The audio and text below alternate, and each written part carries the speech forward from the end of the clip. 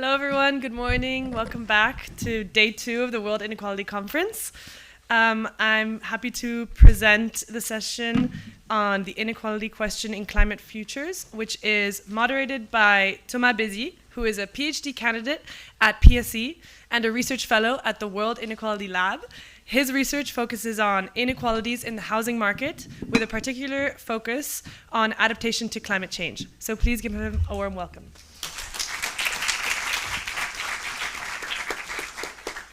Thank you very much, everybody, for being here and for attending this session on inequality and climate in the future, and how can we project the world in a world that is warming. So the impacts of climate change are becoming increasingly severe and already affect the entire economy, as you probably know, of course.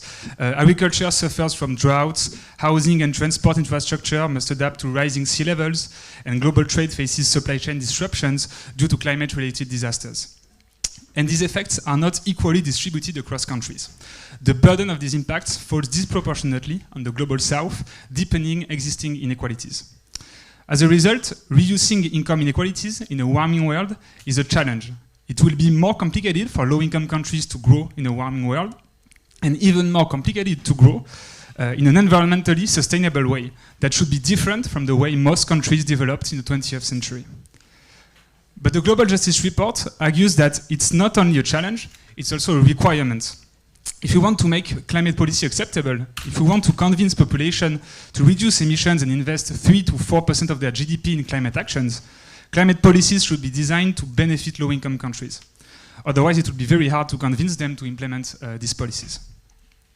So because reducing inequalities in the warming world is both a challenge and a requirement, there is a need to better understand the connections between climate change and inequality, in order to better design policies that address both issues at the same time.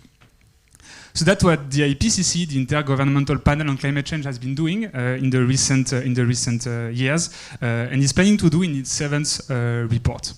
So the IPCC is organized in 3 groups. Working Group 1 reports on the physical science basis. The Working Group 2 reports on impacts, adaptation, and vulnerability. And Working Group 3 reports on mitigation of climate change. In particular, the Working Group 3 will include chapters on projected futures in the context of sustainable development and climate change, where the authors will assess a broad range of scenarios, taking into account the question of equity and justice. So the authors will probably tell us more about this in their interventions.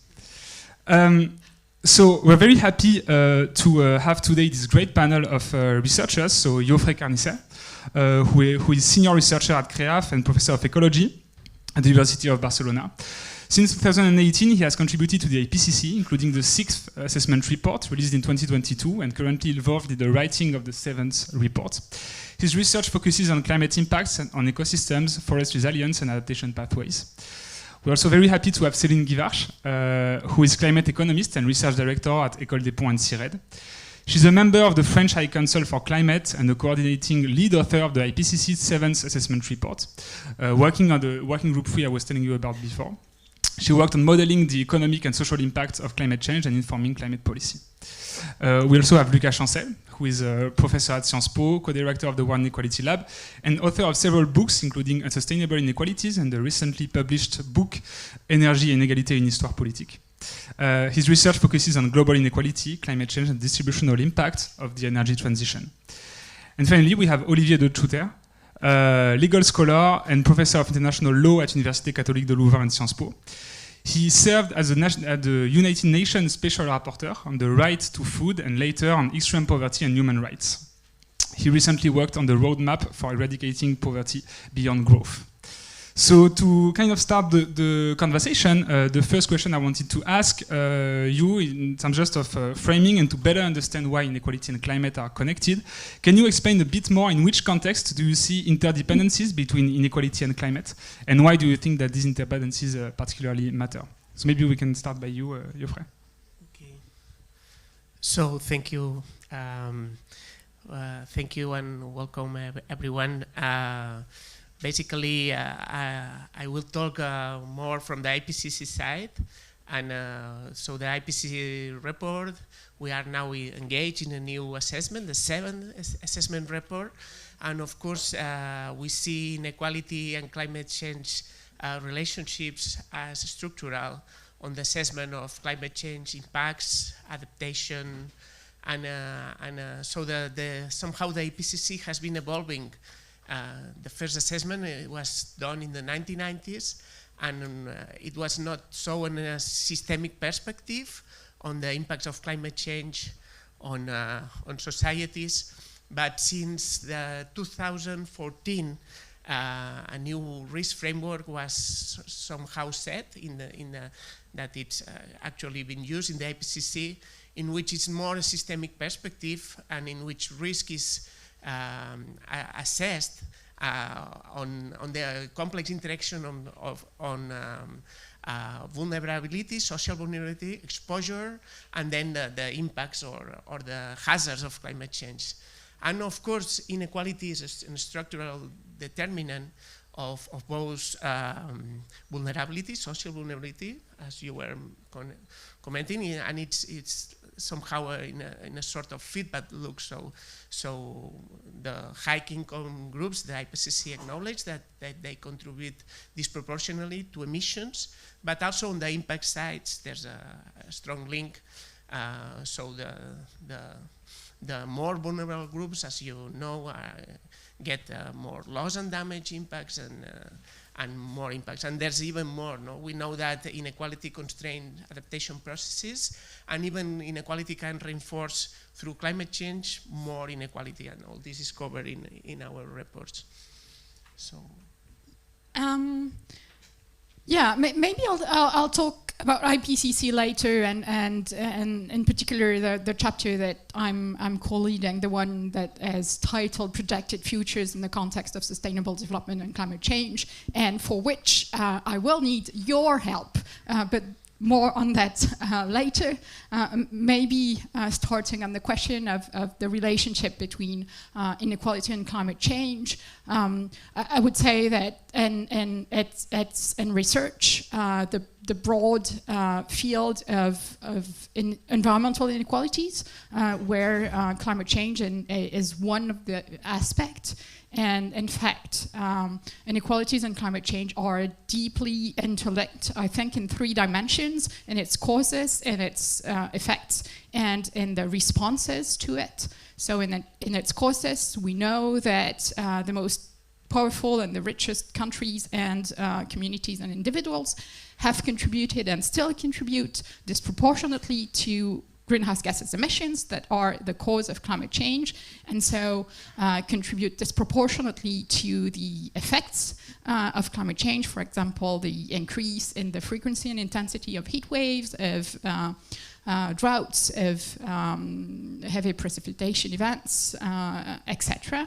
On one side. On the other side, there's a large base of evidence that it's the poorest and most vulnerable countries, communities, and individuals that suffer disproportionately from the impacts of climate change, and the conjunction of both types as what we call climate injustice. And then if we look at the responses to climate change, being adaptation policies and mitigation policies, those are in fact public spending, fiscal policies, regulations, etc., that are not neutral in terms of inequality. And depending on how they are designed, they can reduce or exacerbate inequalities. And yeah, I would have a lot more to say, but maybe it's time to give the mic to my neighbor. Thank you very much, Céline, and thank you all for being here today. I wanted to start by this quote, or referring to a very influential paper for me by Jim Boyce, 1994. Inequality as pollution, or pollution as inequality. And basically he says that pollution happens because there are winners and losers. If there are no winners, then it's a trivial problem.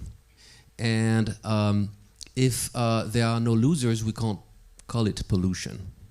That being said, the losers do not necessarily exist yet. They might be born in the future. They might not necessarily be aware that they are losing. and they are not necessarily humans. But I think this was very influential for me, and I think this was also quite influential for the ecological economics movement over the past 30 years. But what's quite striking is that in more standard climate economics, the integration of inequality has been very shallow. And in fact, a big part of the research and work on integrating inequalities, let's say from the 1970s to the 2000s, was essentially looking at inequality between generations. And the idea was that let's try to understand what's the best possible path for the economy in which we're reducing as much as possible inequalities between generations. So this is the work of Solow and Stiglitz, and then, you know, the models by Nordhaus trying to smooth consumption between generations. So the key inequality that's looked at is this one. And at the same, and this seems, if you think about this, largely at odds with what was already happening, because climate change was already happening. It already had impacts, pretty visible and differentiated impacts, as you've just mentioned. So then there's an evolution from the 2000 onwards, I think, a beginning of the integration of inequality within our generation. And you're starting to have papers that look at the differentiated impacts of climate change between countries. We already know from the Burke and Diffenbach literature, for instance, huge gaps in GDP as compared to a world without climate change. So minus 30% GDP in several tropical and subtropical countries because of climate change as compared to other countries which are barely losing. And then I think there has also been another evolution over the past 2 decades, which is on the inequality of contributions. And so understanding a little bit better who emits, who pollutes, and, well, social classes matter, basically. And we've tried to contribute to this a little bit.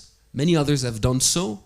I wanted here to refer to the words of a colleague and a friend of ours, Narasimha Rao, who's also contributed to this integration of inequality within climate scenarios and also who consumes what kind of energy. I think, you know, Céline has also done very important and influential work on these areas, but the general point I want to make is that this is a really small number of scholars, in fact, looking at inequality in the climate literature.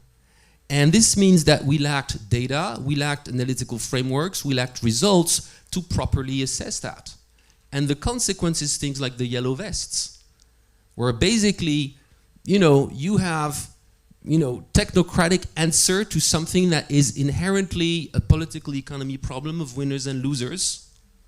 And the consequence is a big backlash against some forms of badly thought, badly designed, badly implemented climate policies. So it's really important to understand here that I think a failure from the research side led to a big failure on the policy side.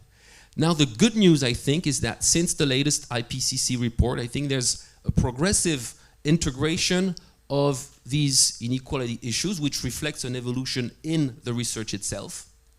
And I'd be really happy to discuss this later. And to finish, but I'll spend more time on that, I think we're trying to bring yet another perspective with the Global Justice Report, which is not necessarily what we've contributed to in the past, and we still contribute to measuring the inequality of emissions. Here it's really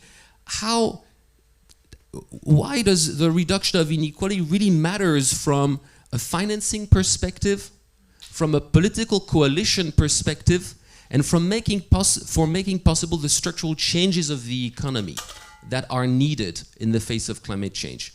And so that's really, I think, what we're trying to bring with this Global Justice Report. Thank you, Luca. The great advantage of speaking after 3 interventions is you and I have forgotten the question that Thomas Bézi has asked. But I would like to start really by saying very sincerely, and this is not a diplomatic proposition, how pleased I am to be here. I think the Global Justice Report is extremely important in its contribution to the public debate, and I see very many overlaps, an overlapping consensus, as John Rawls might have called this, with the roadmap for eradicating poverty beyond growth that we launched within the UN context. And I'd like to really express my gratitude to Thomas, Lucas, Anmol, and all those who contributed to this report. I identified for later in the discussion the 6 areas of agreement and the 3 areas of complementarity, which is not to say any disagreement. But I think there's a huge convergence and a sense of urgency, and also a shared conviction that utopias matter. No social progress ever has occurred without first utopians taking the lead and putting certain new propositions on the table. Now, to your question, Thomas, I think we all understand that inequalities, as long as they persist, will be a major obstacle to climate change mitigation. Of course, there is the question of inequality of contributions and of impacts that has been referred to already. In addition, I would say there are 2 reasons why inequalities are an obstacle to change. The first one is, as long as we have large inequalities, the economy will be very inefficient in the way it uses resources. Why? Because the economy responds to demand expressed by the purchasing power of the richest groups of the population, of the wealthiest countries who can capture the resources in developing countries to feed their infinite consumption thirst. And as a result, as long as we have inequalities, we will not be using resources in the most efficient way possible to respond to social needs. That's number one. And that is why the Global Justice Report and the Roadmap for Eradicating Poverty Beyond Growth believe in the need for more planification of investment in order to make sure that we move away from that inefficient use of resources.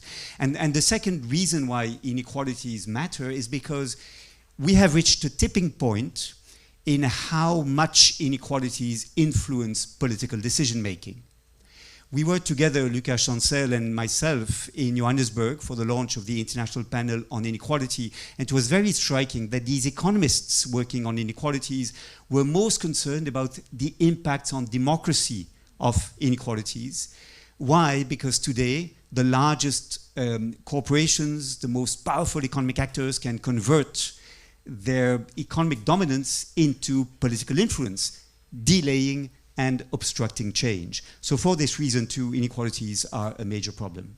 And so what do we do with this? Well, I would say provocatively that there has been a sort of mainstream, modest, compensatory approach to looking at the intersection between inequality and climate change, which consisted in saying, well, certain sectors of the economy will have to disappear.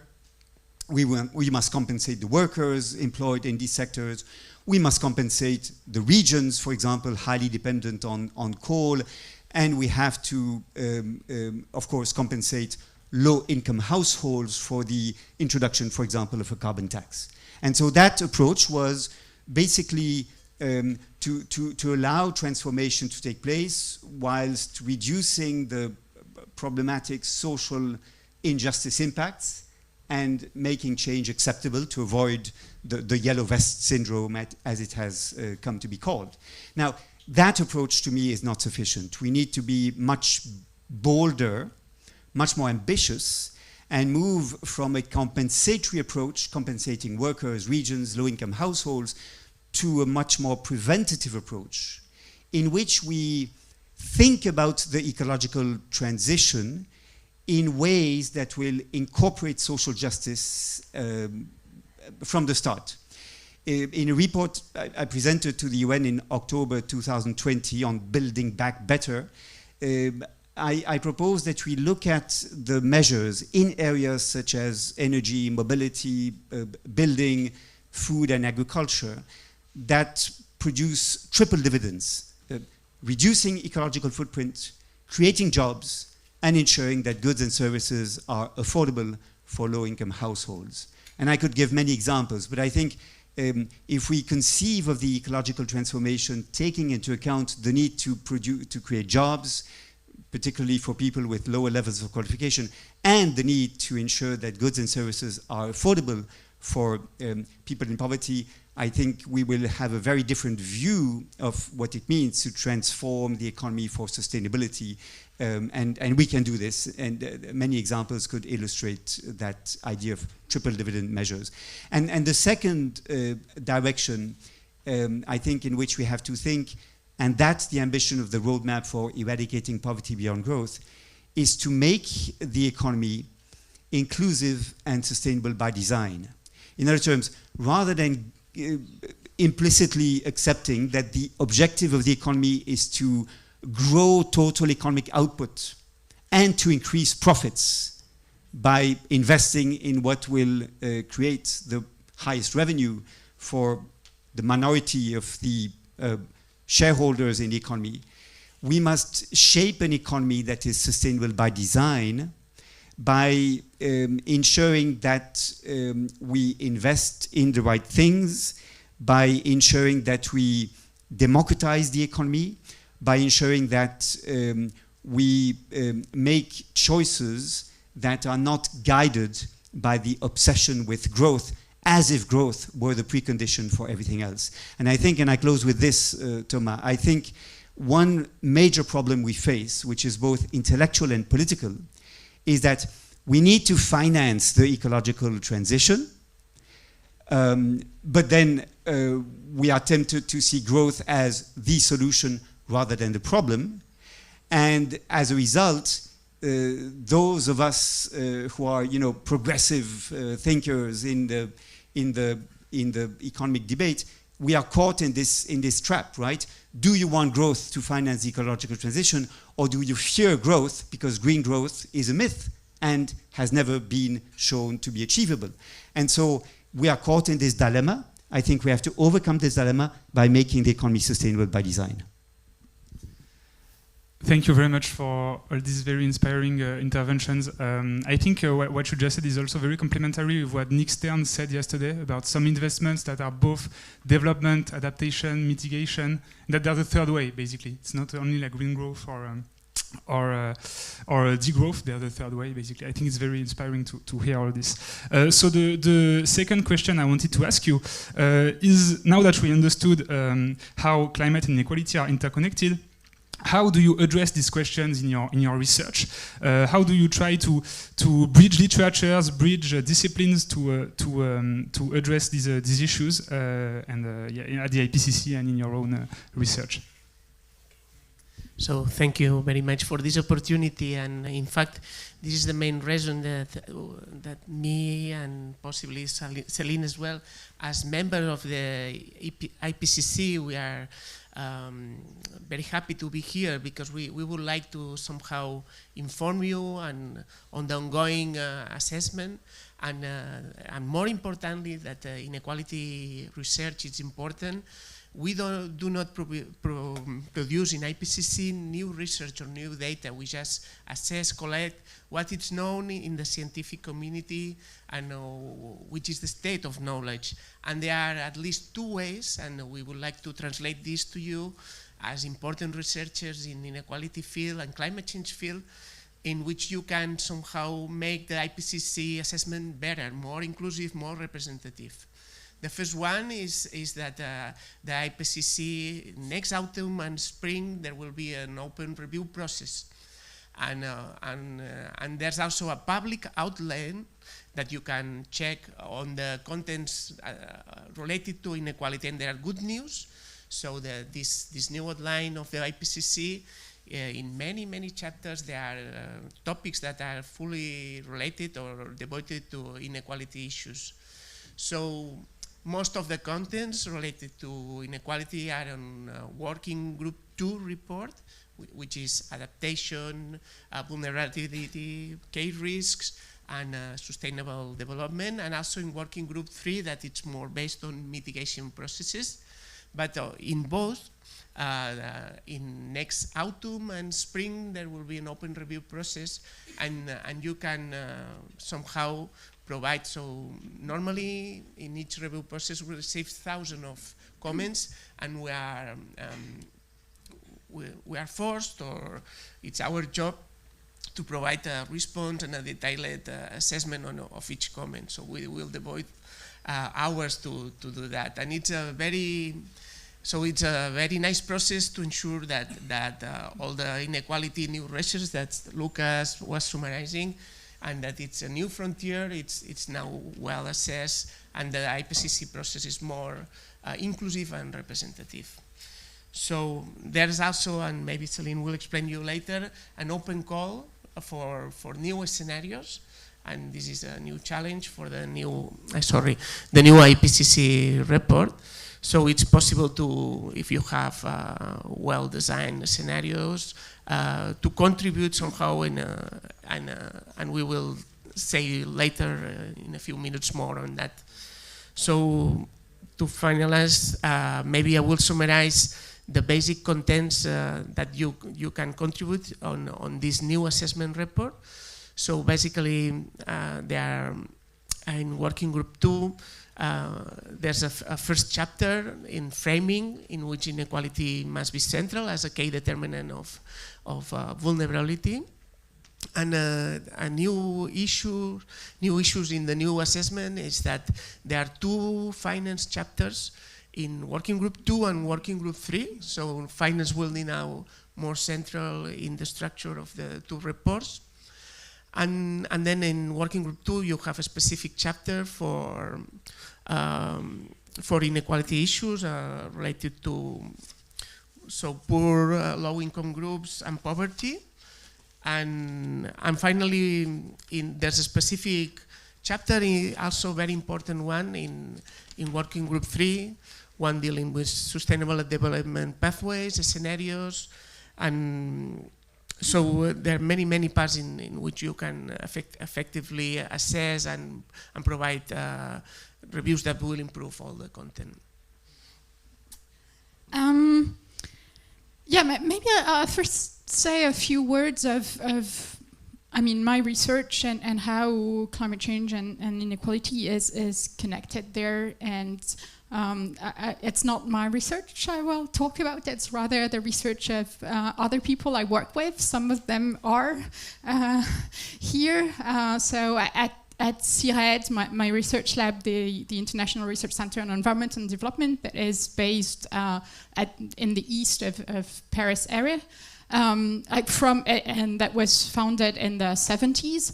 From the beginning, it was focused on the interconnections between human development and environment. So from the start, inequality is there, and I would say most of the PhD thesis or have some dimension of inequality. This is being reinforced now, I would say, with a number a growing number of focus on, for example, the unequal exposure to extreme events. That would be the PhD thesis of Mehdi, looking at how adaptation funds are going to different projects and benefiting to different types of territories and different people, and whether that's how it's distributed. And that's, for example, a project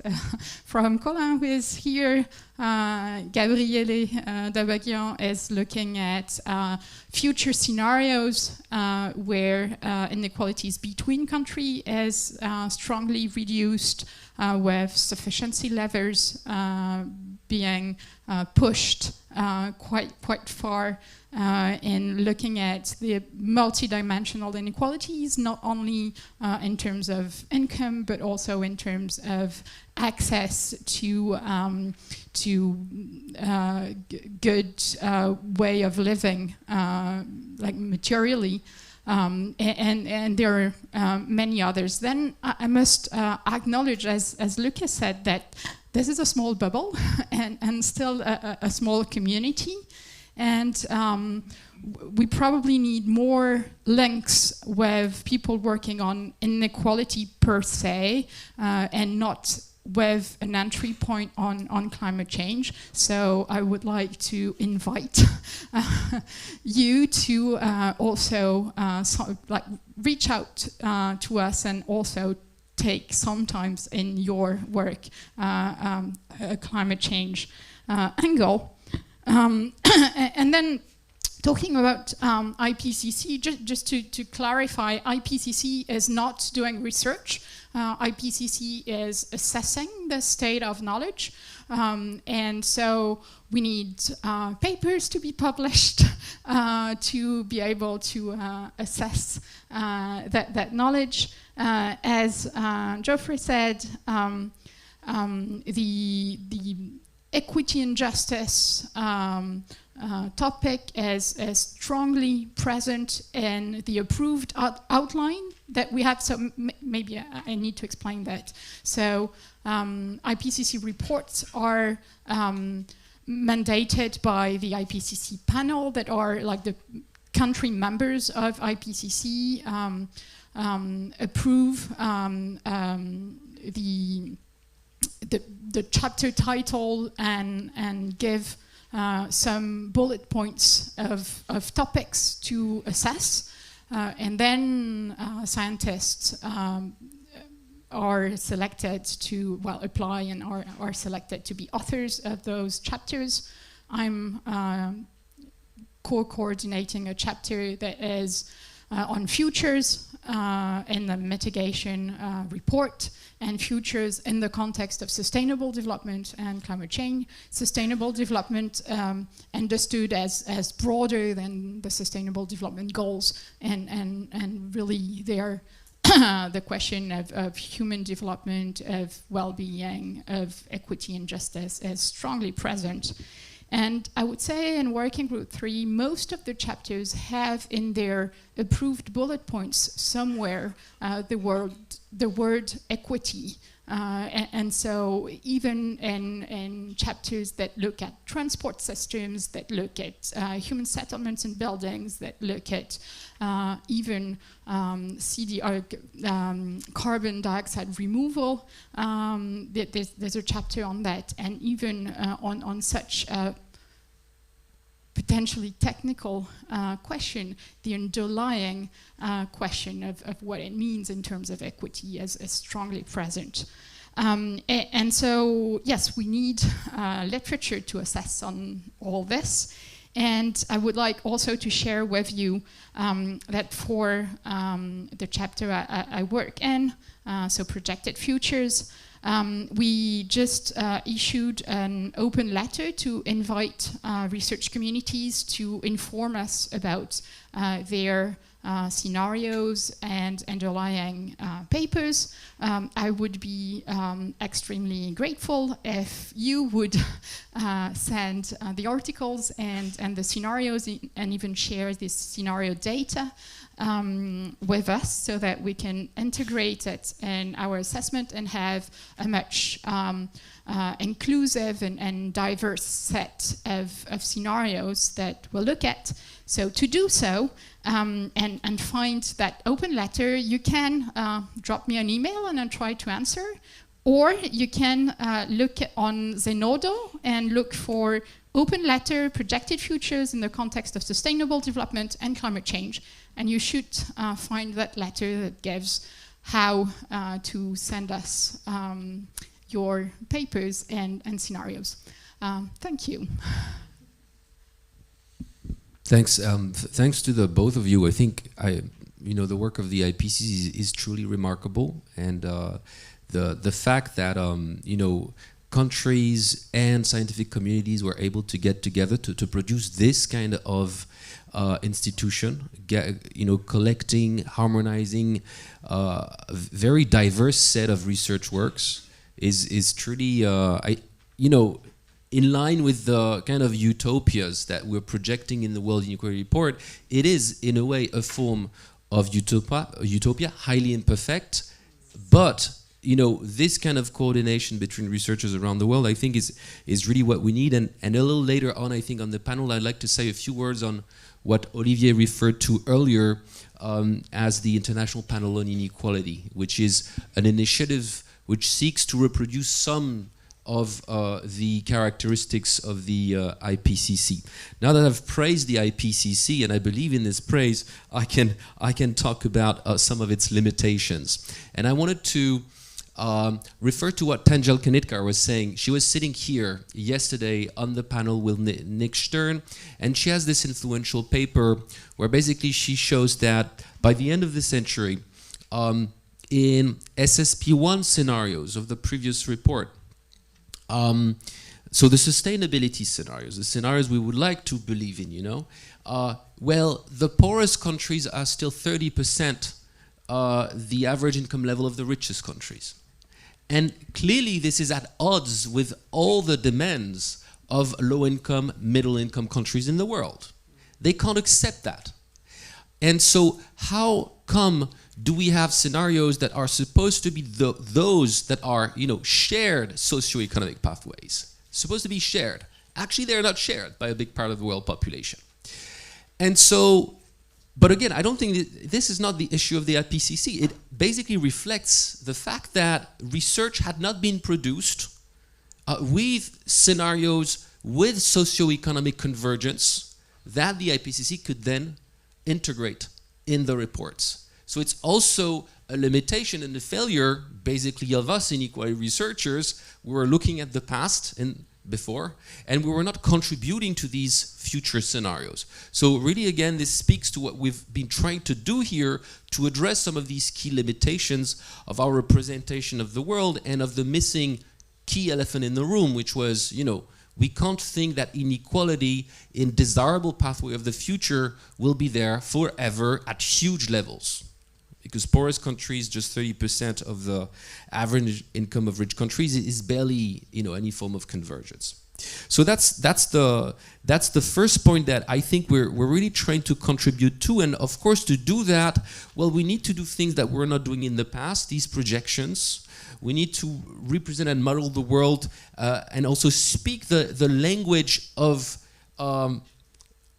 climate change. So basically, trying to integrate the language of inequality in income and wealth with monetary accounting. So basically, income and wealth accounting, which is historically, traditionally, what the inequality school, so to say, has been looking at.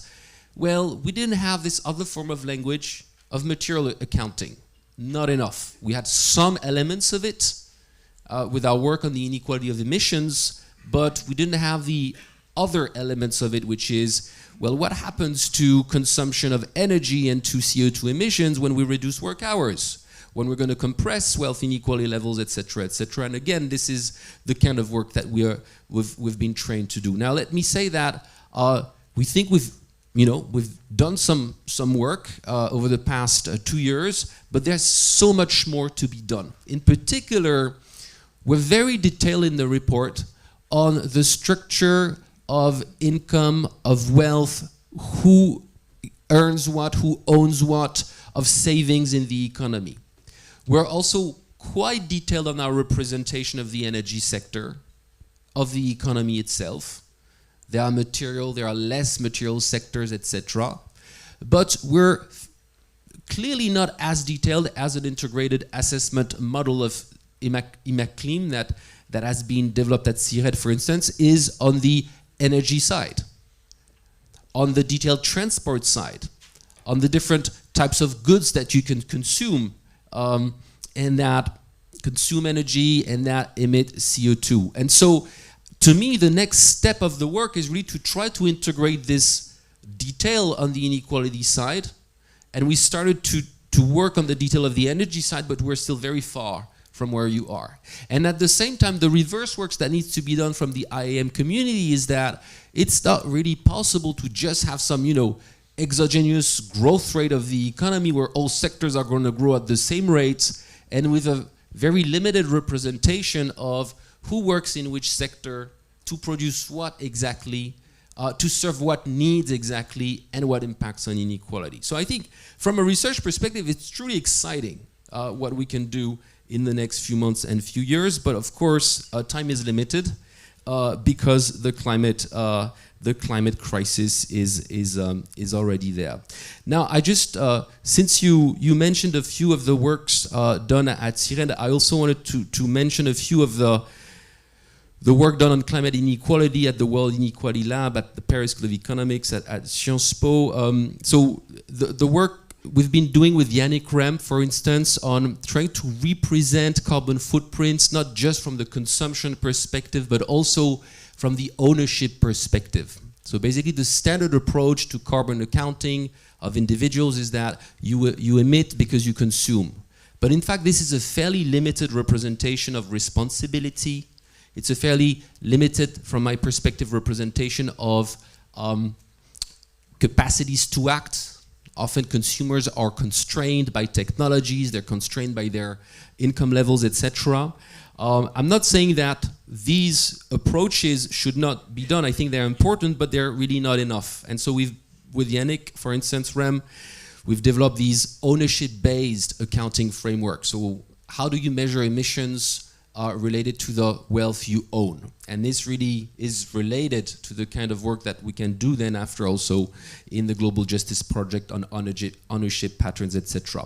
But a lot of work has been done as well on the impacts, inequality of impacts, by Philippe Botte, by Cornelia Mohren, for instance. The work that Thomas Bézi, sitting here, has been doing on how to ensure people against the risks of climate change and what are the best ways to socialize these risks, to pay for these risks, is really speaking about a new way to think about climate and inequality in the design of policies.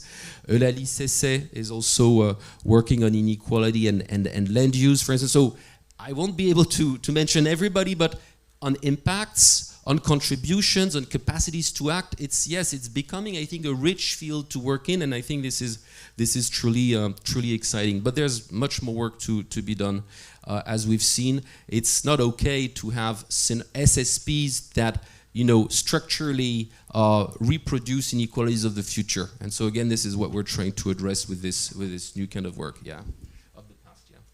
Thank you. Brilliant. Thank you. Let me maybe respond to this second question by highlighting the 6 reasons why the Global Justice Report and the Roadmap for Eradicating Poverty Beyond Growth, to which some of you have contributed. I see Kate Philip here, for example, in the audience, Jean Drez and others. There are 6 very strong overlaps. And the first one, of course, which has been mentioned, is the attempt to bring together social justice concerns and climate mitigation imperatives, and to look at social justice not only as requiring that we reduce inequalities within countries, but also between countries. And that first common objective leads to a common premise, which is that we need to address those dual imperatives, reducing inequalities and climate change mitigation, by moving beyond the classic and banal grow, tax, transfer approach to combating poverty, right? We need to move beyond an ex post remediation of the outcomes of the economy to move towards an ex ante approach of how can we design the economy differently, right? So that's the first commonality, which I think is really very important. Secondly, there is a recognition in both the Global Justice Report and the Roadmap for Eradicating Poverty Beyond Growth that we need to combine domestic level reforms with reforms in the international economic governance to enable countries to do better. That is the second commonality. It means it is very difficult because we have to work at different governance levels, but I think it's an important recognition. Thirdly, there is in both projects a recognition of the need to ensure financing for development as part of these global economic reforms I described. So the Global Justice Report refers to the Global Justice Fund in support of the energy transition and social protection. And the roadmap for eradicating poverty beyond growth refers to the idea of a global fund for social protection that, with others, we've been promoting for a number of years now. And in both scenarios for these global funds, we believe that social and environmental conditionalities could be attached to financing development. Fourth, there's a recognition of the need for countries to adopt different pathways.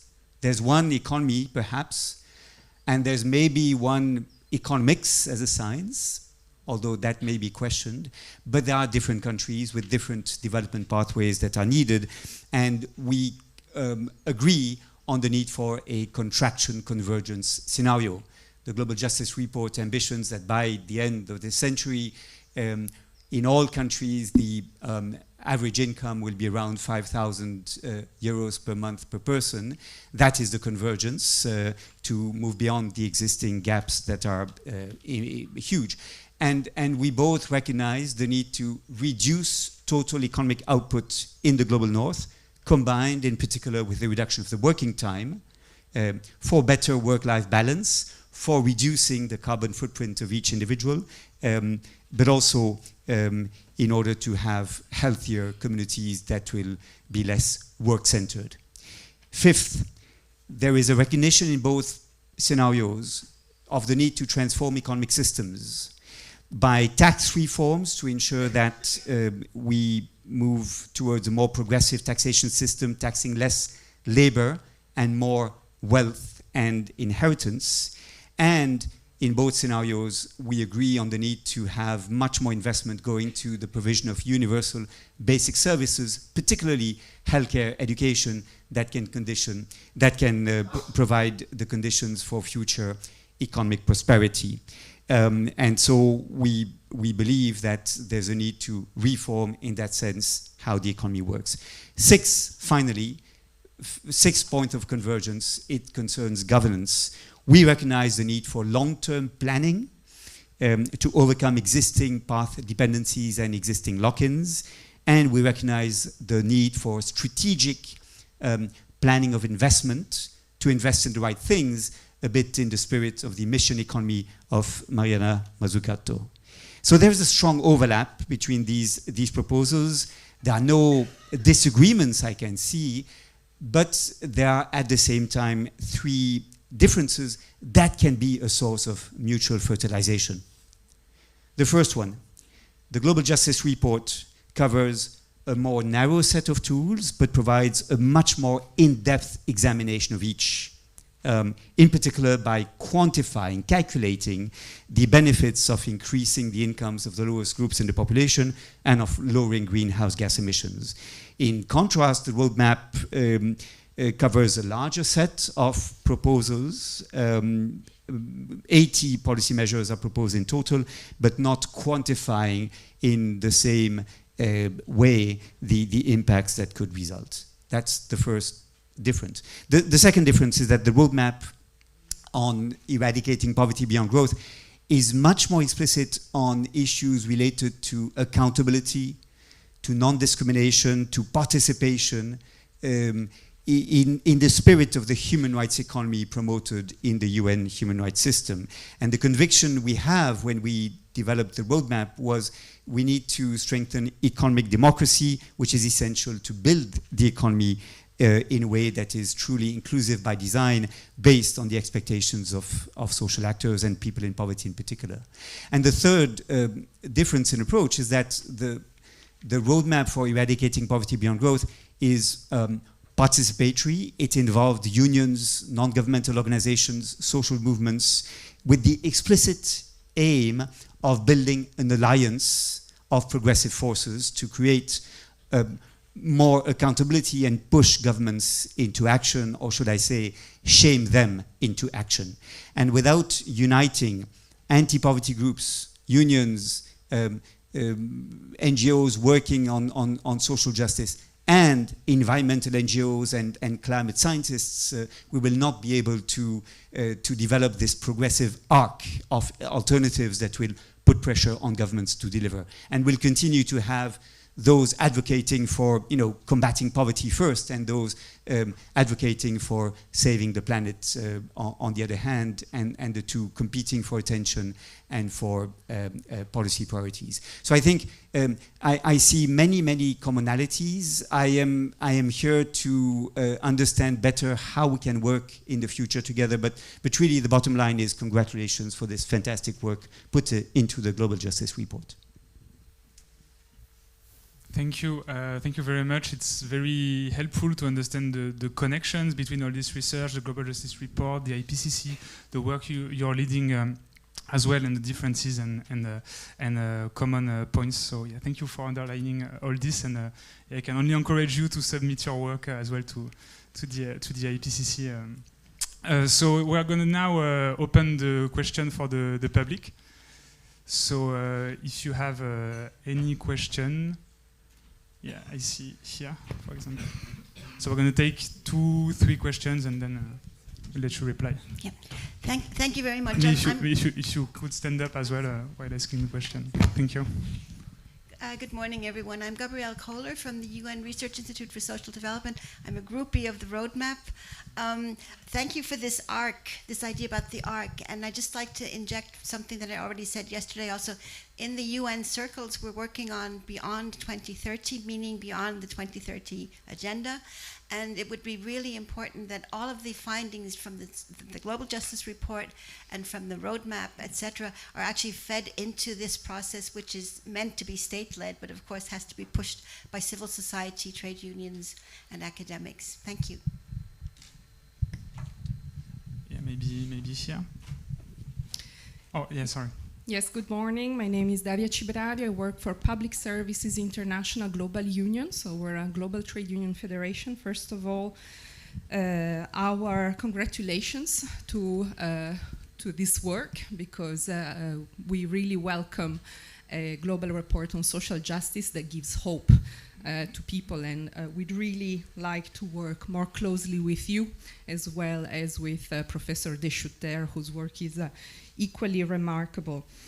So I don't have a specific question, but I would like to offer 2 more ideas to encompass in your conceptualization and also calculations and modelizations of inequalities, which come from the labor world, and in particular from public services. In Public Services International, we use the concept of public service access inequality, not only in terms of access, but also in terms of quality of the service, accessibility, affordability, quality.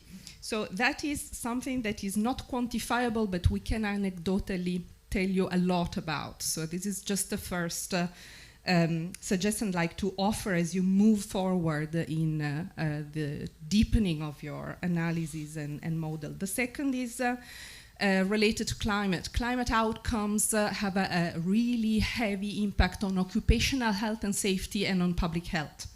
So we also talk as workers about unequal OSH outcomes. Because if you're a waste worker in the global south, you have very different outcomes in terms of heat stress, but also impact on your health of extreme weather events. This is something the ILO is recently working on. So just 2 remarks to offer our support with this important work and to suggest further elaboration of the concept of inequality and social justice. Thank you. Thank you. And yeah, maybe a last question. Hello, my name is Dr. Andrew Jeda. I'm an associate professor of macroeconomics and development at Texas State. My question has 2 parts. I've been working on research, especially in the global south, looking at the impact of climate change or weather-related shocks on like trade flows and growth. But what I find fascinating is that if even you go to like a region like, for example, Sub-Saharan Africa, the different regions of that continent are disproportionately affected by climate change, especially the Southern African region, tend to be less impacted compared to the East Central and northern part of Africa. So my question is, what we also find in our studies is that institutions are key to mitigating some of the adverse effect of climate change or weather-related shocks on economic growth and maybe trade flows. So I don't know whether I've not heard a lot about in our talk today the extent to which institutions of government, economic freedom, kind of lessen the impact of some of those adverse effects of climate change that could have a confounding effect on impact on inequality. And then the second question, somebody mentioned the works of Solow and Stiglitz. Solow kind of laid a foundation, technological advancement as they would sustain economic growth. But I don't know, in your own observation in contemporary times, the creators of these innovations, has there been some kind of big disconnect between innovation that actually contribute to real economic growth versus those that may actually be disappointing to us, like pro-green sustainable development? Thank you. Thank you for this question. So yeah, who would like to take the lead? Maybe on the remarks on the what could be added to the Global Justice Report. Maybe Luca, if you want to add something on this. Yeah, a lot can be added yeah. to the World Justice Report. It's really a basis for discussion, and we're trying to have a systemic and quantified perspective, but there's so much that can and that should be added indeed. In relation with the many actors that some of the comments mentioned and that you also have reached out to in the process of your report, civil society, trade unions, and so this is the beginning of a discussion. It's really not the end. I think connecting with UN processes is indeed key, and maybe since we're, you mentioned UN Research Institute, RSD, for Sustainable Development, Social Development. Thank you. I wanted to mention this very interesting initiative of the International Panel on Inequality, which, as I said before, is directly inspired by the IPCC itself. And the idea is that, the idea which has been spearheaded by President Lula of Brazil and President Ramaphosa of South Africa. So it also comes from emerging countries, which I think is an interesting development. I think it's when multilateralism is attacked, it's a very interesting proposal to create a body of inequality specialists that will be able to basically do what you guys have been doing or are currently doing. What is the state of knowledge on inequality, on measurement, on the impacts of inequality, and agree on this together in a way that's connected to the UN. I think it's really interesting, and that's where inequality research learns from climate research, because research is not just the findings, but it's also indeed how it's organized. There's a social construction of science indeed, and when I say that, it doesn't need that we criticize the objectivity of science, which is objective, but it is constructed, it is also a social construction, and to construct at an international level a panel inspired by the IPCC, I think it's a very positive development over the past few years. A very little point on social security and on institutions that can mitigate the effects of inequality and of the impacts, in particular in low-income countries. There's this important work by Algat and Rosenberg on low-income groups. The bottom 40% of the distribution is 70% more affected than the rest, than the average of the population in cases of climate-related shocks. And of course, many others also have looked at how social security systems are key here. And it cannot just be give a little bit of income, compensate a little bit the losers, in the spirit of what you were saying before. It's how do we create social security systems that integrate these risks, that integrate these shocks. And from our perspective, or from my perspective, it's difficult to see how you can put several more percentage points of GDP into funding these social security mechanisms without looking at the world as it is today and see that a big part of wealth and incomes is concentrated among the very rich. And when Social Security was created, well, a part of the deal was that there should be progressive taxes to contribute to finance these Social Security mechanisms. So now if we have new needs that are not just due to aging, that are not just due to regular health issues, but that are also due to climate-related disasters, well, this is where redistribution is really important in order to finance social security mechanisms which will make everybody resilient to climate change. And I will finish on that, is it possible to do this in the context of the low fiscal resources that low-income countries today have? Well, that's going to be very difficult to do that. And so in the report, there's a plan. But if we should start very realistically tomorrow, I think European and rich countries would be well advised to listen to low-income and middle-income countries when they are proposing reforms of the international tax system, for instance, which really currently is making it much harder for low-income countries to generate resources to fund these institutions and these social security systems that we need.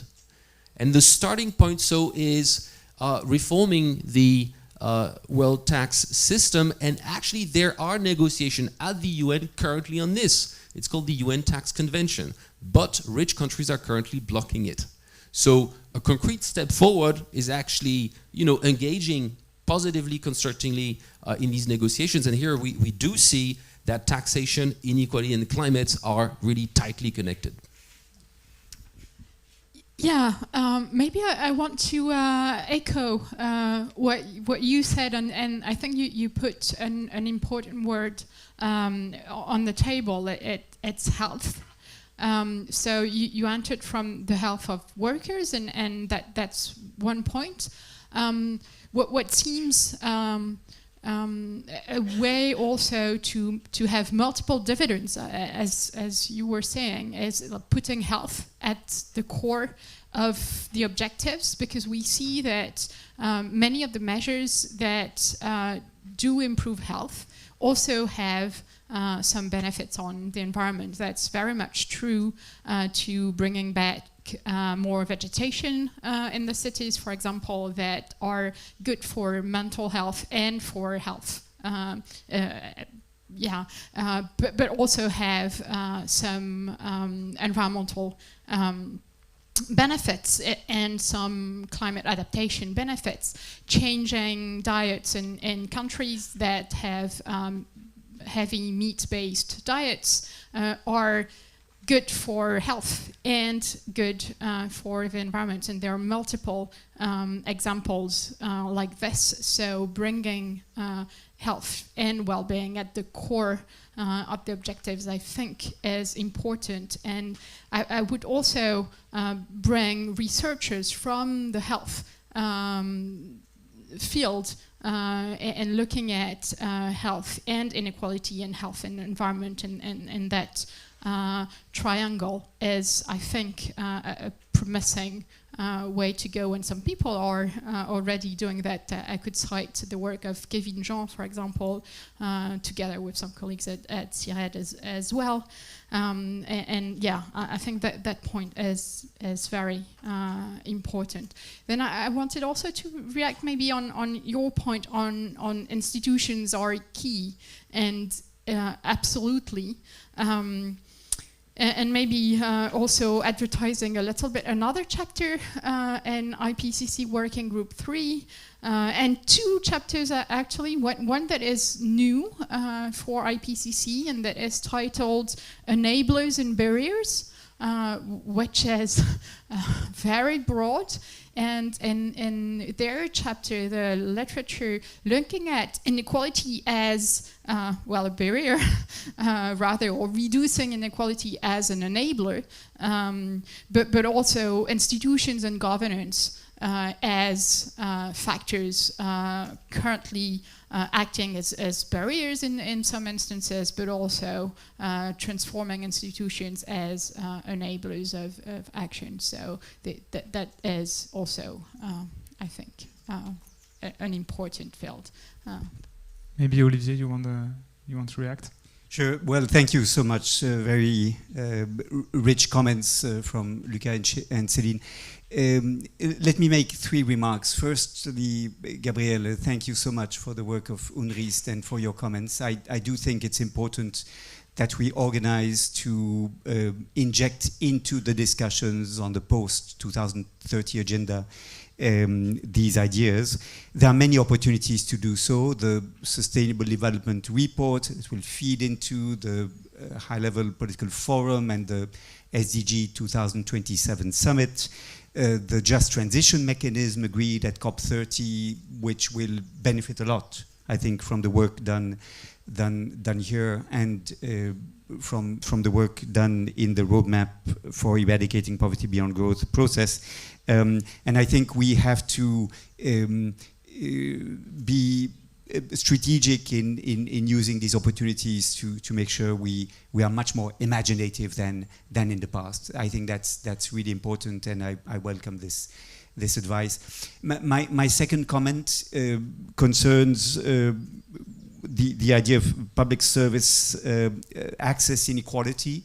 Yes, it's a key issue, and I think we will fail to achieve that without looking seriously at the obstacles people face in having access to healthcare, education, housing, mobility services, energy, by listening to them. We did lots of work on the non-take-up of rights, and clearly it's not just a question of affordability. There are also very concrete obstacles of geographical spread and connectivity, of information, of access to information about rights, of access to claims mechanisms if one is excluded from these public services, and I think that's a very important point. Otherwise, we will continue to try to improve people's lives, but only one part of them will benefit, which is known as the Matthew effect, of course, in social policy, and I think it's indeed an important remark. And my third comment is this. Reference was made to the work of Robert Solow and to the idea of, how we can stimulate innovation for growth, and of course the work of the Nobel laureate Philippe Aghion and earlier from Joseph Schumpeter on creative destruction. This is all about technological innovations that are disruptive to create growth, and it's a nice thing to work on. But the next frontier for economic research is about social innovations for human development, whether or not it results in a higher GDP. And we need to realize that technological innovation will not save us. It has not yet produced the conditions for green growth to happen. UNCTAD and other actors within the UN system, I say this quite frankly with great respect for them, but they believe it is possible, but that's a dreamland. It simply is not happening. We need to think of improving people's lives without betting on green growth. That doesn't happen. At best, the richest countries with the highest emissions per capita have managed to grow whilst reducing greenhouse gas emissions, but no jurisdiction for any reasonable amount of time has managed to grow the GDP without affecting the 8 other planetary boundaries. So it's a myth, and we need to move beyond that myth, and we need to do this by imagining how social innovation can be stimulated. And that is, I think, what we need to do. What will ensure that innovative ideas will be able to percolate into decision making, which conditions should be created for people to dare to put forward alternative proposals, ways of producing and consuming, and I think that is what economists need to think about more today. It would be remiss of my part if I did not mention, because he is in the audience, the work of Arthur Boutiab, who's been so helpful in developing the roadmap, and we remain indebted, Arthur, to your inputs. Thank you again. Thank you very much. Maybe just a small word on Solo and Stiglitz, since it was one of the questions, and you also commented on that. I did mention this in my first statement, but rather to say that this kind of approach to the economics of climate change actually has, alas, been associated with delayed action. Delayed action because the class of models that were built by Solo and Stiglitz and then slightly modified by Nordhaus in particular were models where actually it's fairly easy to substitute natural resources with engineered resources, with man-made resources, which means that it's going to be fairly easy, in fact, to compensate big losses due to climate change by more material wealth or more technologies. And in fact, you know, basically there's a continuity between the Solo and Stiglitz models and then the Nordhaus Nobel Prize lecture, where you see that there's some optimal path of global warming that might be 3 degrees, which doesn't make sense from a physical perspective, which did make a lot of sense for the authors of these models, whether Nobel laureates or not. So I think that this also speaks to the lack of empirics in some kind of research on the economics of climate change, using fairly abstract models and parameters of elasticity, which basically, you know, didn't really correspond to what actually climate change is about. So it was, so my point was not necessarily to praise these things, but rather to say that, you know, we kind of lost a lot of time because of some class of models. Of course, there have been, you know, this is not new. By the way, if you're interested in all this, the work of Antoine Mismer and Manon Gaspard at CIRED is extremely insightful, and I learned a lot from their work. Integrated assessment models like those built as CIRED was also an answer to these kinds of models.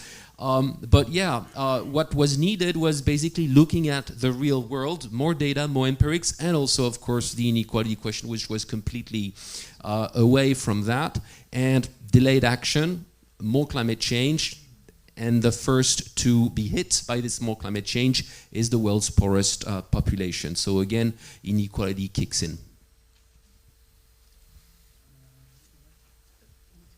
So, thank you. Final word on.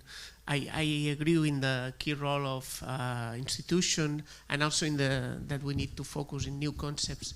So for the IPCC, this is also key, that integrate new concepts. And just to finalize, to connect also with the Global Justice Report that we were somehow analyzing yesterday. We have a chapter on governance and international cooperation that Celine was mentioning. And the bullet points there are institutional design, policy, instruments, and policy innovation. So there's room for all these topics that we are commenting, and for new concepts, because IPCC, as any academic process, have also narrative inertia. It's not easy to encapsulate and foster new concepts. And I think that we all can be part of it, and the final outcome, it's obviously inside the working process, inside the IPCC, but this peer review open process also will shape the final outcome. So please just keep in mind this opportunity that we were commenting. And so we still have gaps that have been provided in the Global Justice Report. I will just mention some of them very briefly and close this intervention. So basically, the commodification, because in the language of IPCC, we talk a lot about mitigation and adaptation options, but it's this narrative inertia that we need to bridge. So institutional reforms, in a sense, are mitigation and adaptation options. But we need to somehow bring these new concepts, as you were mentioning as well, no, with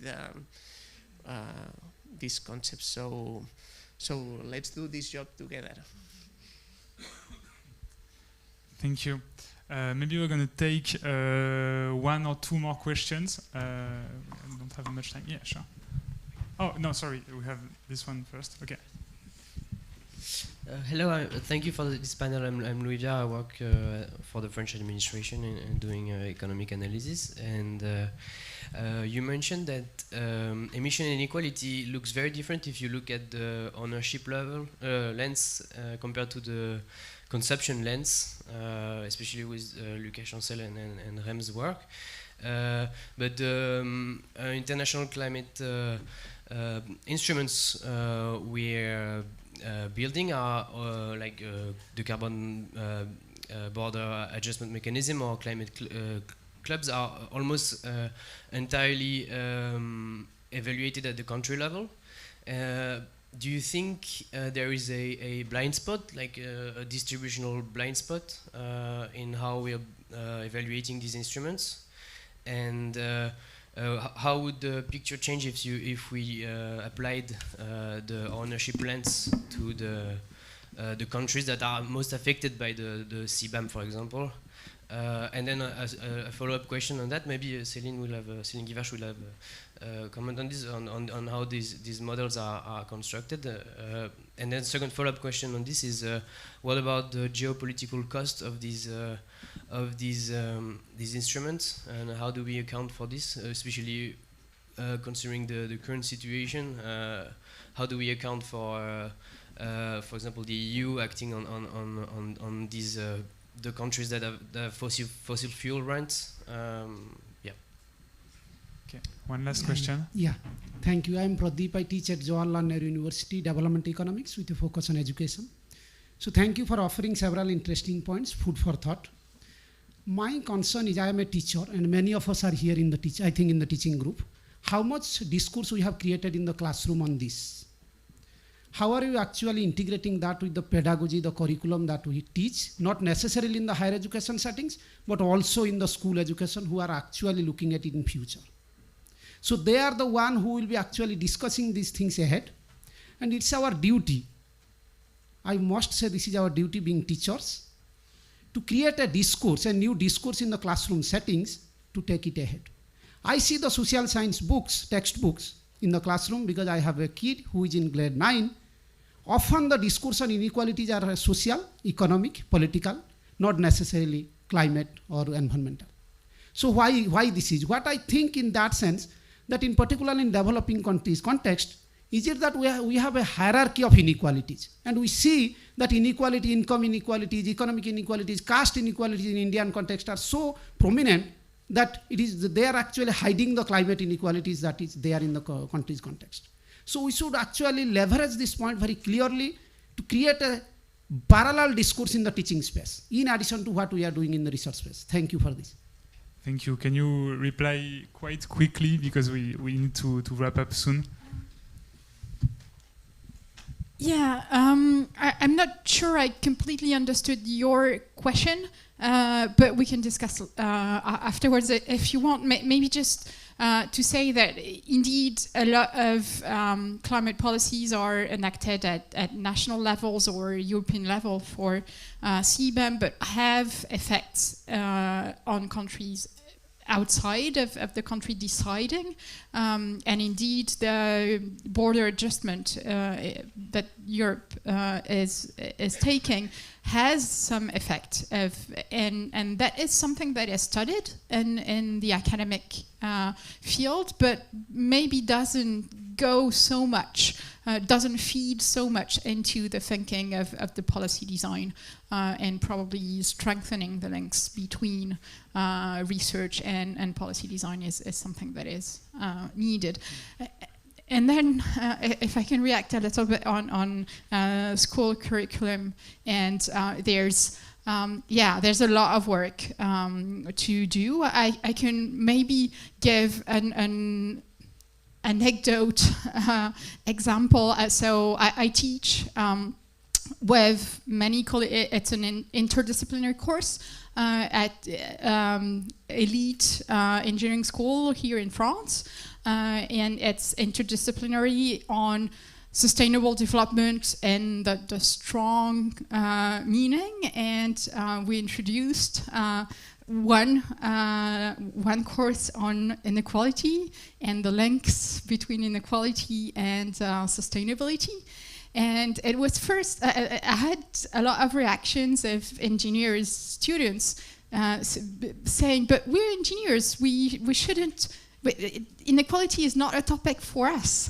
And so it really shows that we have still a lot of work to introduce in curricular those topics. And I guess a lot of you are also professors at different places, and happy to also discuss and share on our teaching experiences.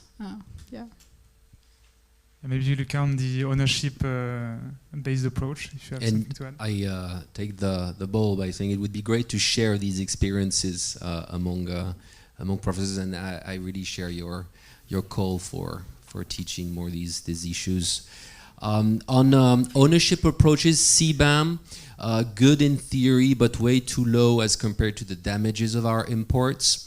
But on the ownership, so essentially focusing on the consumption approach, on the ownership approach, the problem is that foreign direct investments can still be invested, money, wealth of Europeans in very polluting stuff in other countries. And if this stuff, these companies, these firms produce things that are not re-imported back in Europe, it's completely under the radar, completely. That's where the ownership approach matters. And it's not as if we didn't have any policy tools to prevent this from happening. After the invasion of Ukraine, Europeans are not allowed to invest in specific sectors, in particular oil and gas in Russia. So it's a threat to security to do that according to European law since 2022. Well, since climate change is also one of the greatest threats to the security of mankind, this should be, from my perspective, forms of regulation in the future. Basically, what we do with the wealth of Europeans in other countries should also be under the radar. It's clearly not at the moment. Do you have any concluding remarks, maybe, Olivier or your friend? Session. Well, thank you, Thomas, for your moderation of this panel.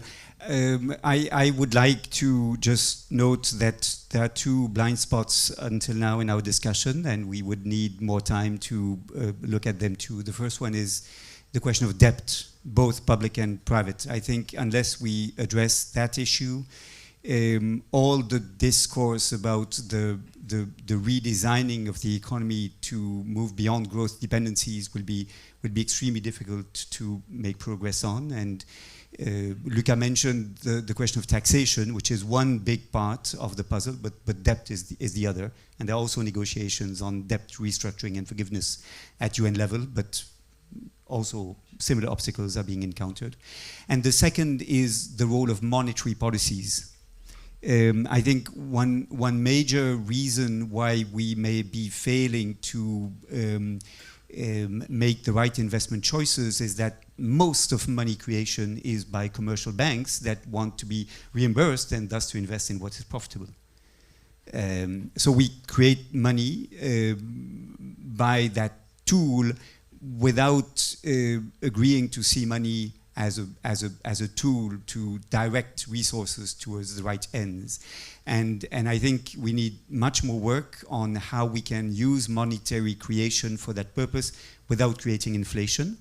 But as John Maynard Keynes was fond of saying, everything we can produce, we can pay for. Which is not to say all countries can produce everything they need, but at least it's a direction in which we have to think. Great. Geoffrey, you want to add something to conclude, maybe? No, just to say that we've been talking a lot on global wealth tax and these global funds, and just to reinforcing this idea of the narrative inertias, I think that we could see these options as mitigation and adaptation options. And it would be good that we normalize their thinking in that way in terms of international climatic policies. And that could be maybe a short idea. Thank you very much, everybody, for attending this session. So we now have a 30-minute break, and then there's going to be another panel session. Thank you.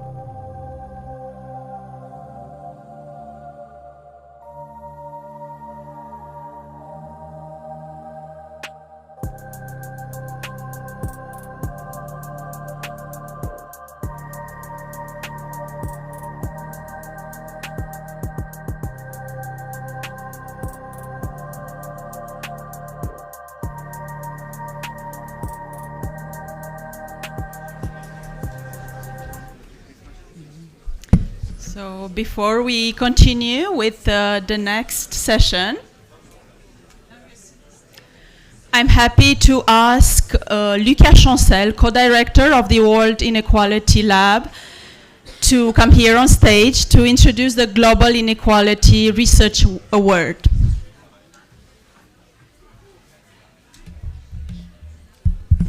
Good morning, everybody, and thank you very much, Delia.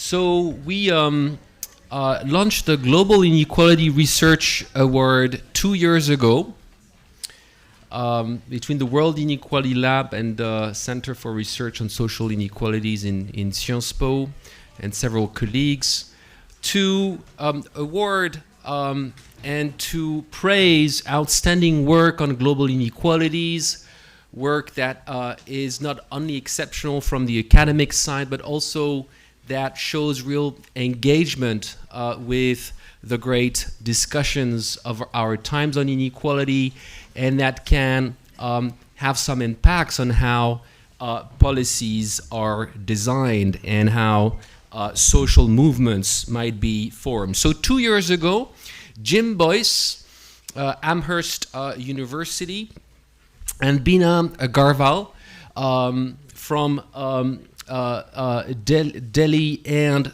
from the United Kingdom got the prize, the two of them. And this year, we're very glad to announce that Jean Drèze, sitting here, has been awarded the Global Inequality Research Award.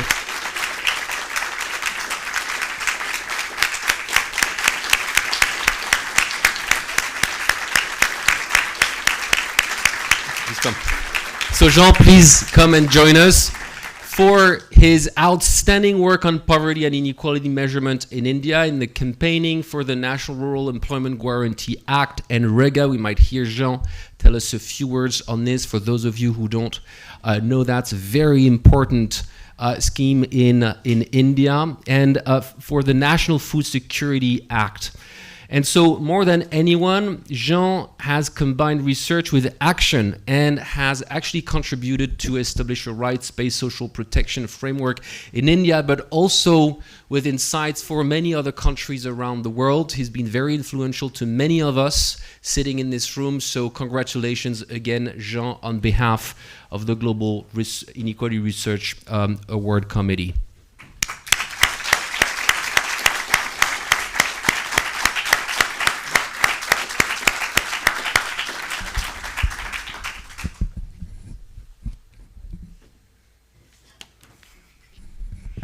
Thank you, Luca. I am flabbergasted, and indeed I nearly fell from my chair 2 days ago when I heard the news by email. I'm also a little worried because yesterday Jason Hickel, who is sitting somewhere here, was kind enough to refer to an old paper of mine and to say that it ought to be much better known than it is. And indeed it is not even known to me. And the reason is that I did not write it. It was a confusion. So I'm a bit worried that you may be crediting me again for something I didn't do. Or at least for something I didn't do on my own. Because almost all the work I do is in collaboration with other people and with other collectives of people who are working for change. One qualification I may have is that I live and work in India, which was rightly described by Dr. Ambedkar as the Museum of Inequality. For those who don't remember, Dr. Ambedkar was the architect of the Indian Constitution and one of the great minds of the 20th century. The word museum is not exactly right because it gives the impression that it's in the past, but the inequalities are very much in the present. I think what he was trying to say is that India has all possible varieties of inequality, not only astronomical economic of inequalities of income and wealth and land ownership and so on, but also, of course, the caste system, which is one of the most oppressive social arrangements in the world, huge gender disparities, huge disparities of access to basic education, regional inequalities, and so on and so forth. The silver lining is that India also has a rich history of resistance to inequality. Thomas said yesterday that there was a dialectical relationship between utopia and dystopia. So in the same way, there's a dialectical relationship between inequality and resistance to inequality. And so there are vibrant movements in India to reduce inequalities and bring about more justice in the economy. And in particular, there are vibrant movements for economic and social rights. And I've been very fortunate to be associated with some of these movements. The basic idea is very simple, that everybody has a right to the basic necessities of dignified living. Very simple, but the implications are far-reaching. It means everyone has a right to basic education, to healthcare, to a means of livelihood, to facilities like drinking water, sanitation, and so on and so forth, and it can be done. This effort led to vibrant campaigns for the right to food, the right to work, the right to information, the right to education, and so on. I think it would be an exaggeration to say that these campaigns have been successful, but there have been some good things that happened. For example, the introduction of school meals in India, which now feed 120 million children every day under the National Food Security Act, the universalization of maternity entitlements, again under the National Food Security Act, and of course the National Rural Employment Guarantee Act, which is a historic initiative. I was shocked a few days ago in a conference in Rome when I asked the audience, an audience of this size, how many people have heard of the National Rural Employment Guarantee Act. Only one person raised their hand. It's really an important initiative. It employs more than 50 million people every year. Unfortunately, the current government in India is not very favorable to these initiatives, and in fact, it is about to repeal this Employment Guarantee Act on the 1st of July. My role in these campaigns, such as it was, has been mainly in the form of research for action, which means research at the service of public action. And I'm very pleased to be associated through this award with the World Inequality Lab, because I consider this team of researchers to be also committed to the same idea of research at the service of public action. So thank you for this mark of appreciation, and I shall try to be worthy of it in the years that remain.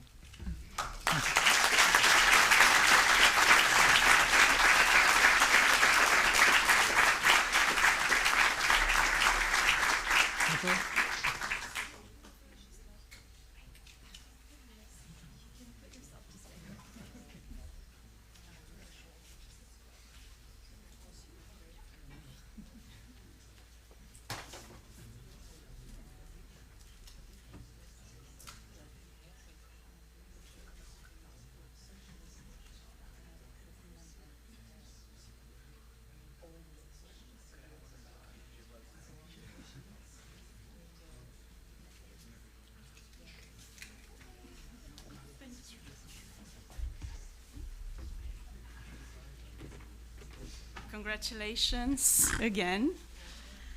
And now we are moving forward to the session called Compression of the Wealth Scale, Democratizing the Economy. The session is moderated by our dearest colleague Anmol, who is a PhD candidate at Paris School of Economics, and he's one of the coordinator of the Global Justice Report, which was launched yesterday morning. His research interests are labor, development, and inequality studies. Welcome, Anmol, and I'm also inviting the panelists to come here on stage, please.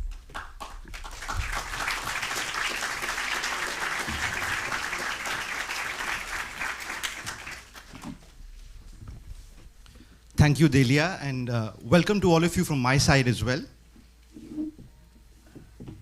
So I think we'll wait for this screen to go up.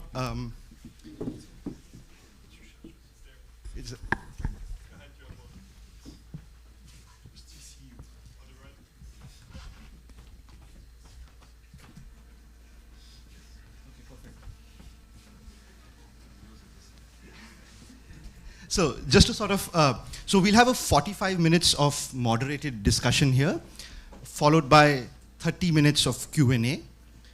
I'll first take a couple of minutes just to sort of lay out the context of this discussion and introduce this very esteemed panel that I'm very happy to moderate. So we live in a world where the richest 1% own more wealth than the bottom half of humanity. A world where the country that we are born in very largely determines the kind of life we live.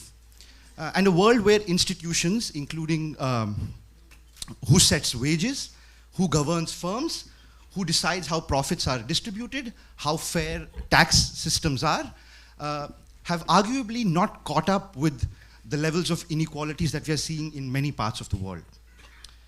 And so the question that this panel asks is simple, but we think fundamental.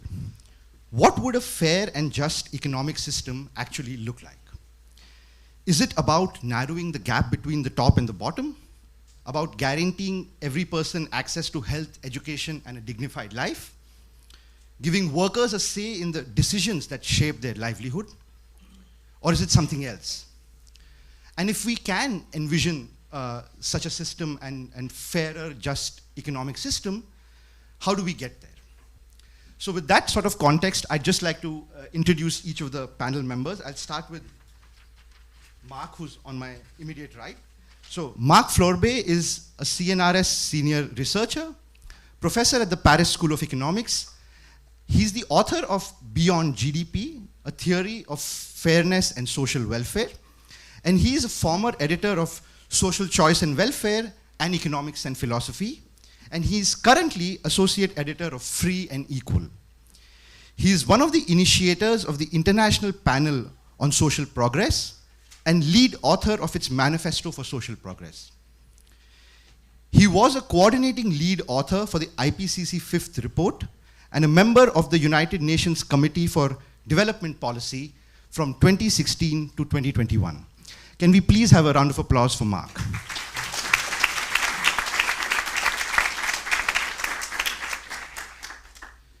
Jean Drèze is a development economist whose work focuses on poverty, public policy, and social and economic rights, with a particular focus on India.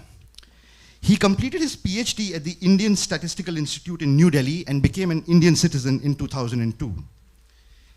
He has taught at the London School of Economics and Political Science and the Delhi School of Economics, and is currently visiting professor at Ranchi University in India.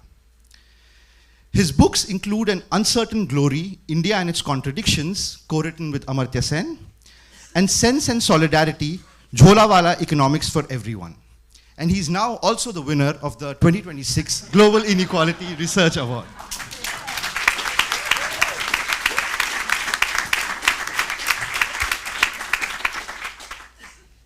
Isabel Ferreira is a research director at the Belgian National Fund for Scientific Research, a professor of sociology at UC Louvain. She is also a senior research associate at the Harvard Center for Labor and a Just Economy and a distinguished research fellow at the Oxford Institute for Ethics in AI. Her research focuses on work, economic democracy, and firms as political entities, on which she has published numerous works. Most recently, she chaired the International High-Level Expert Committee on Democracy at Work, appointed by the Spanish government, which released a really promising report promoting democracy at work in Spain and beyond. Can we have a round of applause for Isabel, please?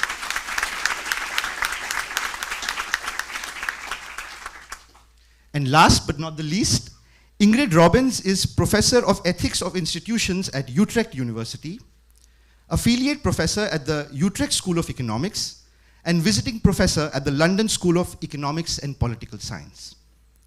Her research focuses on political philosophy, applied ethics, social justice, and institutional change, with particular attention to inequality and the ethics of wealth concentration.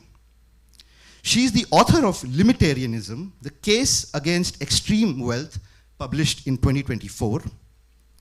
She served as the president of the Human Development and Capability Association from 2018 to 2020 and has been a member of the Royal Netherlands Academy of Arts and Sciences since 2018. In 2025, she received the Steven Prize, the highest scholarly distinction in the Netherlands. Can we please have a round of applause for Ingrid?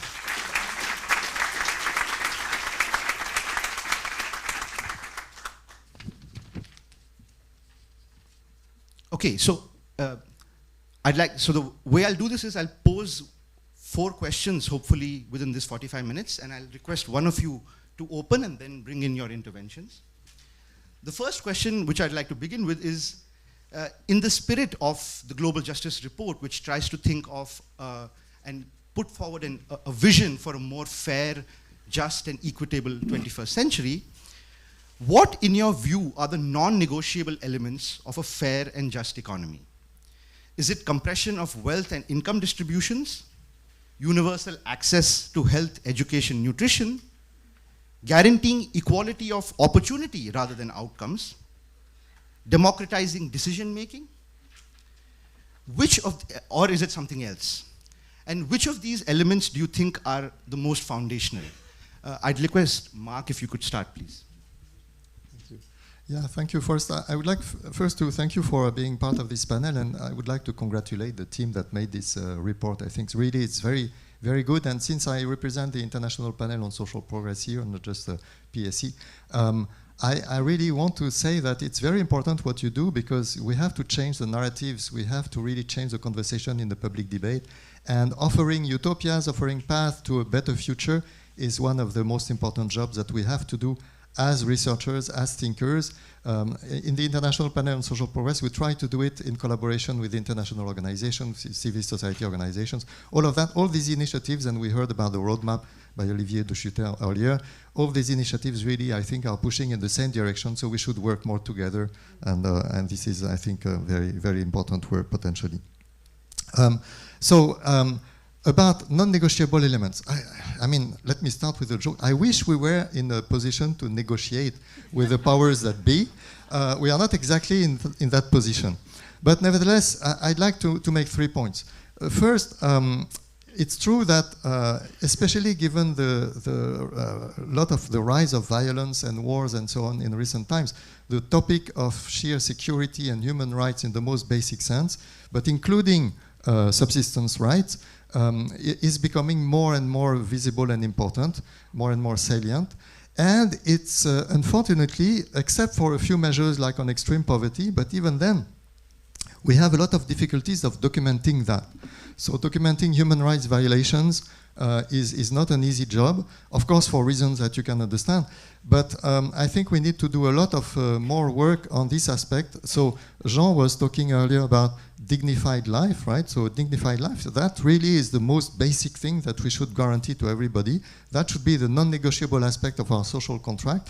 But we are even not able fully to measure that. I've been involved in a participatory project with ATD Fourth World, so an association that is working with the most extreme poverty in countries, including in France, and also with the National Institute of Statistics.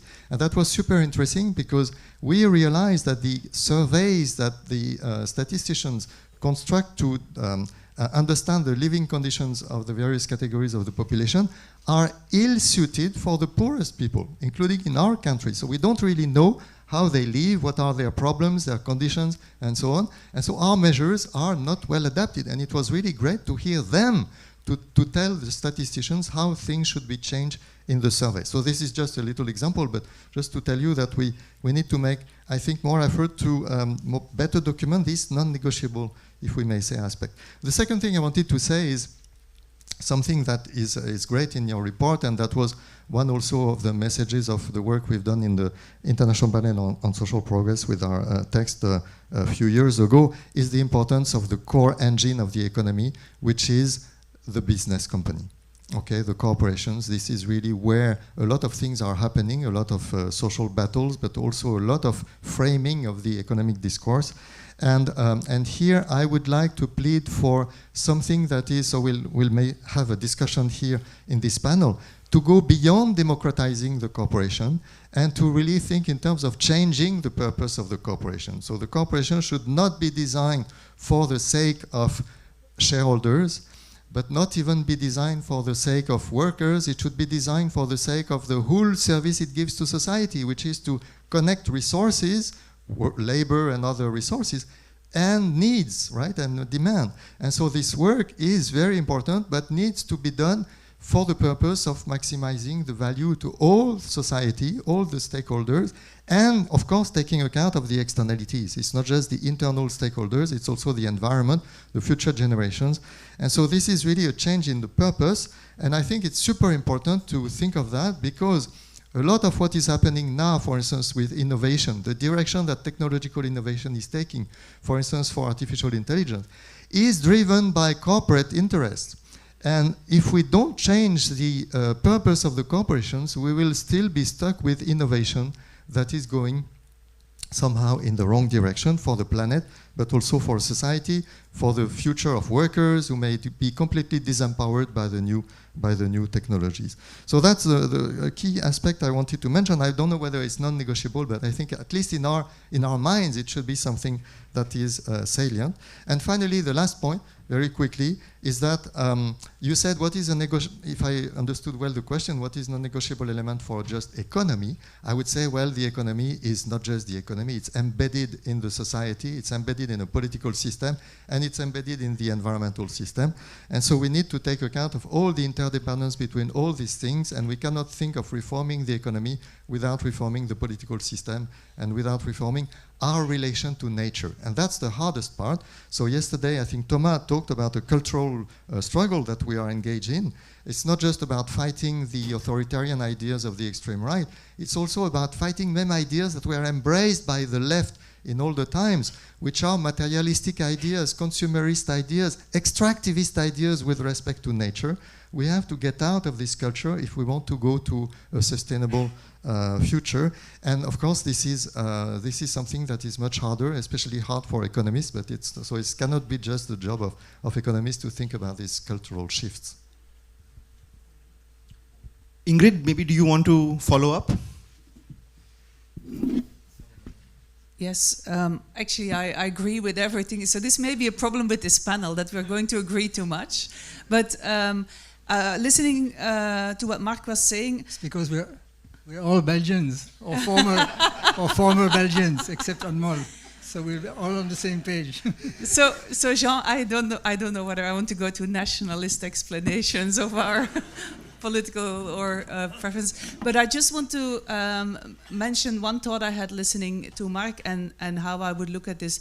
So you're totally right about the purpose of corporations, that this is important. But what I've learned from talking with people from different disciplines is that the law is crucial. So also when you look to practitioners who are trying, for example, to have land or buildings that are owned in common, that the legal process is much harder for them. So it's more difficult for people who want to have, if you want to call it, non-capitalist institutions of property than those who want to. So that is, I think we need law scholars and lawyers on our side. That's just a comment. And then, as a philosopher, I of course always think in values and moral principles. So I think it's pretty easy to say, I mean, I really like the expression of a dignified life. That's core to any non-fascist moral scheme, I would say. And then we can kind of list them. They're in the Global Justice Report. It is staying within the planetary boundaries, making sure there is sufficiency understood as having the basic needs met, but then that has implications for how much we can have. There's also really an issue about the relationships we have to each other, so not everything can be reduced to how much stuff we have, but also how we relate to each other as human beings, as members of a society. And then one thing that hasn't been mentioned yet on any of the plenaries that I could attend was what I am worried about in the Global Justice Report, which I must say I found fantastic. I'm really thrilled. I really feel we're here like, but also with the work that some other people are doing, like Olivier and the work that you're doing, I really believe there's a new paradigm shifting. But my worry is that the people who need to get on board, namely relatively rich people in the global north, which tend to be overwhelmingly white people, are still, unfortunately, too racist to want to go with this, what is needed. So, and that is just getting worse and worse. So I think this element about hierarchies between people and dehumanizing some groups of people, which actually is what the illiberals are doing. It's in their value scheme. That is something for which we must have a strategy to attack that, because otherwise, even though we have the economic calculations on our side and all the values, it's not going to work. So that is basically just a call to have that as part of the overall package, to really think about how we make everybody care about other people also when they're far away or they don't look like you. Isabel? Well, thank you so much. As a member of the Belgian cohort, I am going to comment on a few points. Let's say, so as for the non-negotiable aspect, I guess the first article of the Universal Declaration of Human Rights stands as a very firm ground. Every human beings are equal, free and equal in dignity and rights. And that is obviously the powerful guiding ideal, which calls for, when we look at the economy, for a dual approach that is pre-distributive and redistributive, and can only have both sides. And I can only applaud the effort of the Global Justice Project, which is bringing into focus also the pre-distributive dimension, which somehow has been, I think, lost in the past decades, and which we need to put back at the center of the attention. Why? Because in the end, it is not an economical problem in nature, it is a deeply political problem in nature. As Ingrid's another way to say the same thing, I guess, as what Ingrid said, which is that whoever we are talking about on this planet is actually deserves to be recognized as an equal and free person. And so let me just mention one proposal that comes from this report that we've just finished for the Spanish government, which is that as we are looking at the pre-distributive dimension in our Western economies, in Spain, for instance, granting workers rights at the board level so that they can actually reorient the mission of the corporation. Absolutely, we need to do that. But as we do that, we have those transnational corporations which actually depend on a global value chain where they have actually workers across the globe who are actually very well identified, but for reasons of legal tricks, they manage to escape their responsibilities as employers. And they pretend, if you look at the case of Apple, for instance, Apple pretends that the 500,000 workers manufacturing our products in China are the employees of Foxconn, a vendor on which they rely, but with which they have no legal connections, supposedly. But actually, we propose in this report that Apple should be actually put in a position to recognize that it depends on the labor investment of that 500,000 workers that should be integrated in the representation of the workers of Apple in order to put them in a position to co-govern this gigantic political entity that is Apple, the corporation, which currently then escapes its responsibility vis-à-vis those workers, and which is then in a position to not pay them a fair share, and which then generates the situation of extreme inequality that we are seeing. Jean? So as a former Belgian, I agree with everything that has been said by the true Belgians. Yesterday, Nicholas Stern referred to Amartya Sen's book, The Idea of Justice, and the distinction made in that book between what he calls the transcendental view of justice and the comparative view. Transcendental view means that you try to think of what is an ideal, just society. Comparative view means that even if you're not necessarily clear about that, you still are able to see that many steps can be taken towards greater justice in the society today. So in the same way, fair economy, I'm not very sure what a truly fair and just economy would look like, but we can certainly see quite easily many injustices in the economic system today, and we know of ways to address them. If you ask me what is the closest thing I have seen to a fair economy, it is the economy of the indigenous people in India, officially known as scheduled tribes, also known as Adivasis. It is really remarkable to see how they have been able to maintain a relatively egalitarian and non-hierarchical economy and society over centuries, and not just at the village level. These are large communities. I mean, some of these tribes have millions of people, and they have found a way of organizing themselves based on freedom and at least relative equality, not complete equality, when there's patriarchy and so on, but still, I'm not saying we should return to that form of social organization, but I think we can really take a lot of inspiration from it, in particular on the value of cooperation, which has already been mentioned, and on the importance of linking economic democracy with political democracy. Because today, in our societies, we are trying to achieve some semblance of political democracy without any kind of economic democracy, and it's not working. Okay.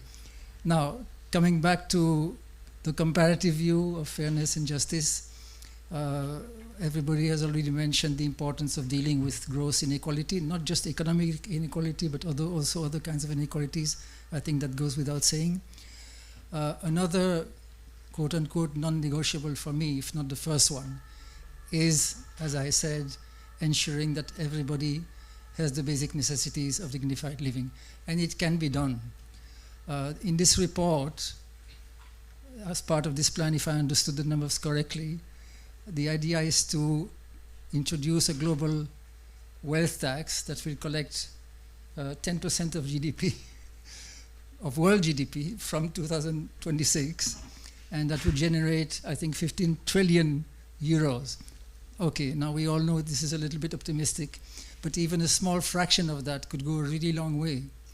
The Employment Guarantee Act in India that I mentioned earlier costs 10 billion euros. I mean, it's not even a tenth of 1% of this.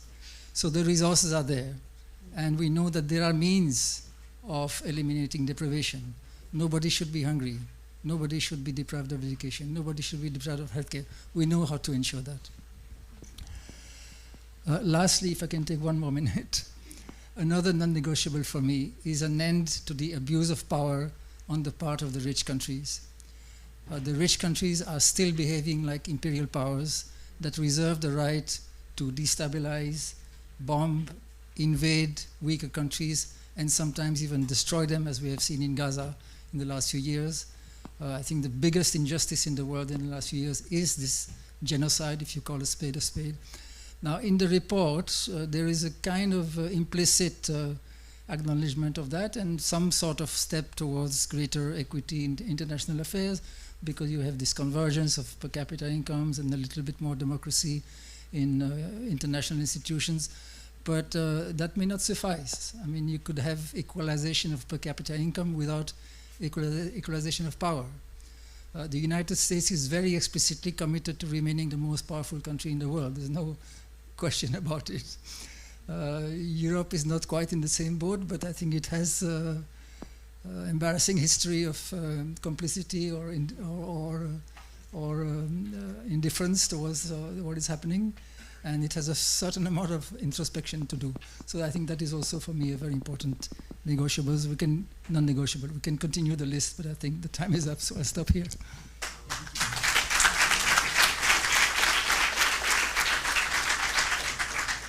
Okay, so I think there was a lot that was proposed, but I think one common tying thread which I could gather was the need and to move towards ensuring a dignified life for all, and where all individuals are treated as fair, free and equal in the world.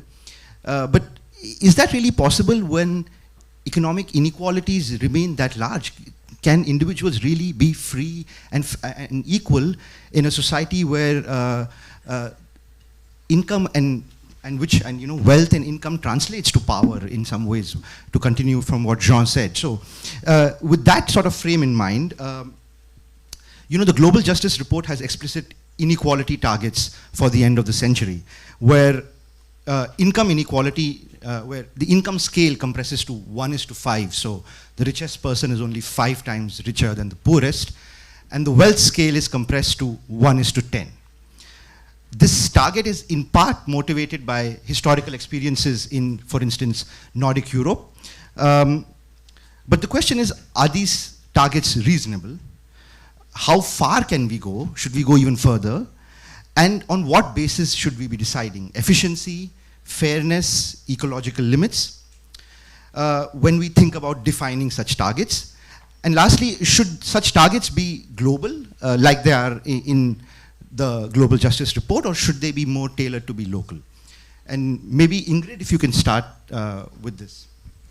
Yes, thank you. So I think there are different ways to answer this question, and one is delving into the position of the Global Justice Report, but another one is also, okay, let's assume the Global Justice Report is not going to take off soon. You could still have independent arguments to reduce wealth inequality.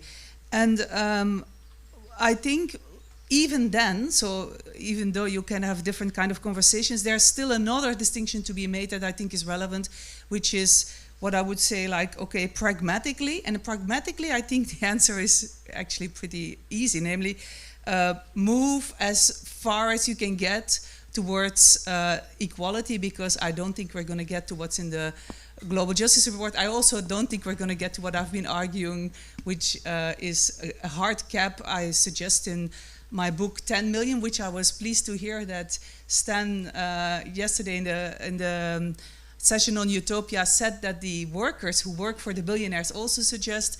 Luke Kemp, who is the author of a fantastic book called Goliath's Curse, also says that if you want to avoid civilizations to collapse, 10 million is the max. And then if I look at the wealth tax schedule that you have in the Global Justice Report, actually it comes close. It depends. So it has that from 11 million you would have a 5% tax. So it depends on what in this new economy the return to capital would be. So, but I think I'm very pleased that this is in the Global Justice Report.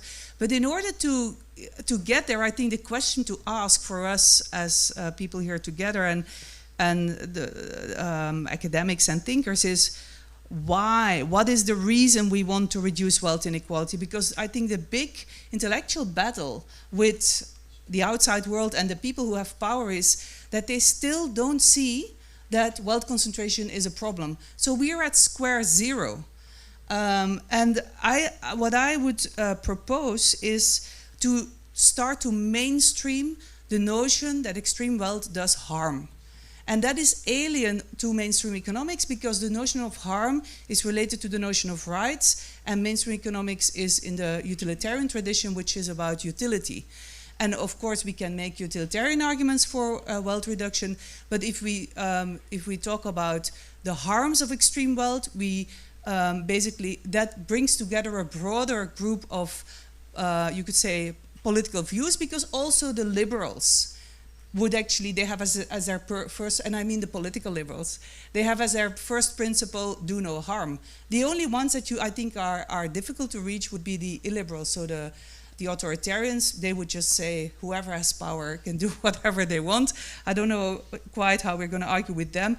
And then the harms are really, I mean, some of them have already been discussed yesterday, but there's clearly political harms. There's the undermining of democracy through wealth concentration, lobbying, direct donations, intervention in the public sphere, buying up media and so on. There are ecological harms, very well documented in the work by Lucas Chancel and his collaborators.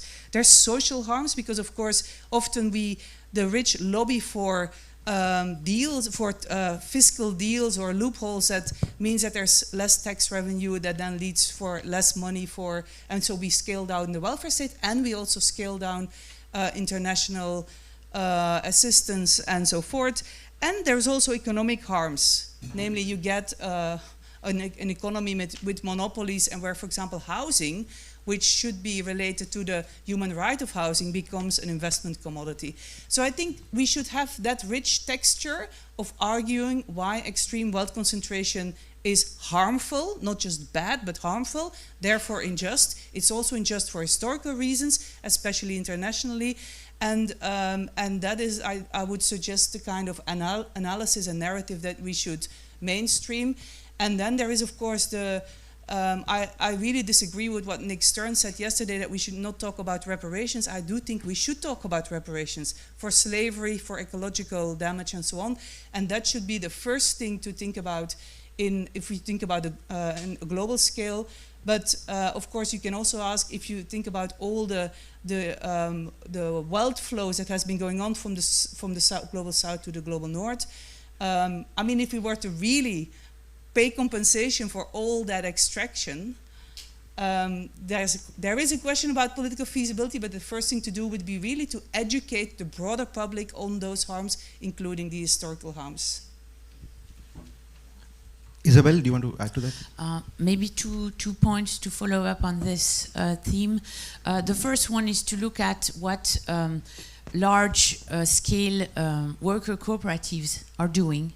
I think that's very insightful, because if you look, for instance, at the case of Mondragon in Spain, which is a worker cooperative of 75,000 workers associates, they collectively own this cooperative group made of about 100 different firms across a very diverse array of industries. They're making cheese, but they also have supermarkets. They're manufacturing chips for the automobile industry, the German automobile industry in particular.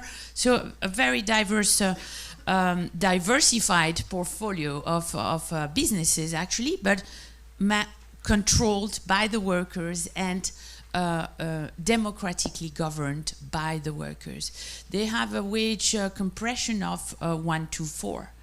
And it has not limited their ability to innovate. It's a very vibrant ecosystem. And indeed, no entrepreneur is actually motivated by the fact that one day he might make $1 billion. So most entrepreneurs are actually invested in the project that they want to build, because it's a project that really they want to develop.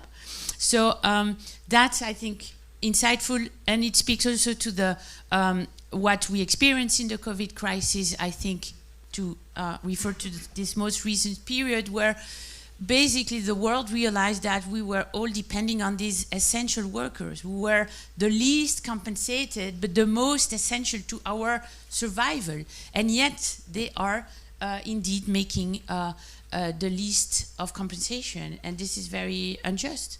And so to the idea that we could value the work of a CEO hundreds of times, that it would mean so much more than the value of the first the cashier or whoever is in the first line of service, is actually, sociologically speaking, absolutely not sound. So maybe let me just say one last idea. I think this would be a wonderful topic for citizens' assemblies.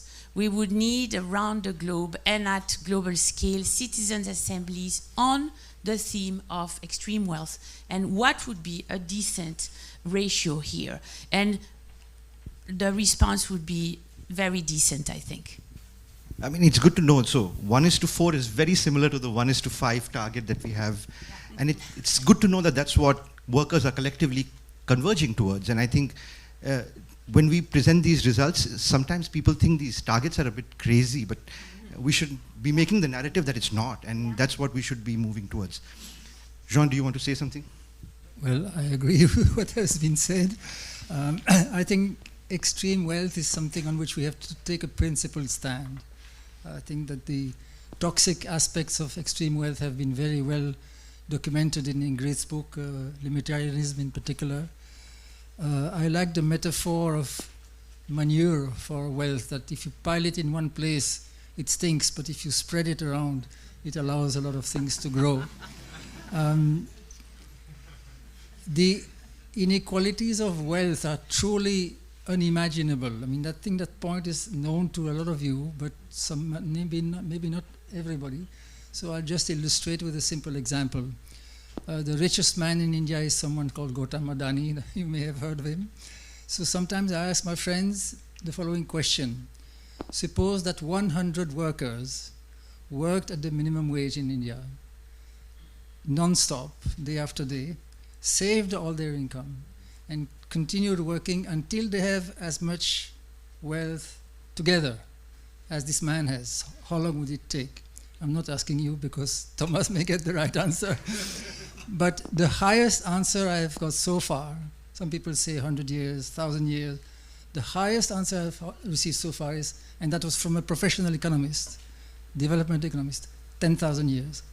The true answer is 1 million years. So it's 100 times more than the highest answer. So it's like beyond imagination, and this is still growing. We will soon have a trillionaire or trillionaires if things continue the way they are. That kind of concentration of power is just not acceptable, full stop. We should not be swayed by arguments like the old argument of Milton Friedman, that the only way to redistribute wealth is to destroy the incentive to have wealth. To have wealth. Still a very influential argument. In India, we're constantly told that these billionaires are wealth creators, quote unquote, as if the wealth was the society's wealth, not their own, and that we should respect them and certainly not tax them. And the super rich in India are pampered to no end. I mean, there's no wealth tax, no inheritance tax, virtually no property tax, and very low even income taxes at the top, plus plenty of exemptions and many subsidies that the rich benefit from. So we should not be swayed by that. Firstly, I'm very doubtful that there would be any loss of efficiency from not having billionaires. I really doubt that it would make a difference. Secondly, even if it does, I don't care. I have a principled opposition to this kind of concentration of power. And thirdly, and this is quite important, the incentive to have wealth is not just it's certainly not an incentive to work. I mean, the billionaires don't work more than their domestic workers or whoever. It may be an incentive to invest, perhaps sometime, but it's also an incentive to do a lot of mischiefs, like rigging the system, plundering the environment, evading your taxes, all kinds of things that actually are not desirable. So the positive incentives, such as they are more than counterbalanced by a whole lot of negative incentives. So I think we have to not fall into that trap. I also mentioned that because just before leaving India to come here, I stumbled on an article in The Economist called Why Wealth Taxes Make No Sense. It was 1 year ago. Interestingly, it was a very unconvincing article, which was a bit surprising because The Economist, I mean, they have pretty tight arguments usually. But on this, they didn't really seem to have a very good convincing argument. They were beating around the bush quite a bit. So, no track with extreme wealth. Mark, do you want to?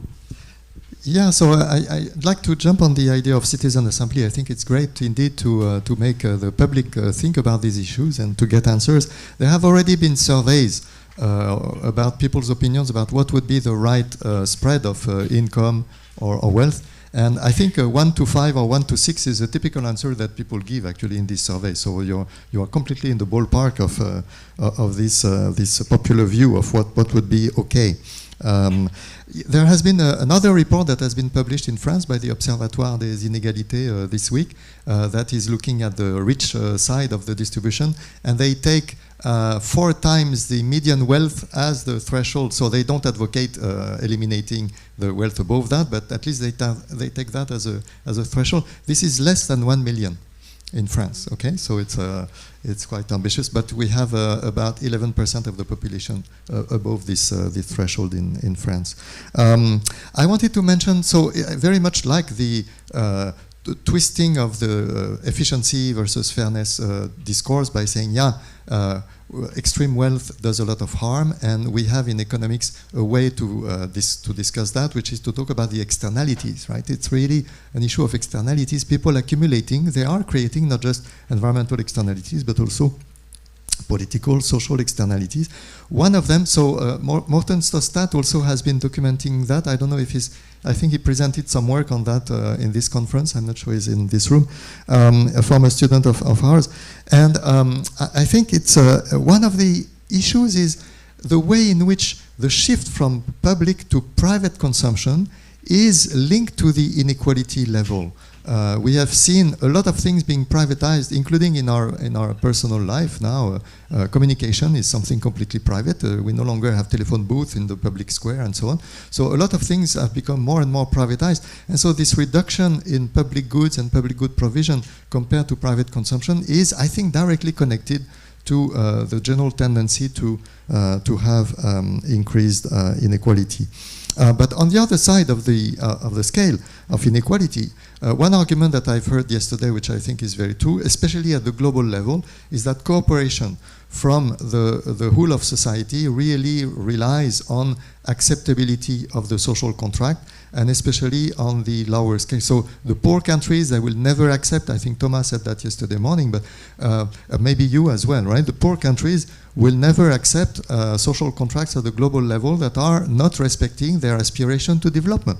And so their cooperation to environmental issues and so on is conditional on that. And I've seen that personally in the IPCC proceedings when I was there. It's really vivid for them. It's essential to recognize their right to development. So, and I think it's a bit the same. The yellow vest syndrome is a bit the same syndrome at the national level. If we don't think of these issues, we may have backlash from the bottom of the distribution. I just wanted to mention one little complication about the Mondragon story. It's a very nice story, 1 to 4, except that Mondragon is a global transnational corporation, and it has subsidiaries in various countries. And it treats the workers in the subsidiaries not as cooperators, not as members of the thing. It treats them as ordinary salary members with a lot of inequalities in the salaries. So that's a key challenge, and the people in Mondragon, they recognize it's a challenge for them. It's a contradiction to their values, but it's a contradiction they have to face because of the global working of the economy. Okay, so I think we've all heard, I think there's fair consensus that extreme concentration of resources and wealth is harmful, and we need to be building the right narratives to convey that message. I now want to shift focus a little bit to the question of economic democracy. And I want to pose this to Isabel, in particular, whether we should be thinking of economic democracy as an issue of justice in itself, or is it because of its instrumental value in how it leads to a more fairer distribution of resources? Yeah, so that's one part. And then what decisions over investment, employment, wages, working conditions should workers have a say in, and through what forms of institutional structure? But also, what are the real obstacles? I mean, is it efficiency? Is it complexity of production systems, capital mobility, or simply the fact that the system has too much of entrenched power? Wow, that's a challenging question. Thank you, Anmol. Thank you for the question. Maybe I'd like to say, to make the answer short, that I think we should think about this issue in a continuum between political democracy and economic democracy. And here, I think I'll quote Thomas' work on in Capital and Ideology. He makes that very clear, that basically the quest, the democratic quest, has been about disentangling the connection between ownership and political rights, the equal standing. And so that is the quest. You can read the history of political democracy through that lens, and actually we should just keep going with that disconnection between ownership and political rights. Now, let me then make that clearer. So the idea is that in the economy, we should envision an economy whose institutions are governed through that same commitment to political equality, which means that at the level of the corporation, for instance, those who are governed by the decisions of the firm are actually the workers, in some industry users. If you think about the social media, for instance, in AI, in the AI industry, you can also make a case for actually the users being governed by the decisions of the firm. There is no reasons why all those who are governed should not be put in a position to govern the political entity that is the firm. So that's where there is a deep, it's extremely meaningful to think about this disconnection between the ownership. It's not the owners of the shares of the corporation who should make those decisions, it should be those who are governed. Now in political history and in the history of democracy, political revolutions have actually solved that problem through actually putting those who are governed in a position to basically co-govern with the owners the entity. As the history of Rome, for instance, in the 5th century before Christ, Rome was governed by the property owners, the patricians, and at some point the plebs revolted and actually imposed the right to co-govern. Okay, you can read the history of England the same way. The House of Lords is the house of those who are, it's the property owning class. And next to that property owning class, at some point the House of Commons is empowered to co-govern the legislative branch of England. So there is a path that actually we can sort of envision its extension into the economy at the corporate level to imagine a transition toward what? Toward the government by the people of the people, because we need to go beyond that connection. That could be the worker cooperative as an ideal, and this is what we suggest in this report for the Spanish government. Now, you have to do still something with ownership, obviously, because precisely ownership is the wealth that gets accumulated, for instance, at the corporate level. You don't want to leave that ownership into the hands of those who own it. You want that ownership to be actually collectively shared. And in the economy, we should think about a plan for those shares to be transferred to those who work and who are actually building that wealth. And so this is what we propose in the report to the Spanish government, but I see it actually also in the Global Justice Project. A fair amount, a fair size of the economy should be slowly but surely actually transferred into the collective capability of workers and citizens. I think I spoke already too much, but yeah. Thanks, Isabel. Jean, do you want to add something to that? Yes, I would like to. I would like to add something on cooperatives in particular, because I think that democratic enterprises, including cooperatives, are really the wave of the future. And I think the global report has missed a very important connection here between economic democracy and inequality. I'll come back to that later. One of perhaps the best kept secret of economics is that workers don't necessarily need a boss. They can manage enterprise themselves, if not in all sectors, at least in many sectors. Now let me start with an example. Mondragon has been mentioned, and indeed Mondragon is an incredibly important example, but let me give you another example, similar actually. 2 days ago I was near Bologna in a place called Imola, which is like the epicenter of cooperatives in the world, and I visited an enterprise called Cefla, or Cefla as the Italians call it. It's basically an engineering enterprise. They are the world leaders apparently in dentistry equipment. 2,000 workers. I talked to the president of the board of directors, who is someone who started many years ago at the age of 20 as a blue-collar worker, and now he's the president of the board of directors. The board of directors consists of workers who are elected by the workers, who work and own the enterprise. The enterprise is completely owned by the workers. And the board of directors hires a manager to help to run the enterprise. That manager is actually quite well paid, but and he's not a shareholder or he's not part of the cooperative, he's just a hired manager. So there is again a kind of small compromise there, but it's not a manager who can fire workers without consultation or close the enterprise. He's accountable to the workers and they can actually get rid of him, not the other way around.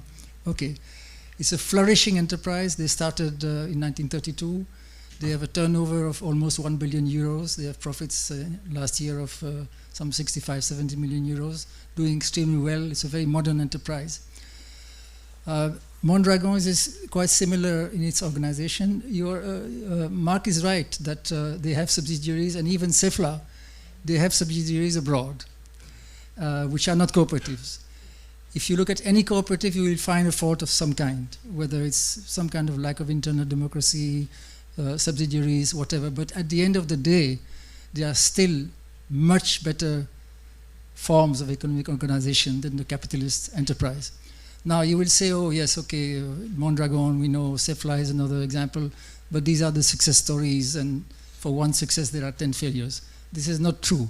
Let me read to you quickly the conclusions of one review of cooperatives in Europe, all the cooperatives for which we have data. This is by Virginie Pirotin. I'll quickly read a couple of paragraphs.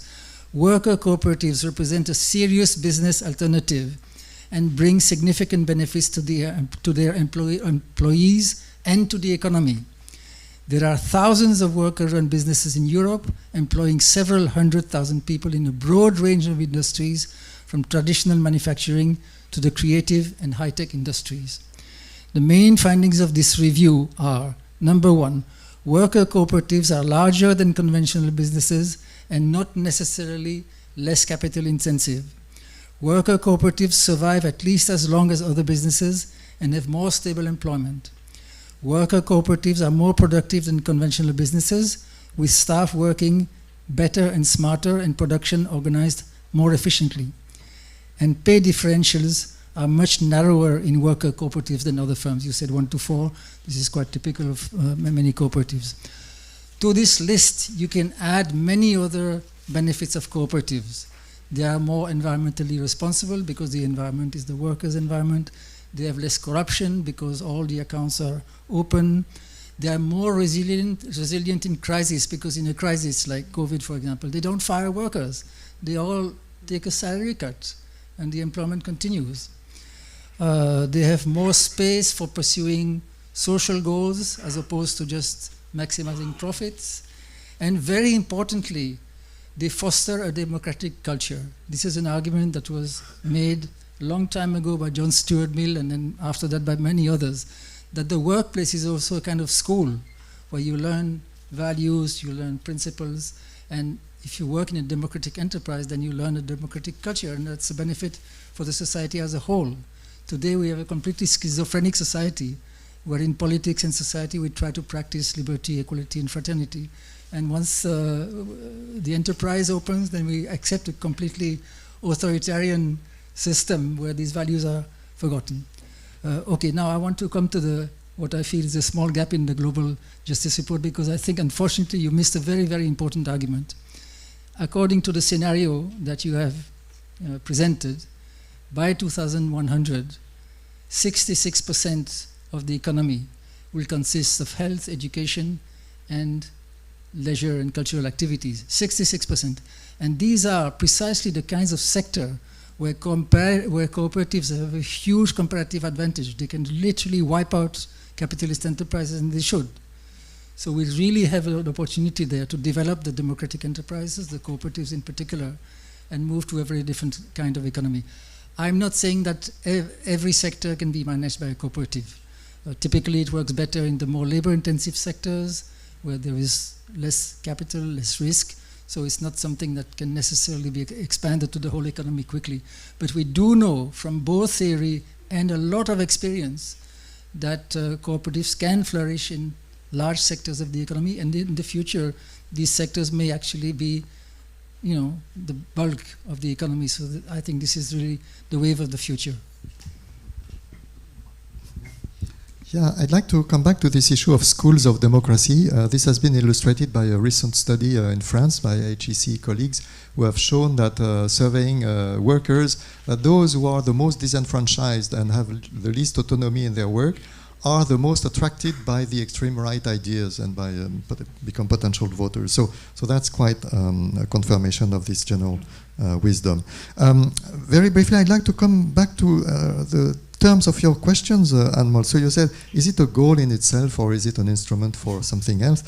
I must say I have moved myself on these issues because initially I was really motivated by the idea that a dignified life for a worker cannot go without some participation in the decision making. And it's not just that it's a natural idea, it's really that it's a protection against abuse. Because we know that when people are put in inequalities of power in hierarchical relations, abuse is the general phenomenon that appears after that, right? There have been a lot of social experiments done on that, and it's unfortunately a real sort of rule in human behavior. So we need to have equality of power and dignity recognized for just avoiding abuse, pure abuse.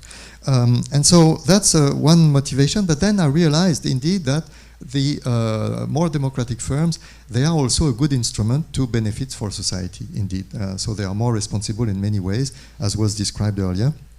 And I would like to insist on the fact that cooperative may be interesting, but it's not just about cooperatives, it's also about including the other stakeholders. We have a big problem with corporations using their market power on consumers in various ways, just the main price manipulation as usual that we learn in textbook economics, but also now using behavioral tricks to trick the consumers into buying stuff that's bad for them, and so on. So we have to really think of having firms that behave more responsibly, and then that's where I would like to come to your second part of the question.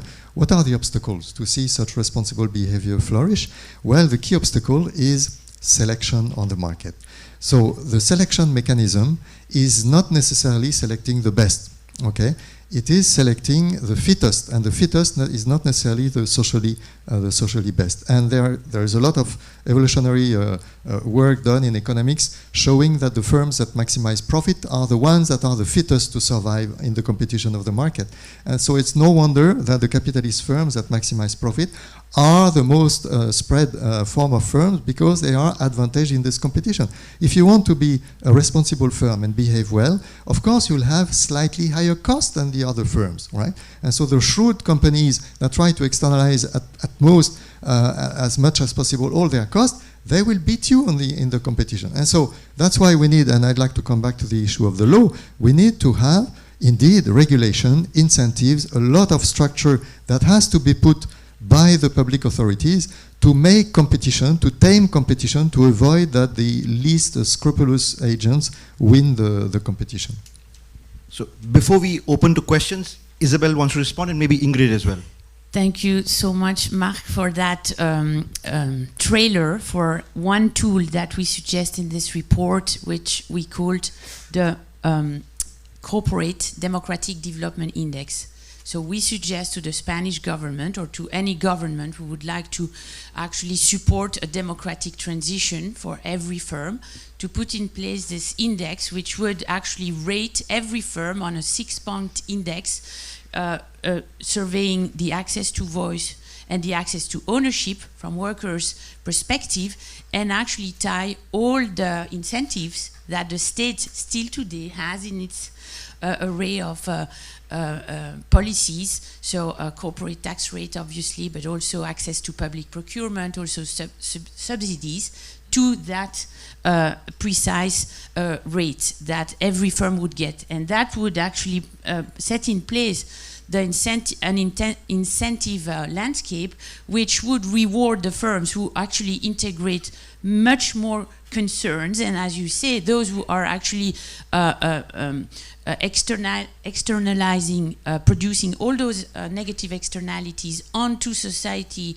when then the state has to intervene to redress that, well, they would have to pay higher taxes, they would have to, actually, they would be banned from public procurement, etc. So by just not changing, you could actually move forward with this, not changing the legislation, not imposing workers on board like today, but actually by changing the incentive landscape, you could actually do already a lot of good to make the whole economy progress into this direction.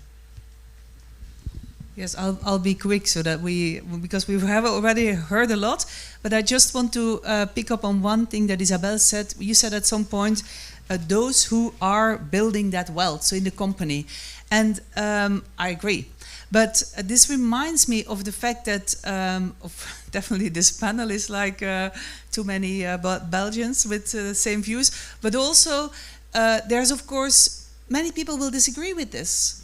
So, because many people believe that the entrepreneur is building the wealth, so we are still in the society overwhelmingly, if I may say this perhaps somewhat brusquely, in the grip of neoliberal ideology. I mean, I know that there are people, when they hear the word neoliberal, they say, oh, I'm stop listening, but whatever word you want to use, it is for me really about the need that we not just have a proposal like the report or your proposal with concrete actions of how we're going to change things in the material world, how we're going to divide money, power, and so on, but we need simultaneously to identify what those ideological obstacles are to getting to that world, and lots of them come from neoliberal thinkers and have just become, because they've become like almost in the air we breathe. And I would really call upon everybody here who works in that area, which I think is often done also by historians and humanities scholars, to really read the report in the discussion and identify all the myths or the ideological assumptions, and just let us work together and build the ideological counterforce to the calculations.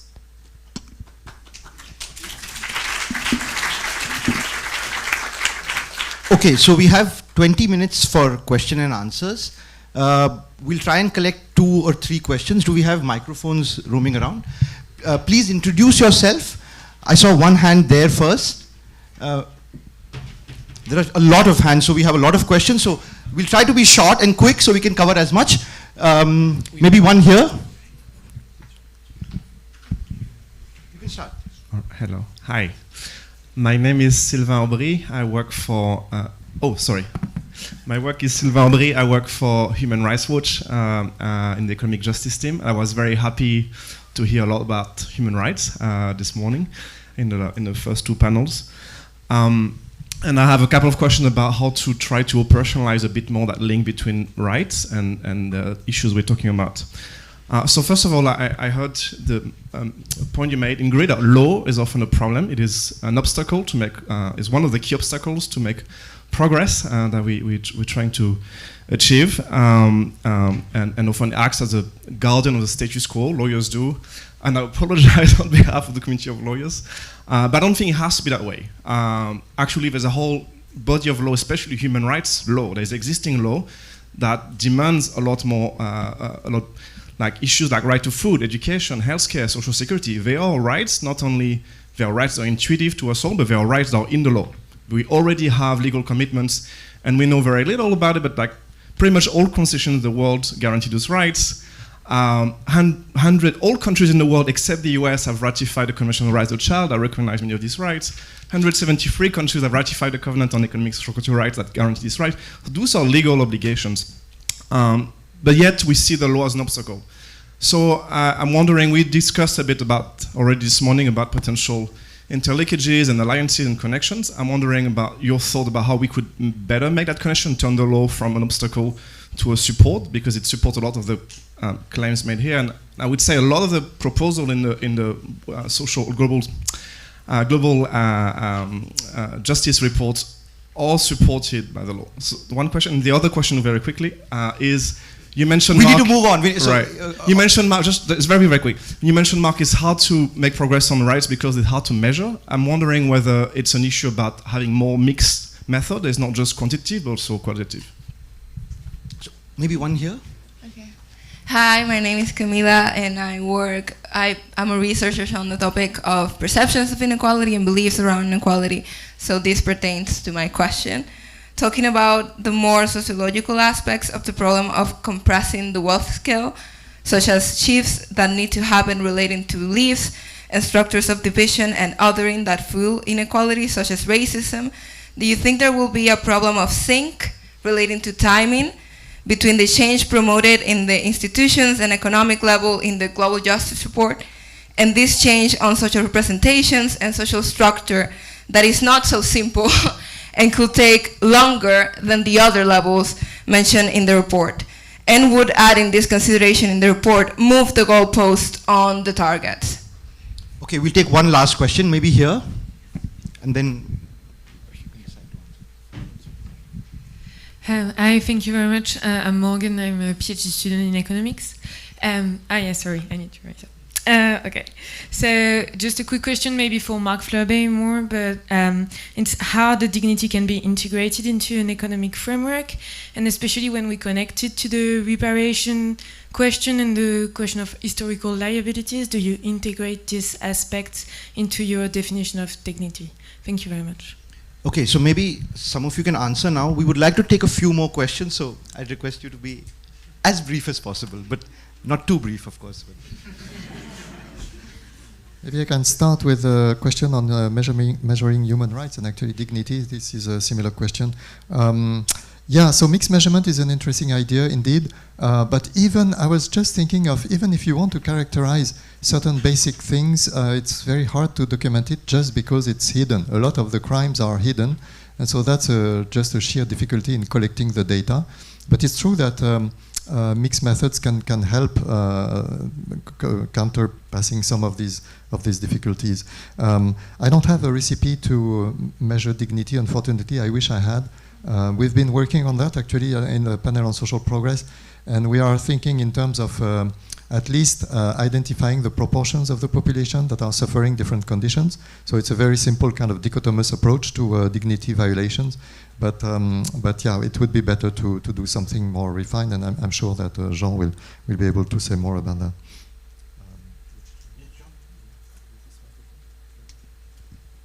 So I'm not sure I understood the question of human rights, but you referred to social and economic rights and laws for social and economic rights.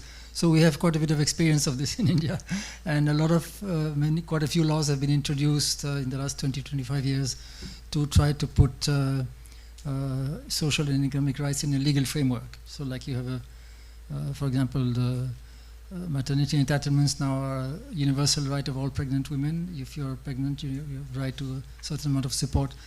Now the difficulty I think that has been faced with all these laws is that sometimes and quite often the government doesn't abide by the law. Like under the Employment Guarantee Act, you have a right to employment within 15 days. Sometimes it doesn't happen.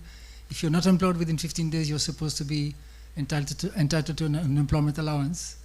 But if that doesn't happen, where do you go? So there's a real problem of how do you hold the state accountable?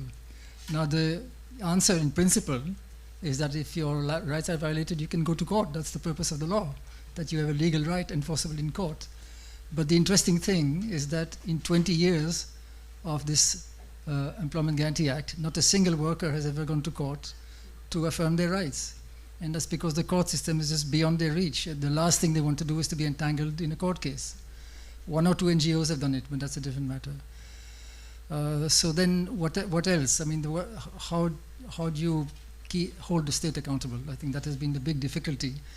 And there are various means that one can try. Basically, you have to try all the means that you have. But my feeling is that ultimately the only thing that really works is some kind of public mobilization. And with the Employment Guarantee Act in particular, when the Act came into force in 2005, there was a high expectation that the Act would lead to the proliferation of workers' organizations in rural India. And that process of organization would help both to enforce the law and to organize these organized workers, which form 90% of the workforce in India. So that they can fight for their rights, not only the right to employment, but also other social and economic rights. Unfortunately, this organizational process has turned out to be much more limited than was anticipated at that time. So it has happened in some places, in pockets basically, but not across the country as we thought would happen. And there are various reasons for that. I think perhaps the main reason is that these workers don't have any bargaining power. I mean, if they go on strike, nobody cares. So this organizational process, at least until now, has been quite limited.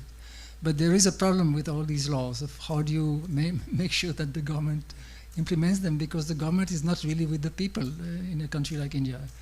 It's a class state and often quite hostile to poor people actually. So there's a tension there that is constant battle. You can take that microphone. Yes, of course. In less than 60 seconds on the question of how to integrate dignity in the economic framework, I would say first we sit at a very primitive time in human history.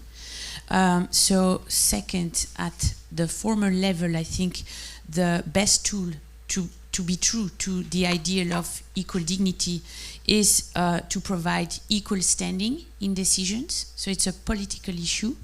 So third, well, let's continue the political history of democracy, of democratization in the economy.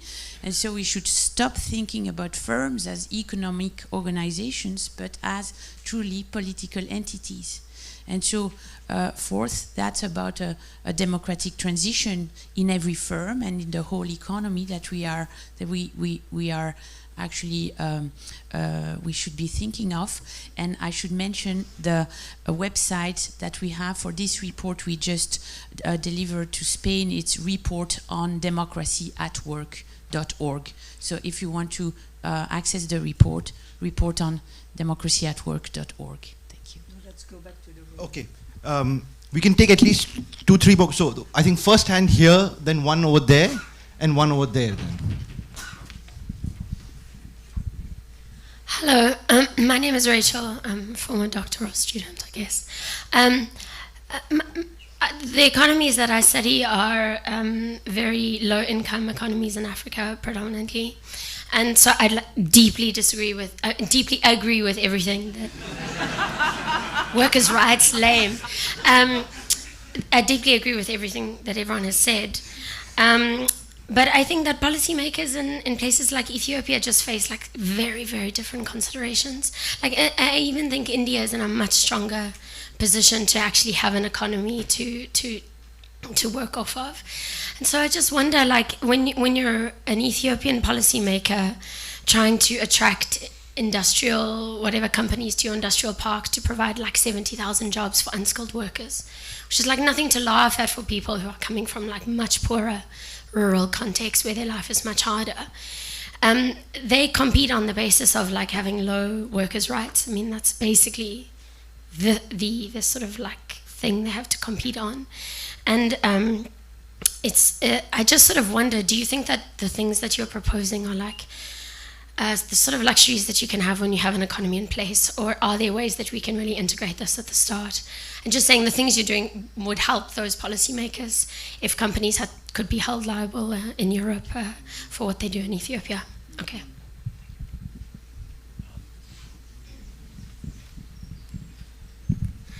Hi, Manuel, a postdoc here in PSC, but I'm going to talk on behalf of the Wealth Cup project that we presented yesterday.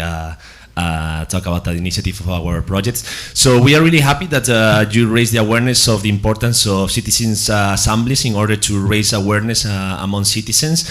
But in the past, many of these assemblies have not been really successful. So we were wondering, in your thoughts, how could the citizens' assembly should be framed in order to be successful, or to create a network at the European level? And also how we can convince citizens of the importance of the collectivity, or the importance of all these societal issues, while also, especially younger generations, they are constantly being targeted with via social media, TikTok, Instagram, whatsoever, of individualistic ideas of what matters to be successful in life is to be rich, to be millionaire, to be fit, to have many cars, to be successful in everything. So how can we convince citizens of the importance of all these topics, while also they are being targeted with individualistic ideas every single day in their life? Thank you. I think there's a question with Tejal here. Tejal at IGIDR in Mumbai. I had a follow-up question from the earlier one in terms of, while there is some, there's of course, it's a universal idea that unacceptable levels of inequality must definitely be addressed and reduced. The approaches to do this, there are some inherent dangers in universalizing the approaches to do this. You can have cooperatives, you can have nationalization, you can have multiple ways of doing it. It all depends on the context within, I mean, you know, what is the nature of the state, the level of the development of productive forces in any state. Otherwise, especially given the world that we live in, we fall into the trap of, I mean, the United States and its allies bring democracy to countries where they think it's not there. Tomorrow they'll say that they'll be bringing equality to countries where it's not there. So, you know, I think maybe that is not that much part of the discussion, except I think John spoke about imperialism a little bit, but perhaps, you know, what would your ideas be about something like that? Okay, and then I think we have one last question, then you have all 5 minutes to respond to all of them. Thank you. My name is Massimiliano. I work for the World Bank. And so my question is actually, it's a segue to this idea that this utilitarian view of the world whereby most people's objective is accumulating capital, you know, today. How do we move from that? And I was wondering, what do you think about the role of these public policies, whether it's reallocating pre-tax income or post-tax income, you know, through taxation and so on? Do you think that those kind of policies could also change those utilitarian view by deterring this kind of behavior?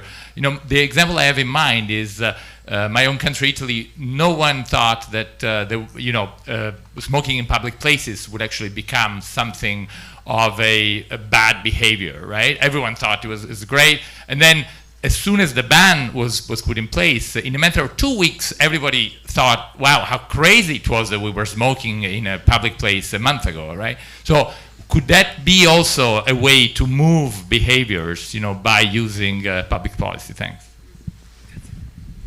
Okay. You all can pick and answer one or parts of this question.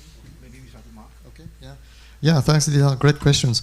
On the dilemma for poor countries and to the race to the bottom in terms of norms and all that, indeed, many tools can be used, and it's maybe the responsibility of rich countries, especially large blocs like the EU, to lead the way. And somehow this happened through the directive on due diligence, and we could imagine also an adjustment to borders, a bit like for carbon, for social norms or for human rights, right? A lot of things could be done. Unfortunately, now, as you probably know, the directive on due diligence is being somehow unraveled or revisited and so on. So all of that is going in the other direction. But indeed, a lot of things could be done, and rich blocs have a responsibility. I would disagree with the idea that citizen assemblies have been unsuccessful. They have been very successful. They work very well, and they are an example of research of search for consensus in groups where people initially disagree and so on. So fantastic success. I recommend reading the book, the last book by Hélène Landemort, Politics Without Politicians. That's the subtitle of the book, but the main title I don't remember.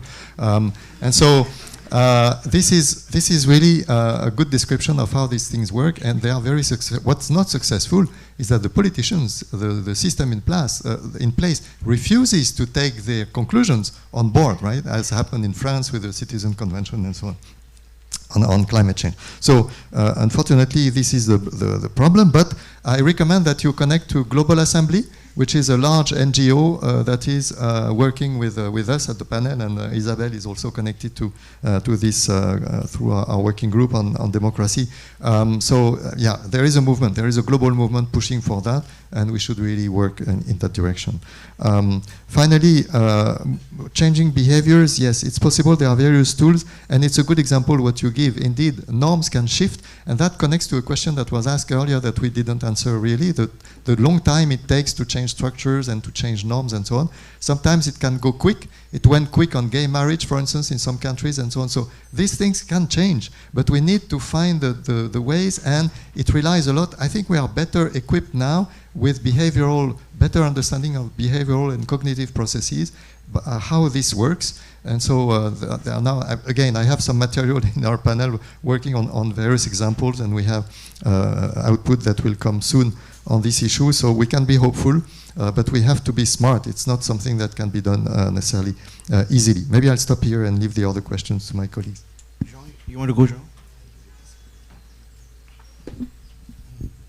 So very quickly, there was a question about citizens' assemblies. I think you said that they're not very successful. That may be the experience here, but in India, I think there have been many experiences of very successful public assemblies of different kinds, like public hearings and social audits and so on. I don't think it's a failure at all. What does quite often fail is when these assemblies are convened by the government, because then, it's not really an independent and creative exercise. It gets routinized and corrupted and so on. But there have been many experiences of quite successful public assemblies. For example, in the context of these laws, and especially of the Employment Guarantee Act and also the Food Security Act, there have been many social audits that have been quite important in rooting out corruption and so on. So I think there's still a lot of potential there. Quickly on this, I think you asked how we can move away from the utilitarian view of people maximizing their wealth or something. I think that view is a myth of the economics profession. I mean, there's a pervasive confusion in mainstream economics between self-interest and rationality. We keep talking of the rational self-interest as if it was, in the same breath, as if it was more or less the same thing. There's no theoretical or empirical argument for the idea that people are mostly self-interested. There's, of course, a lot of self-interest in society, but there's also a lot of public-spiritedness. And the problem is that we don't cultivate and encourage that public-spiritedness, but I think there could be much more of it if we had more cooperative institutions of the kind that we have talked about. So I think that view is actually a minority view, and most people think beyond their own self. Isabel? Thank you so much. Thank you for all these input. Maybe just 2 points. The first one is obviously when the US pretends they are bringing democracy, it's like when China and Russia 2 years ago made this beautiful declaration that they are bringing democracy to their own people. So I don't think that's obviously our views of our understanding of what we mean by democracy here, or what we mean by the recognition of people's equality and dignity and rights. So there is a whole struggle around indeed the content, and I can only indeed refer to, that was the right title, Mark, Politics Without Politicians, by Hélène Anmol, and all these experimentations that have been going on for the past 15 years. And it's really about basically deepening democracy as a practice in the political arena and extending it into the oikos, into the economy that we are actually envisioning here.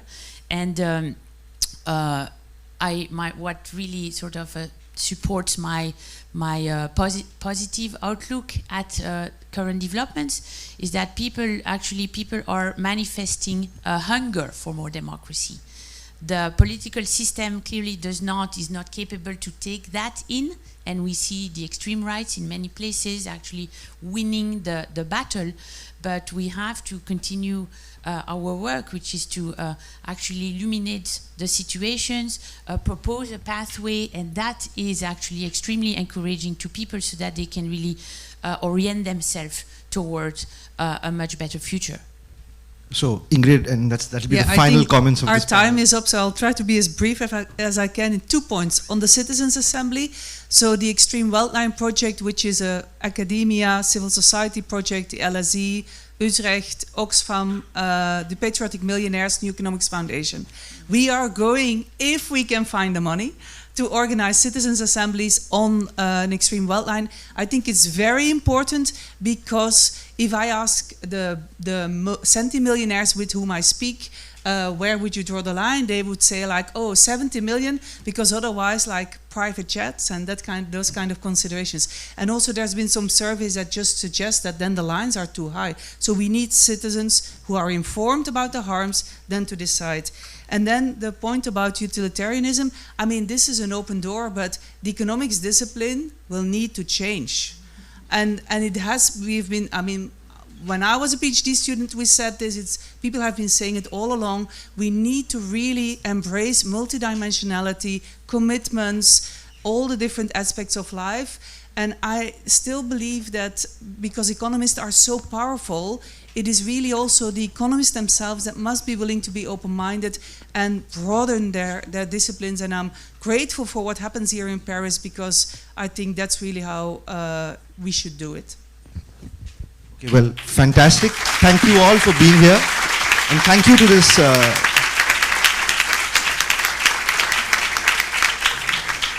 and thank you to the lovely panel. I think we're going to break for lunch now and see you all back in 1 hour's time.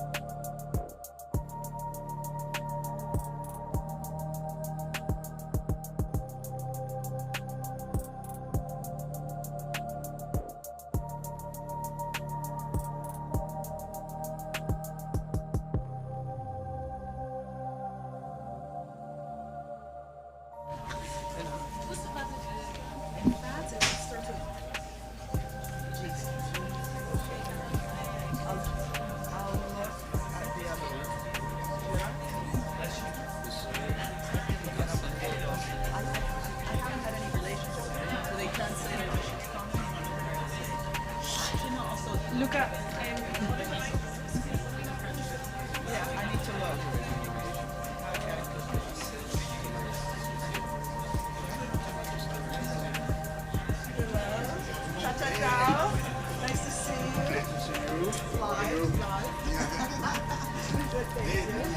I don't think I've ever been with you.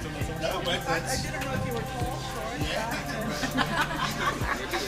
You know, with COVID, it was hilarious. I would see people after 3 years, like, oh my God, you're tall? I thought you were... Hello, everyone. Welcome. We're going to start the session called States vs. Markets in the Energy Transition, moderated by Cornelia Mohren, who is a PhD candidate at Sciences Po and the environmental coordinator at the World Inequality Lab.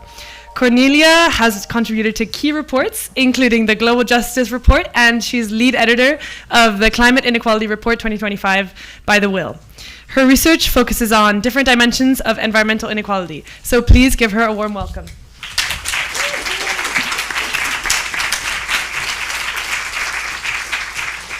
Thank you very much, Anna, and welcome everyone. Thank you for joining our panel. Before introducing our great panelists, let me say a few words about our topic. So, as we've discussed throughout this conference, the climate and energy transition need to accelerate dramatically. Today, global climate finance is at roughly 1% of world GDP, but at least 2 to 3% are needed. This implies investment flows on the order of hundreds of trillions of dollars by mid-century. Put differently, the cumulative investment required in the next decades is of the same order of magnitude as the value of the world's existing capital stock. The energy transition is therefore not only a question about who's financing new investments, it's also a question of who owns the new solar farms, electricity grids, batteries, and other infrastructure in the coming decades. Who owns it, who controls it, and who receives the returns. Today, about 1/3 of global climate finance comes from the public sector and about 2/3 from the private sector. And in many countries, at least in the global north, the prevailing model is that the state subsidizes or de-risks projects, while ownership and most financial returns remain primarily in private hands.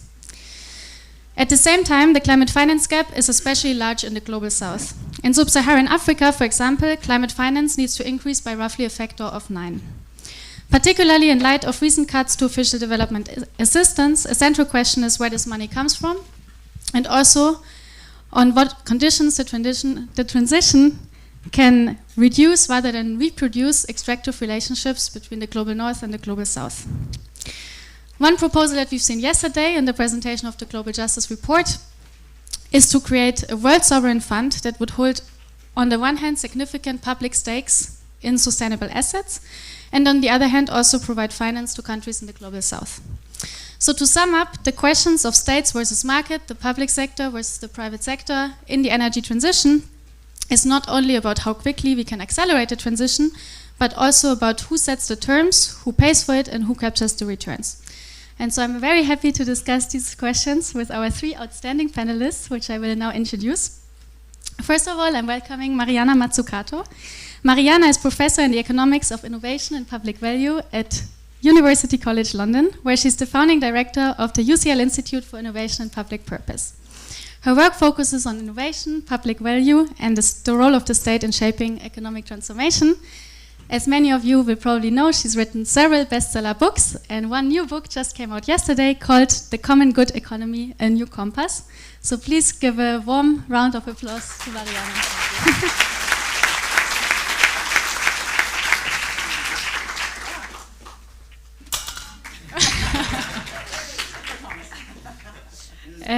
Second, next to Mariana, you can see Lucas Chancel. Lucas is an economist, professor at Sciences Po here in Paris, and one of our co-directors at the World Inequality Lab. Lucas' work focuses on global inequality, climate change, and distributional impacts of the energy transition.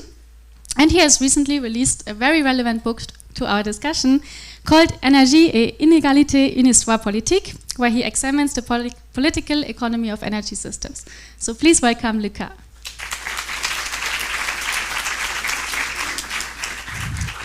And last but not least, let us welcome Thomas Melonio. Thomas is Chief Economist and Executive Director for Innovation, Strategy and Research at the Agence Française de Développement, the French development agency. Thomas is an expert on development economics, development finance, and sustainable development trajectories, especially in Africa. So we are very happy to also bring in this perspective. Please give a round of applause to Thomas.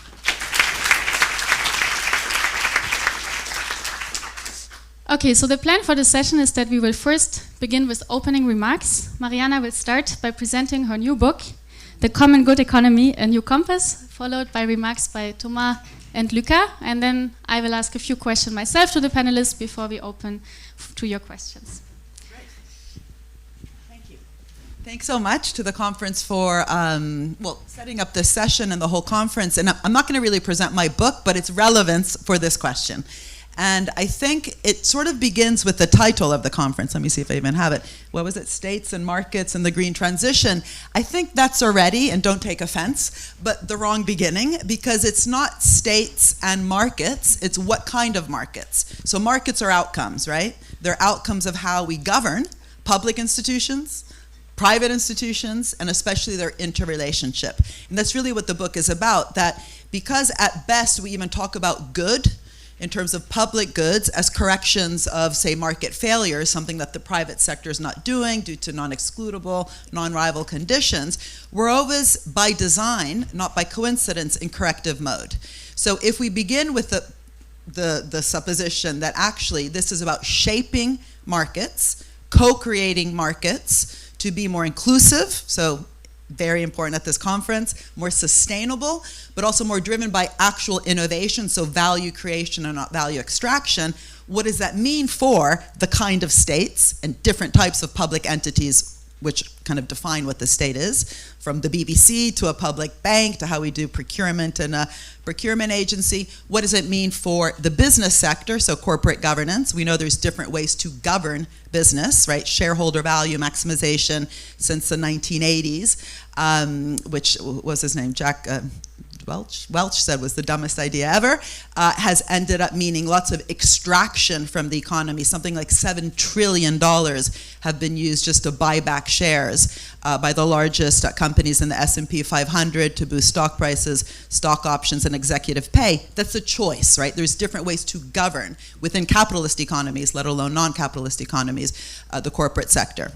There's stakeholder value, right? In Germany and in Scandinavia, workers are, trade unions are actually on the board of companies, right? So, and then their interrelationship. By the way, there's other organizations, not just public and private. So how do different organizations also relate to each other? How public institutions and private institutions relate to each other will define what kind of market outcomes we end up with. And for me, it's very much always beginning with that, because I think we have problems across the board in how we govern our public institutions at best fixing, private institutions, shareholder value, and the relationship has been very problematic. And biologists, I often argue, are much more rigorous when they look at relationships because they have really interesting mathematical models around ecosystems, and they will define analytically, rigorously, a parasitic ecosystem, predator-prey ecosystem. Goodwin, an economist, used to also do predator-prey models in terms of wages and profits. Mutualistic ecosystem, symbiotic, right? So what is the difference? And especially my area of economics, innovation economics, we tend to create these very kind of neutral, bogus words like public-private partnerships or innovation ecosystem without actually defining what kind of ecosystem. So the reason I wrote the book was to say we actually have a lot to learn from political philosophers who, when they talked about the common good, from Aristotle to Sandel today, they would look at good as an objective, right, the telos, and then also the polity, the polis, the community, how we relate to each other. These relational values along the way matter as much as what we're trying to do. That's actually Sandel's critique of John Rawls, in case anyone's interested in looking at some political philosophy. So what I do in the book is I break down that idea of relational value in terms of if the telos, or the goal, so a green transition, an economy that is meant to foster more well-being, if we're trying to reduce the digital divide, just think of all the goals that are also underneath the Sustainable Development Goals. And by the way, the climate area kind of runs through all the SDGs. Then what does it mean for how we all interact amongst each other with the good in the contracts from the beginning instead of picking up the pieces afterwards? And so I kind of create this compass where it has 5 elements. One is purpose and directionality. That's just admitting that there's goals. It doesn't mean that there's necessarily good goals. There's lots of things that happen also when we deregulate an economy that becomes also directional, but just rendering much more explicit what are we even trying to do, as opposed to just leveling the playing field. Second, who decides what those goals are? So this idea of really bringing more participatory democracy and co-creation, not in the sense of chaos, everyone's saying what they think, but for example, deep in the Amazon right now, where there's a huge discussion about the green transition and the need for protecting biodiversity in the forests, with the indigenous communities are basically saying, hello, we know how to do that. We've been doing that for many, many years.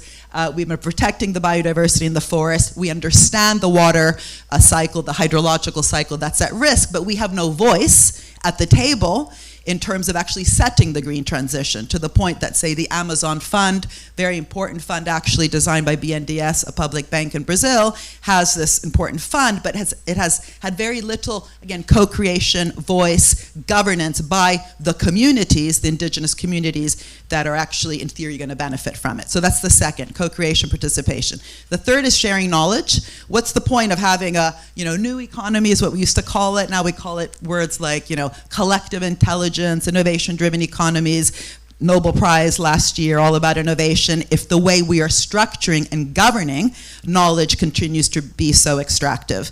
Just think of intellectual property rights. There's no problem with patents, but if they're too wide, So just used for strategic reasons. Too strong, hard to license. Too upstream. So we're literally patenting the tools for research, which is not what patents were for. Then that's a problem. That's an extractive way to think about knowledge. An example of this would be during COVID. The goal, coming back to element one, was not vaccines. It was to vaccinate the world. How we innovated should have actually embedded sharing knowledge at the center so the vaccine could be produced in Africa. That's not what happened. Only one of the vaccines had sharing knowledge at the center of the innovation collaboration. That was the Vaxrevia one, the AstraZeneca Oxford one, because the Oxford University researchers put it as part of the deal. They said, we will only work with you if we actually put some goals at the center of how we innovate from the start. The fourth is sharing rewards. It's just kind of obvious. I've written a lot about this, sharing risks and rewards. The whole history of Silicon Valley was sharing risks, privatizing rewards. How do we actually put reward sharing, again, in the contracts from the start instead of redistributing after? An example would be some experience I personally had with the Biden team where they were thinking of this massive subsidy, the CHIPS Act, right, to actually give chips producers in the US more sovereignty. We put into the act the fact that the rewards had to be then shared. That would come about through the profits generated from this huge public subsidy.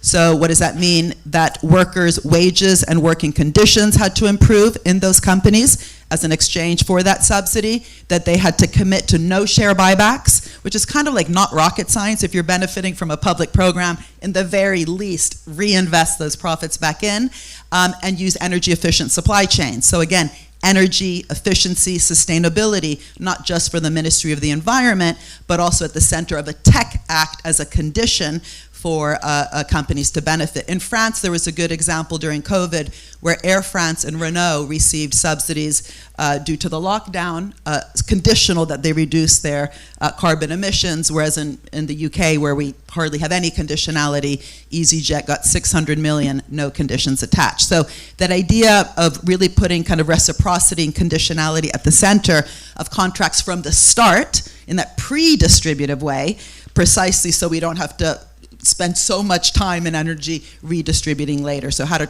create value correctly from the beginning to get a more inclusive, sustainable, innovative economy. And the fifth element of the compass is transparency and accountability. And the work, again, of the lab here that Piketty and Zuckman and so many people here run is so important in terms of transparency and accountability on tax, but it's also in terms of even knowing how value is created, who's doing what and why. The reason I wrote the book about consultants, the big con, or the infantilization of our governments, is when you have all these different actors, philanthropies, consultants, NGOs, so present in so many areas that are fundamental, like energy, housing, IT. It's really important to also, in order to do the first 4 bits, to even understand who the different players are, who's getting what and why. And maybe I'll just stop there and just to say, for me, this whole, really important work that this school and the different labs here have done is incredibly important to also map it alongside the narratives that have been used to drive really regressive taxation in terms of everything I just said. So if we only think that the private sector creates wealth, entrepreneurship, creativity, innovation in the private sector, and at best what the public sector is for is to fix markets, first of all, we don't get the right capabilities within our public institutions because you're just a fixer, so you just need a bunch of bandages. You really need to be dynamic, creative, agile, flexible.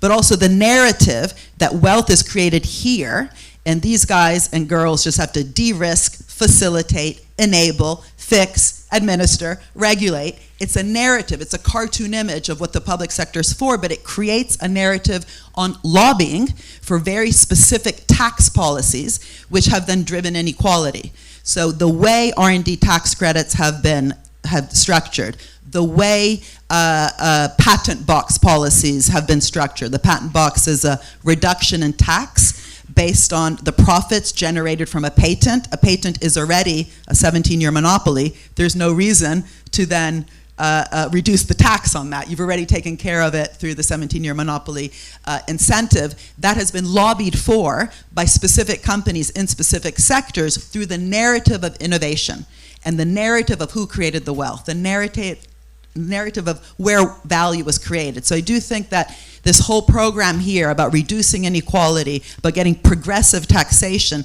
has to be accompanied by a different understanding, a mapping, both empirical and theoretical, of where value actually comes from the beginning, so we truly socialize both risks and rewards from how the value is created ex ante, instead of picking up the mess ex post. Thank you so much.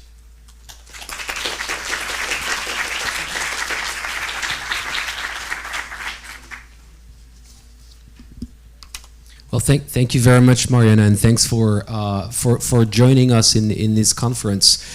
States versus markets in the energy transition, or rather states, state actor, public actor versus private for-profit actors. In fact, trying to connect this session with yesterday, it struck me that there was a session yesterday with Jason Hickel and Nick Stern and Tanjal Kanetkar, and it was on growth and degrowth. But quite rapidly, it occurred that, in fact, the session was not so much on growth and degrowth, but rather on ownership, socialization versus private forces, and that the big controversy, discussion, maybe disagreement, was on who should run the investments in the transition. At least part of the discussion between Jason and Nick.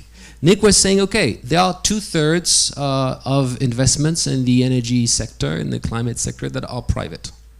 And it would be kind of unwise to think that this is going to change radically, and we should take this for granted. It's going to be like that. And Jason was citing other models, in particular the investment model in China, which, according to him, has a lot of positive sides in terms of its effects on the economy and on the decarbonization of the economy. And I think that moving from growth versus degrowth to states versus private actors is a very interesting shift in the discussion. It's at the heart of the discussion today. And what I wanted to say here in my introductory statements is that this discussion about who should do the investments and who should own the infrastructure actually is a very old, long, well-debated question in rich countries, but also in emerging countries over the 20th century. In fact, there have always been these discussions. So when it was the time of coal dominating the energy sector, well, in France or in the UK, for instance, you have a series of proposals, in particular by Labour Party or socialist parties, about the nationalization of mines. And the idea is that it is very inefficiently run when it's run by a few private actors.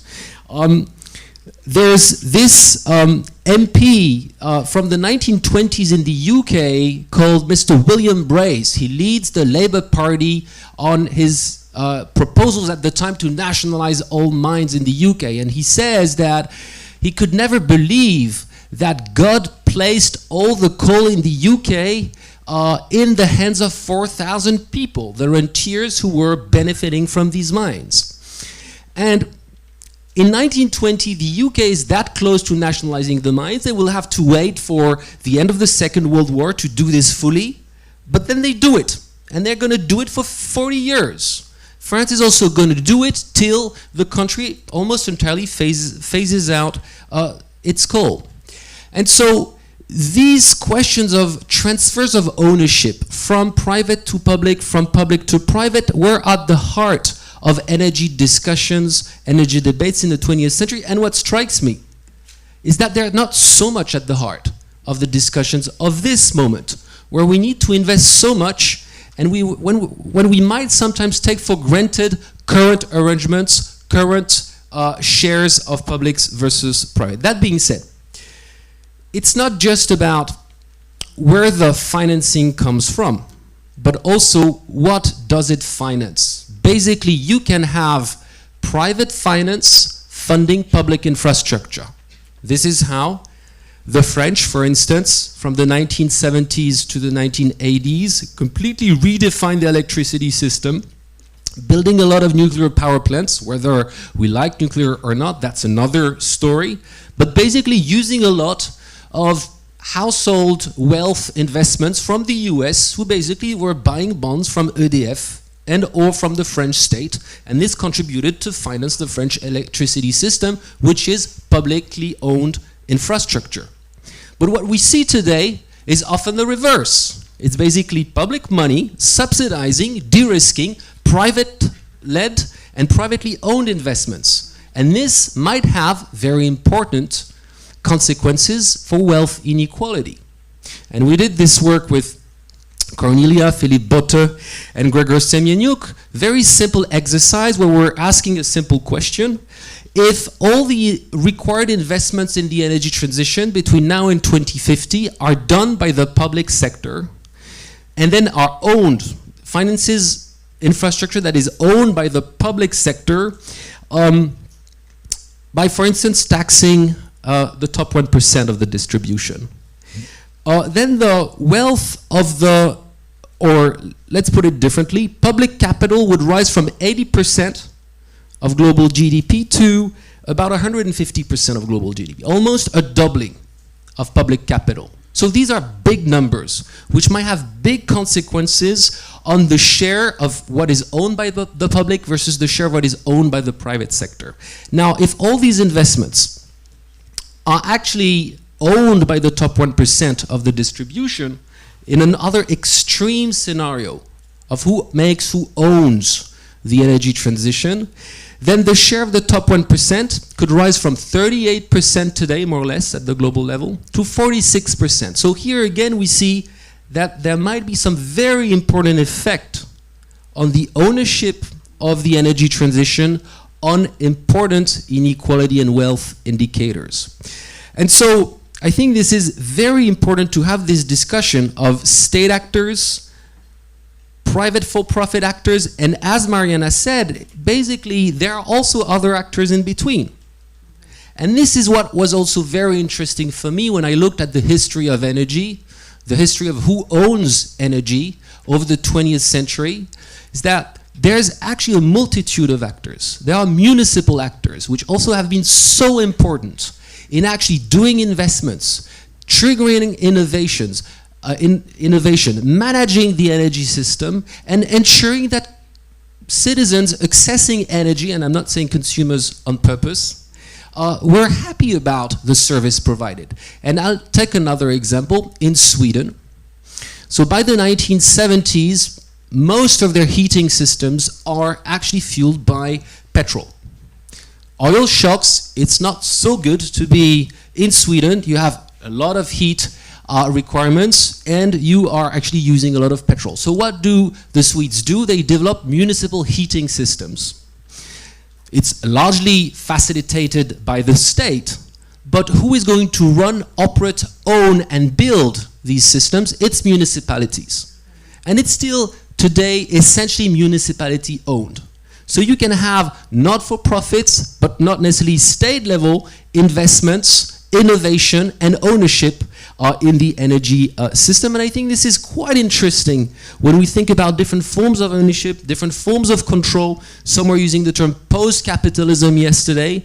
But I think, again, that the energy transition is one of these key moments in the history of economics, in the history of our societies, where basically we can contribute to reshape the boundaries of what is privately owned, what is government owned, what is not-for-profit owned. And so it would really be amiss to take the current state of private versus public finance and investment for granted and to assume that we cannot discuss this, because I do think that if we care about inequality, we indeed need to discuss this.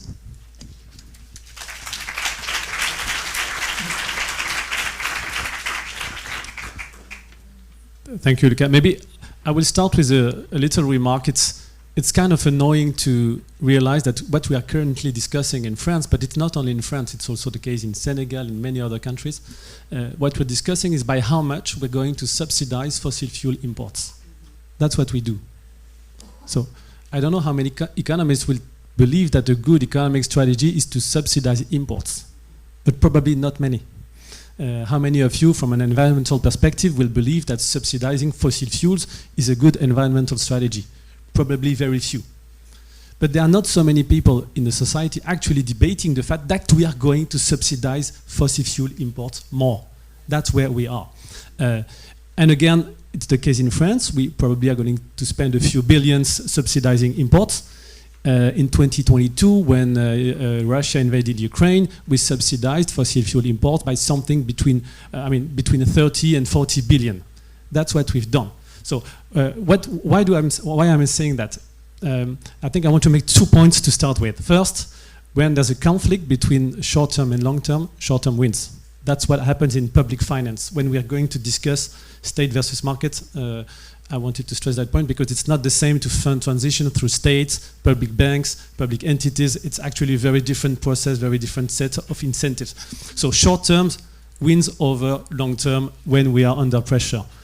Second observation, the social agenda wins over the green agenda when there's an immediate contradiction. So it means, is there such a thing as an energy transition? I think there is not. So no country will lead only for the purpose of decarbonizing, for example, a pure energy transition. There are other systemic transitions that may happen, but it's a package of fiscal, social, number of other aspects transition. But again, probably we should put away from our minds the idea that there is such a thing as a pure energy transition. It's a remark that I make in the case of France, but we've seen many very poor countries debating, for example, the amount that they're going to spend for fossil fuel imports. Just a few days ago, the Senegalese government went down with a debate between the president and the prime minister because the fiscal deficit was too important, and partly because of fossil fuel import subsidies. So again, it's not a particularly French problem, but of course we know the situation in France a little bit better than we do in other countries. Now I work at AFD, so we're funding projects, public policies in developing countries. And the 2 points I was making earlier, that short-term wins over long-term and social agenda against the green agenda when they are in full opposition, it's even worse in developing countries because the preference for the present is higher in developing countries because social needs are higher. And again, social needs, when opposed to the green agenda, will win even more. So now how do we solve this issue? I don't think it's mostly a state versus market problem. It's first a planning problem. When we want to resolve the contradiction between the short term and the long term, most of the time you end up in this situation because you have done no planning. Well, Mariana has wrote about this in the Mission Economy, so that was 2 books ago, but still not a very long time ago. So first having a purpose, and again, I don't think it can be a single object purpose. It's a more global effort than that. And practically speaking, when in our case, I see your colleagues who have worked on South Africa, for example, together with the South African government, the general question is, well, probably from a European perspective, is how does South Africa phase out coal, like we did in France? But it's not a debate that's acceptable if it's the only one. If you don't come up with a question typically on how the territory of the province of Mpumalanga is going to treat ex-miner, but also the car companies or bus companies or truck companies that extract or transport coal, the services job that go alongside with the coal industry. So you can have an environmental debate that's only taken in isolation. So, and again, the degrowth agenda, I've not seen it really as a very powerful political agenda in any developing country. I think, frankly, maybe it's a debate that exists in Europe or the US. Difficult to find a majority for that, but in developing countries, it doesn't exist. Or it's so limited that there's absolutely no political strategy to go along that pathway. So what we do, practically speaking now in terms of research at AFD, but that's because we answer the demands or requests from governments in developing countries when they need to do planning, again, to overcome that full and very intense contradiction between short-term and long-term. It means you have to calculate precisely or find options to reconcile or at least limit the damage or seize opportunities to organize long-term transition and to fund them. Now, is it states? Is it development banks? Is it what level is the right or the private sector that is the right arm to do that? First, you can give incentives to market when you have a clear path. Typically, in carbon emissions, you will need a cap. The private sector is never going to limit emissions by itself or have a cap that's compatible with the trajectory. So that's no doubt a political, a state decision or a mission, to speak in my honest terms, that the state has to give to the markets, because it's not going to deliver any sort of emissions cap, for example. Now, giving a price to electricity, for example, it's a very intense debate. It's the case in France. It's the case in other instances, but also it has many political ramifications. Now, is it a bank or government that do better to invest over the long term? I have a strong bias and a strong opinion on the issue, and I will tell you, in a democracy, and it's a normal thing, governments have an horizon. That's their electoral agenda. The budget, it's an annual notion. Even though we tend to believe that budgets should invest, well, you could use the state budgets to invest over time. It's not really what happens practically. And the example that Lucas was saying with ADF in France, it's actually a public company, so of course it depends on the government. It's included in a democratic environment, but you borrow over 15, 20 years. You have an income statement, so you can invest, amortize your investment, and actually realize the investment. So I'm not pleading only for development banks, actually. I'm pleading for public actors within the public sphere that have the capacity to borrow to invest, but also have a time horizon that's not immediately dependent from elections. So I don't think we should expect too much, in particular when you don't have that much growth and confidence in the state budget to deliver on the energy transition. And what I'm saying, so again, coming back to the initial example, states will always be under immense pressure anytime there's a shock, and are going to deviate significantly from the long-term trajectory that they have themselves sought. Now, maybe a last word on what academia can do. It's easier said than done that we need a good planning that's going to integrate typically a carbon component, social impact on jobs, sectors. But playing that game, I think, is an important role for academia as well. When you do that, it means you are embedded in the political decision-making process of a country. So it comes at a cost in terms of liberty. You don't necessarily choose your questions. Let me give you an example. Vietnam asked us to work with them on that trajectory, but they set their questions. They asked us, how is climate change going to impact the production of electrical dams, for example? How is it going to impact the productivity of the agriculture? How is the sea level rise going to impact the situation in the Mekong Delta? So when you work with a foreign country, you don't make the political calls. You don't make the political choice. So you answer a demand, their vision, their political arbitration between environment, social impact, regional impacts. As a researcher, you may have an opinion on which region is better or which social category, but to some extent it doesn't matter. So when we do research at AFD, I call that embedded research.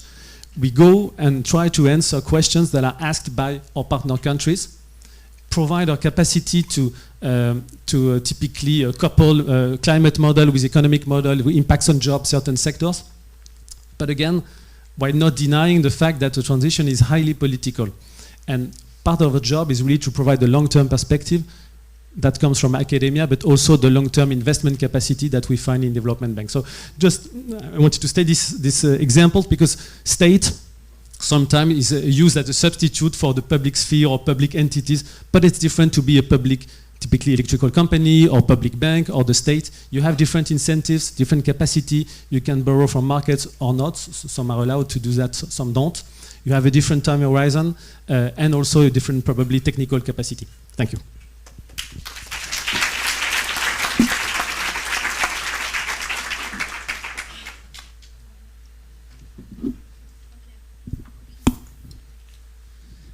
Okay, thank you very much for these very interesting opening remarks. So I think it has become clear that for all of you, the public sector plays an important role in stimulating and shaping the energy transition. I think my first question would be, we're living in a world where in the global north there's relatively limited fiscal capacity in many countries. We see that public wealth is much smaller than private wealth. Private actors might seem much more powerful in raising the necessary capital for the transition. And we also face strong public backlash against environmental policies, as we, for example, seen with the Yellow Vest protest in France. And at the same time, in the Global South, we sometimes see we have weaker state capacities, and of course there's this question where the money comes from in the first place. So I'm wondering, could you give some concrete policy, some concrete examples of policies where we could start in regard facing this current political situation where it doesn't seem easy for states to take an active role, to play an active role in pushing the transition, which of course has to happen or to be accelerated as fast as possible. So maybe if you want to start. Thank you. And we can also disagree with each other, right?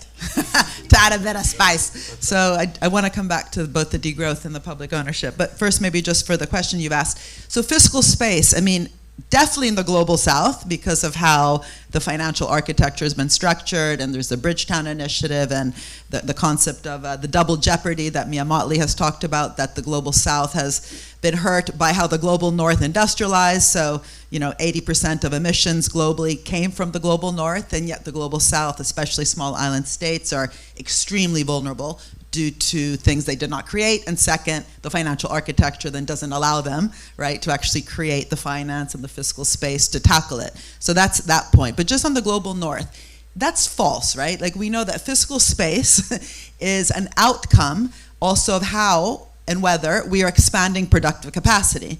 So coming back to this idea that the public sector is often just very timid, right? Because we're not glorifying here the public sector, we're kind of saying what it should do. In some places it has played a leading role, but in many places it doesn't, and that creates a self-fulfilling prophecy. Just look at the UK today. We have underinvested on the public side, something like 500 billion pounds in the last 2 decades compared to the OECD average. That's the public side. In the private side, we have companies that have high profits but low investment. We are 28th in the UK, global north country, in the OECD for private sector investment. So we have lots of companies like Thames Water, like Carillion, and other companies that aren't reinvesting their profits, right? When they don't reinvest their profits, you also don't grow the economy. Growth is a function of investment. When you don't grow the economy, also you have less tax receipts, assuming that then also companies are paying tax, so on and so forth. So we have to stop talking about this kind of like as though the fiscal space is narrow. We are creating narrow fiscal spaces. And that's the whole point of missions. It's not about a project, is getting to the moon and back. That required so much private sector investment, but there was a confident public sector that said, we're not going to tell you what to do and how to do it that would kill innovation. We're going to stimulate innovation. They didn't talk about growth. They said they had problems to solve. How would the astronauts eat? What would they wear? How would they literally go to the bathroom? Which again became a problem last month with Artemis. The toilet is always the problem. And to do that, they had to change how they did procurement. So often procurement, which is government purchasing, which is 20% of a government's budget, is often wasted.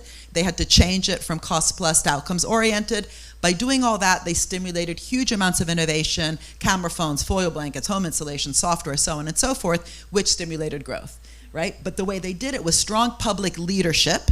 By the way, they put into all the contracts no excess profits, not no profits, just no rents, right? You're not going to earn in excess of what you're doing. You're not going to turn the space race into a gambling casino, which I think is exactly what we've now done. And in order to do that, they had to have the good relationship. This is where I wanted to kind of counter a bit, not what you said, because I agree with everything you said, but I don't think the point is to go back and say it's public ownership, as much as I think it should be, especially in areas like water. So forget what my opinion is. The problem is that's the old way to think. It's either public or private. Nationalization, privatization. Now again in the UK, the New Labour debate that's coming in with potentially new leaders is going back to, should we nationalize certain sectors? As opposed to what? Govern it with strong public leadership, with good contracts that prevent precisely to turn energy, health, housing into these gambling casinos. And that's where it's interesting to look at public banks. Some public banks operate that way. Like in Germany, the public bank, the way they bailed out basically the steel sector was conditional that the sector lower the material content of production. They didn't tell them how to do it. They didn't nationalize it, but there was strong public leadership. The public loan was conditional on innovating in a green direction. It's the only reason there's green steel in Germany. In Italy, we just give out public subsidies. Steel, in Italy and in the UK, help, help, and the public loans go just to remain alive. right? So I think what we need is much more evidence of good practice. My whole institute has actually been founding on doing these case studies of good practice versus bad practice, of using tools, whether it's public procurement, whether it's a public loan, to catalyze good growth. That's also why I totally don't believe in the no growth, degrowth. I think it's for the bourgeoisie bohème, les bobos. That's very dismissive, sorry, but I do kind of think that precisely. No one in the global south even talks about this stuff. What we need is good growth, but that really requires a clarity on what we're trying to achieve. That's the mission. Getting all the private sector, not just random sectors that you give out subsidies, to be part of the solution. So picking the willing, not picking winners. Boldness in the public space to actually then make sure that every contract, a water contract, a property right, a bailout, a subsidy, a tax incentive is conditional that you're investing towards more inclusive and sustainable practices. And there's many good examples of that, but it doesn't scale. That's not how the system currently works. And there's 23 trillion in our public banks, national banks. There's 2.2 trillion in the MDBs. Most national banks just give out money with no conditionality whatsoever. And so I just think this is sort of the new space, right? Like the old conversation was public versus private. It's very important. Gregor and I also did a whole study about it in terms of energy, like who financed what and why. It was always public institutions that financed the really kind of high risk stuff. But the question there is, why aren't they getting a reward? Why are we socializing risks and privatizing rewards? So again, examples where you also socialize the rewards as opposed to nationalizing the sector. I think it's that granularity that we should be moving towards. Yeah, and I fully agree. On the question whether it should be publicly owned or privately owned, let me say again that this is not a new question, and I don't think that asking this question would be coming back to 40 years ago. When the electricity systems and the gas systems were being created for the first time in France or in the UK, for instance, in the 1920s, 1930s, there were a lot of discussions about there are actors who are actually getting some rents, some excess profits. And this was making users of electricity or gas, whether in France, in the UK, or in the US, very unhappy. And so at the beginning in a country like France, but also in the US, regulators, policymakers tried to better regulate these markets. The idea was that it should not necessarily be, a public or private. We can regulate from the outside. And it didn't work so well. Basically, it didn't work so well. Roosevelt was so upset at gas and electricity utilities that he criticized them as evil companies. French regulators were also pretty upset, and they have a series of laws to try to regulate them in 1930s, 1940s. But then you have this movement of nationalization. And I think it's also interesting to try to understand why these policy makers, these lawmakers shifted from one approach, which is let's try to regulate them from the outside, towards let's integrate all these things. And so we've integrated these things into nationalized businesses in France and in the UK and in many other European countries. In the US, it was more complicated. They've created the Tennessee Valley Authority in 1933, but this was just one part of the electricity system. And Roosevelt was also interested at the time in cooperatives. He sees cooperatives in the Scandinavian countries and he asks a report, and then he's going to push forward cooperatives in the US. But the general point I'm making, and I'm going just slightly backwards here, is that those who try to nationalize, basically they felt that regulating from the outside is sometimes too complicated. And as soon as, in fact, the owners are in the private sector, well, there's something which is residual rights in economics. Basically, who gets the residual rights in a contract? And when you own an infrastructure, you're the final decision maker. And it's very difficult sometimes to regulate from the outside. And so legislators in France or in the UK, for instance, when they nationalized, it was because there are economies of scale, because they wanted to plan the economy, and it was much easier to do so, because I think they also had a vision about the cost of capital. Today, even highly indebted governments would borrow around 3.5%. Private energy actors, 5% minimum, and potentially much more if we think about rich countries. So there really is a question of cost of capital. And so for all these reasons, at some point of time, and it's not to say that we should nationalize, absolutely blindly, but I think there's a good case for nationalizing some of the energy companies today for reasons very similar to those that were seen valid in 1945. But I also think that the kind of diverse approach, not to nationalization but to socialization, that Roosevelt was pushing forward in his New Deal, will nationalize some actors, will municipalize other actors, will cooperativize other actors, and there will also be a little bit of private sector. I think that's a very interesting approach. Maybe a final point here is that, where do we go from there? Where do we go from there? And in the Global Justice Report, we have a proposal for a sovereign wealth fund. This sovereign wealth fund in the Global Justice Report represents 10% of world capital stock.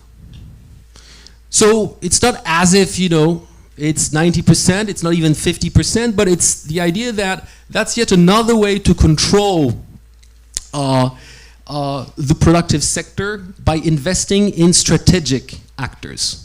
And then the question is, how do you finance this wealth fund? The Global Justice Report argues that a part of it, the most part of it actually, is by taxing the wealth of those who have a lot. And actually, instead of paying through income flows, they can pay in shares. Pay in shares of the companies they own. And here, I think there are very interesting examples of wealth funds that seem to produce some interesting results from the perspective of how the companies are run. And the Norwegian Wealth Fund is rather transparent, is rather efficient, and claims that it has some effects, some impacts on how the businesses that it owns are managed. And I think it could go much further into imposing even more stringent environmental and social objectives. But that's another way to socialize the ownership. It's through a wealth fund rather than through a direct management, a quasi-minister of energy, which EDF in France, so French Électricité de France, has been between 1945 and the 1990s. But so, to conclude, I do think that the ownership question matters a lot, especially at a moment when we need to plan, when we need, there's an issue of cost of capital, and when we need to have a diversity of objectives and not just profitability. The form that nationalization took in a country like France or the UK, it's one among several forms of possible socialization, but ownership matters a lot. Thank you very much, Luca. And yes, Thomas, if you want to comment on that, and maybe also talk a bit more about the Global South and how we can spur development and climate. I was going to rebound on that, so excellent question, Cornelia. No, so I wanted to do a little provocation with because earlier Mariana talked about the Global North and the Global South. So I'd like to make a joke often because I don't like this characterization of the world. One example, South Korea is in the north and North Korea is in the south. This is just to a little bit contest the principle itself, but more seriously, I work in an institution that's active in official development assistance, so development finance worldwide.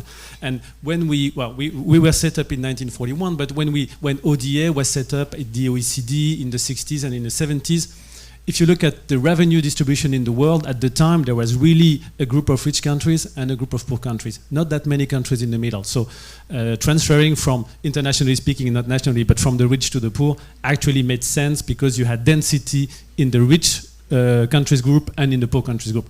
Now you look at distribution of wealth in the world, it's absolutely not the way you observe things. It's sort of a Gaussian curve where you have lots of people, if the world was a country, lots of people in the middle, a few rich, still too many poor, but it's absolutely not a two-hump description like we had in the 70s. So when we say global north versus global south, I think it's more complex than that. But the problem is that typically the climate finance agenda was set up in the early 90s, where you had more clearly defined group of emitters, not emitters, rich versus poor. And now that we have more people, more emitters in the middle, it's not a dual agenda. And it's making things more complex for a number of reasons. You take this climate finance agenda in formerly developed countries, it's hard to explain why the full cost of the climate transition would be entirely borne by OECD countries, while China represents 31% of emissions. Now they have a GDP per capita that's higher. The Gulf countries are not as surprising as it seems emitters of climate finance, because they were not considered industrialized countries in the early 90s, but now they're at the same time rich, big emitters, but they have no formally, they are not in the annex of countries supposed to produce climate finance. So we inherit a design of a global policy that really doesn't look like the world as it is today. I think it's creating a lot of pressure.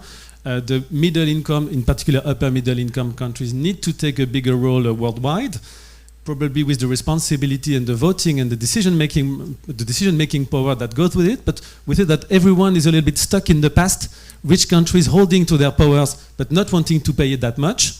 Middle income powers not having that much power, should pay more but are not giving the responsibility that goes with it. And the victims in that system are mostly the low-income countries that don't receive as much as they should. Second paradox, in the Paris Agreement, we had the objectives to limit global warming by 2 degrees and to produce 100 billion of climate finance. But the 100 billion of climate finance were never the estimate to actually reach the 2 degrees. That's how it is. So we have a fundamental failure in the climate finance architecture. First, rich countries are not really so rich any longer in relative terms. So the list of countries doesn't really match the reality, plus the numbers don't match the needs. That's two striking facts in current climate finance. So it's not enough to say rich countries are going to fund the poor countries, it's 100 billion or tomorrow 350, because the objective, again speaking in minus terms, but the mission is not properly, the cost estimate of that mission is not right. And the distribution of that cost also is a problem. Now, it also happens that we don't really have a climate objective any longer. We typically, in the case of France, we had a 6 billion per year objective in climate finance, which we actually passed last year. We had only at AFD 7 billion of climate finance out of the 100 on average from between 20 and 2025. Now there's an objective in 2035. But what are we supposed to do this year? I'm not sure exactly. So in that case, we're discussing state versus market. It's also a problem at international level. We need a clear indication from states based on COP negotiation, but by how much should each country pay, and does the sum of this contribution actually match the objective?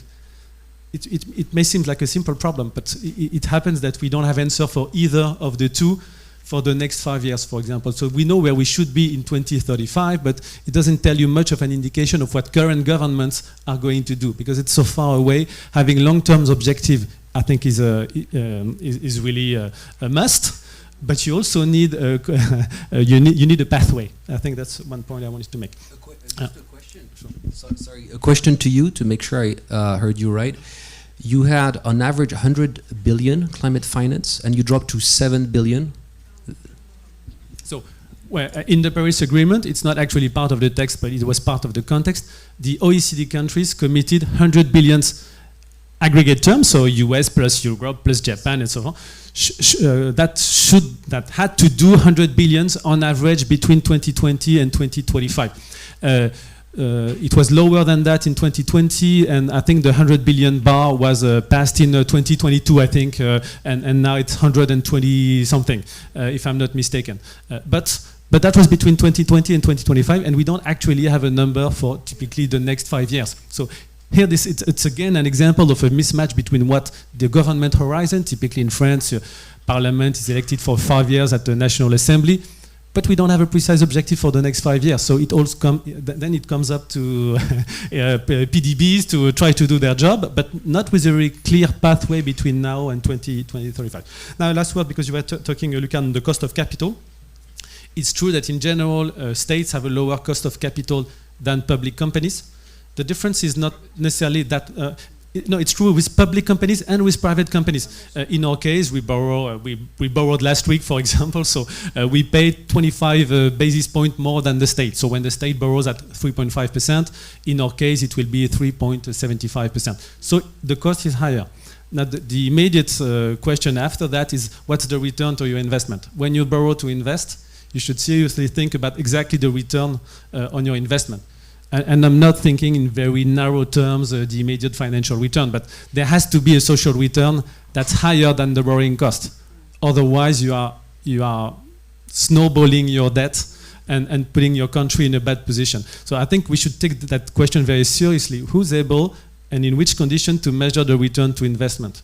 I did my PhD with Jean-Paul Fitoussi. He was a strong Keynesian, always found a return to investment, but now I'm working in a state or public institution, and I can tell you it's a job, and it's a complex job to actually measure what you're doing with public money and make sure that your return is going to be higher than the borrowing cost. Otherwise, you may end up in over-indebtedness, which we've seen in a number of countries, actually. So public debt, I think it's a perfectly acceptable tool, but when you think very seriously about the social return of your investment, otherwise, you may end up just sacrificing your next the future to the present. Yes, absolutely, and I think that planetary habitability is a very good social return on investment.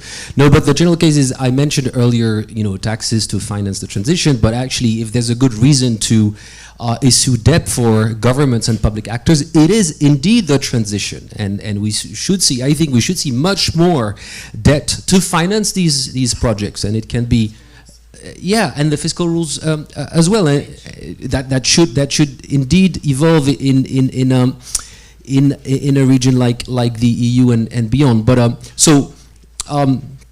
more debt, more taxation, and you have a very different space for investment. And you were discussing at the very beginning the fiscal capacities. I also wanted to say that the whole discussion about the impossibility today to get more debt is, as you were saying, largely created, and in a country like France, the totality of the extra deficit, if we compare today to 2017, is actually a reduction in the revenues, and it's not an increase in the spending. And I think it's also created through this channel. I mean, I think we're all saying the same thing, but also the differentiation of spending versus investment, no? So one thing is how to actually measure the return on investment, but also what you're counting as an investment. We're doing this fascinating study right now in Carnival in Brazil, right? And at best it's seen as creating value based on the ticket sales and the food and the beverage and the tourism, but the actual value of a carnival, if you look at the value the whole year in terms of the mental health, the social cohesion, the community building, what happens in the favelas, the steel bands, the samba schools, so on and so forth, it's just not measured at all. And yet we know in so many different areas, actually, especially if you read the work of, I can't even say it, epidemiologists, say it, Michael Marmot and Wilkinson, where they look at the social and economic determinants of health. We know, just like with climate change, that the cost of inaction is greater than the cost of action, right? So it costs much less to invest in people and their well-being, think of youth centers, community centers, public libraries, after school clubs, than to imprison a teenager, right? And yet, do we do that? No. Do we have the evidence? Yes. Do we care? No. So I think it comes back to what we saw in COVID, where countries cared because people were dying, and so they had to react. We ended up having the war room, right? Like the situation room, Department of Health, Education, Finance, working together, and also the PPE. In the US, they used the Defense Production Procurement Act that they got from the Korean War to procure in personal protection equipment and vaccines. That's because they cared. With war, people care. No one says the 2030 agenda for war. For these other things, we sometimes have to admit that there's no lack of good econometric results, good valuation of return on investment. It just happens to be on things that we as a society have cared less about. Right? I mean, that's why I wrote the book on the moon landing, not because I think we should go again to the moon, but isn't it interesting that to get there, they created the money, they said, we're doing it because it's hard, not because it's easy. There was none of this facilitation, de-risking talk. There was good, well-devised public-private partnerships. That's only in military-industrial complex problems. So I think the question we often have to come back to is, why are we not treating with the same level of urgency climate, health, the digital divide, so much issues around inequality? And of course we need the right studies, but even when we have those studies for these other things, we're not acting with that same level of urgency, and we treat some things as an investment when it has to do with kind of the innovation paradigm, but for the welfare side, we continue to see it as a cost. And that's where you see the bold vision of people like Lula, who came in and he said, we're gonna tackle hunger and inequality. We're gonna put that at the center of an industrial strategy. So we worked with them on this, saying school meals in all schools in Brazil will be healthy, tasty, and sustainable. Again, that's the Situation Room, Department of Agriculture, Health, Education, together. We're going to procure in with local manufacturing. It'll be part of a climate agenda, but you tackle poverty and climate issues at the same time through kind of that mission-oriented sandbox. But if you don't care about it, if you don't have a leader like Lula saying hunger and poverty done through an innovation lens, done through BNDES loans and so on, you know what I mean? So that's where it then comes back to, in the UK right now, the problem is not that there's not enough studies, there's also a real lack of leadership. And I think I don't like to individualize the problem, because then that just leads us to kind of romance, but it's also that. And that's why we have to put a lot of pressure on decision makers to actually say, do you even care? Why for defense you did that, but for health you did that?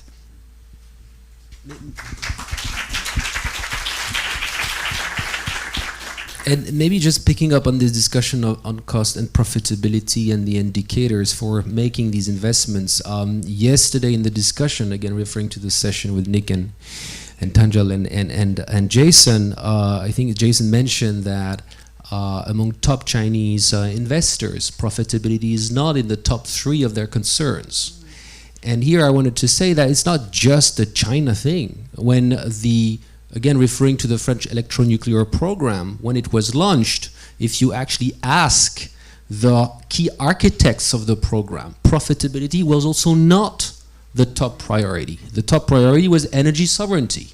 The top priority was planning an industrial strategy, and profitability was one of the various indicators. But again, the profits come later, but you don't worry about it. Yeah, but you're not going to judge whether or not you're going to act. You're going to invest on one number, which is the top number, which is this profitability metric. And I think again, it comes back to who is making these decisions, and can you impose from the outside? Can the government actors, the regulators, impose this to private actors? I'm not saying it's impossible. It's quite. Sorry, can I? So I find it interesting that every time you talk about public, you're talking about regulation. So the narrative switch is also to see the state not just as a lender of last resort or a regulator, but as an investor on what I've called the entrepreneurial state. All of a sudden, the energy in the room, if you're seen as an innovator, co-creator, shaper, not just a regulator, an administrator, even your confidence, but also ability to negotiate those good deals is completely different. So the reason I wrote the entrepreneurial state is literally all the technology in your smartphone was state financed. Internet, GPS, touchscreen, Siri. Where did the money go? To the tech companies that you see today. So was the state just regulating in Silicon Valley? It invested in the energy sector. All the high-risk, capital-intensive investments, the value creation came from the state.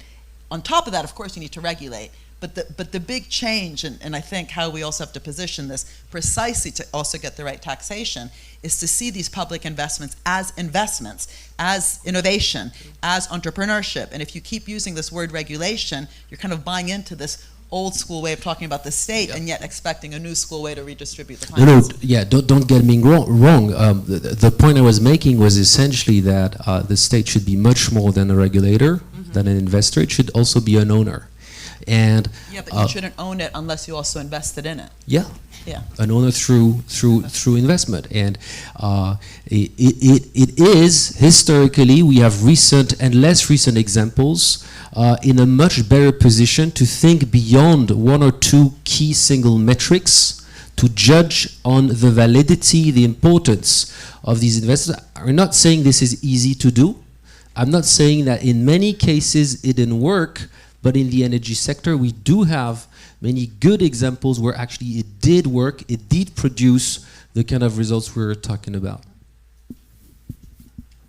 I mean, just two remarks. A few years back, I think it was you, Thomas, you mentioned in an interview that the only real debt is in the environment, and in particular carbon, because otherwise financial debt, it's always a zero. In net terms, it's always zero because someone holds the debt, someone actually repays the debt, but it's not the same with carbon. It's just a damage that there, and the interest rates you pay is damage all across the society. And to come back to the earlier discussion, what can you expect from public actors versus private actors? In some countries, including in developing countries, you find private actors to invest in renewable energy, for example, because it has an explicit return for themselves. So the return will be a financial return, well isolated, and in that case, private actors can leverage and play a role in preparing the future. However, when the mission is to reduce future damage, and the damage is all across the society, it's a public debt. It's not exactly clear who owns that debt, but it's very clear who pays the damage, and this is where the return will be more relative than the private returns, because the social return can be typically to avoid a damage. You invest 100 million to avoid a damage of 120, it has a return. No private investor will ever pay for that, because ultimately it's still a shock. But this is, I think, a nice way to distinguish what you can reasonably expect from private investors, which is that they're going to capture part of the return, then it has inequality consequences. But it's I think, a different problem. Comes up to regulation and taxation rather than who's the investor itself. And in other instances, when the return is more social, more relative, can be typically the reduction of a damage that you're going to get anyway. This is when I think you necessarily have the capital will have to be public, because no private investor will invest to limit the damage that's collective. Maybe individually you would protect your own house, a company will protect its own assets, so in very local adaptation it could work, but not in collective terms. Okay, thank you very much. So now we have about 25 minutes for your questions. So please raise your hand if you would like to ask a question. We have 2 microphones on the left and the right, and I think we would take a few questions. We would ask you to keep your question short and stand up if you can. And maybe we can start here in the middle, yes. Hi, thanks for the great talk. I'm a researcher at the European Central Bank, incoming PhD student. You were mentioning the contracts that the public sector would have with the private sector. What conditions should you put in this contract to make sure that those conditionalities make rewards socialized for the population? And how can this help drive in business investment? You were mentioning that for many countries like the UK, business investment was so low. How can these conditionalities help drive business investment and get businesses to invest? Thank you. And then on the right. Hi, my name is Sylvain Aubry. I work for Human Rights Watch. I'm wondering whether the opposition between the state and the market, the real opposition we are dealing with here, because this ignores that there are cases where the state may be captured by the private sector. I mean, typically how the US is right now. And vice versa, you sometimes have actors that are nominally private for-profit actors. Think about like the GP, the doctors in France, like until maybe less now. But they were nominally private for-profit actor, but really acting not in a for-profit way. And it seems to me that the difference is really between some actors that are what some of us call commercial actors, where the profit is the primary motive for action, and actors where the primary motive for action is not commercial actors, where something else is one of the top 3 concerns that you were describing now. And that's the real difference. And I wonder what we need to work towards is decommercialize the parts of the economy that we think are important, like climate, but same with education, healthcare, and so on. And that decommercialization may happen through then a mix of actors, public, private, cooperative, and so on, but whose common point is to be decommercialized. And maybe the formal legal nature of what they are is less important than the way they are organized in a commercial and non-commercial way. And I wonder whether that kind of idea may help make some progress. Okay, thank you. And we have one question on the left. Hi, I'm Panos. I'm a PhD student in Oxford.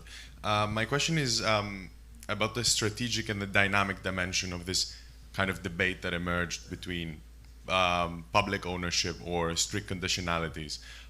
We saw in the 20th century that there was public ownership, strong state capacity, better egalitarian outcomes, but then this faded. There was privatization, neoliberalism, rise of inequality, and so on. How do we make sure in the case where at some point there is a progressive alliance, for example, such as in Brazil, where it is capable to implement some of these visions that you put forward today, that there's also that these visions will remain? Because, for instance, one argument for ownership is that once you nationalize something, it takes some trouble and some cost to privatize it. If it remains private, but you, for instance, in order to give a subsidy, you have some conditionalities. When the government changes, when the tides change, maybe in 4 years, they can take it back, and we can return to this kind of classless ecology that we have been discussing in this conference since yesterday. So yeah, what is the strategic dimension and the dynamic aspect to make sure that when progressive forces are there, they're not just going to revert at the next change of the tides a few years down the road? Thank you. You want to? Should we take them each? Yeah. Okay, I might start with the second because it leads to the first, and we'll try to be quick so we can all answer. So the second question about kind of capture.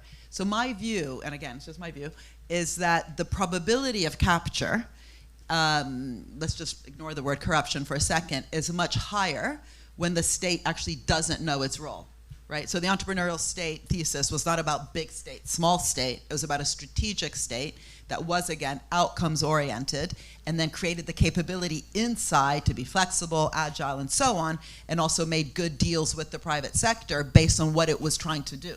So as soon as you're just market fixing, the opportunity even for the deal origination to always occur in the private sector to then signal where the market needs to be fixed because there's some sort of financial gap in an area, in my experience, that's the open door then for corruption. As is, by the way, as soon as you have a civil service that is so risk averse, because as soon as it makes a mistake, it's on the front page of the newspaper, whereas the venture capitalists are allowed to brag about all the risks they took. That risk averseness also opens the door for corruption because it opens the door for all sorts of consultants to come in and so on because the civil service is kind of fearful. And that comes to the first question about conditionality. There's no reason to have conditions if you don't have a mission. So conditionality is not like a value in and of itself. It's in order to achieve a goal, you better have the right relationship and the right contracts. You better even know who you're working with. One of the top people in NASA, Ernest Brackett, who was organizing all the contracts with the private sector, said, we're becoming stupid, because he saw how much actually the consultants were coming in. And he said, we're going to get captured by brochuremanship, because they didn't have PowerPoints at the time, and we won't even know how to work with the private sector. We won't know how to write the terms of reference. We won't know how to write the deals. And he was the one who was putting in the deals things like no excess profits. But so the first thing is, the conditionalities are in order to get the job done. What's the job? If the job is just a Trump job, then that will be very different sort of conditionalities, right? So there's an underlying premise here that we're all talking about a progressive leader, right? If you want an inclusive economy, a sustainable economy, then how do you then structure deals, whether it's the CHIPS Act or lithium extraction in Chile, where Boric, a progressive leader, said it's not just about lithium to them to sell off to make batteries in the global north. It's also to extract that lithium in ways that's less harmful on the waterways, because that's what's currently happening, right? We're doing SDG 13 climate and then extracting lithium for the climate goal for electrification, but hurting all the water with just SDG 6 and SDG 14, right? So how do you, if you have a goal around sustainability, then create conditions, whether it's with your lithium companies or with the CHIPS Act. And by the way, the renewable energy companies currently, there's a study that's just come out from a friend of mine in Norway, are some of the most corrupt and tax evading companies in the world. So let's be careful. This isn't about a good sector, it's a good relationship. And of course, tax is itself a key relationship. And so, I mean, I already talked about the conditions, right? Working conditions, reinvestment of profits, energy efficient supply chains. I've always written about the state taking equity. You know, the Tesla deal was the stupidest deal ever. So the US government gave $500 million both to Tesla and Solyndra, picked up the mess when Solyndra went down, and then with Tesla, which did well, the deal was if you don't pay back the loan, we get 3 million shares in your company. The deal should have been in the contract as a condition. If you do well and pay back the loan, we get 3 million shares. The price per share went from 9 to 90 in 2009, 2013. That difference multiplied by 3 million would have more than paid back the Solyndra loss in the next round. So that's like a public venture capital view of things. It's public ownership, but it's not about nationalizing the automobile industry, right? So those kind of confident deals that you get back a share of what you produced is also why this regulation narrative has to change. And lastly, I mean, I think it's both an issue of state capacity, so investing in the civil service, who stay, by the way. Presidents come and go, ministers come and go, the civil service stays. That's why in our institute, and I'm very happy that Louis is about to join us, we focus a lot on rethinking literally the curriculum.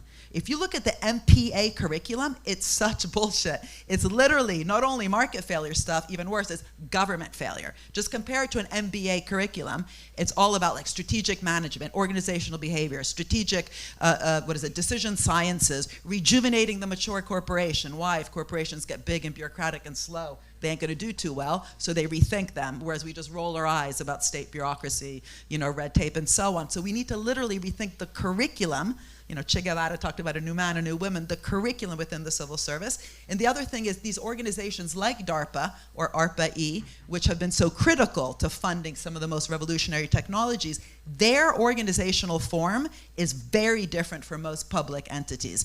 IRI, l'Istituzione della Ricostruzione Italiana in Italy, big state-owned enterprise, had 3 phases: public, public and not politicized, public super politicized, and then privatized. The second and third phase were equally terrible. So the first phase of public and not politicized, thinking a lot about organizational culture in these entities that survive the electoral cycle, like in DARPA, it's 5 years, they bring people in, it's very explicit. They're there to take big bets on public problems, unfortunately just military problems. It's those also kind of organizational issues that we should be thinking about, not just repeating the usual thing about short-termism in the electoral cycle. How do you form public organizations that survive this kind of short-termism? Yeah, I fully agree on the point, no more subsidies without, equity shares. I think, this should be a new kind of approach to subsidies in the green transition, or to support by public actors to for-profit actors. On the governments, I also fully agree that we can do much better in the governance of public actors. In fact, there's also a long tradition of thinking about who should be represented in the boards of electricity companies, of gas companies. And in a country like France, you could think of, more representation of a local level, local political levels, for instance, of local mayors, of representatives of regions, but also of representatives of trade unions. They are partly represented in the board of Électricité de France, but you could think about even higher representation. I think this is one way to address any risk of capture. Decentralizing the governance of these actors.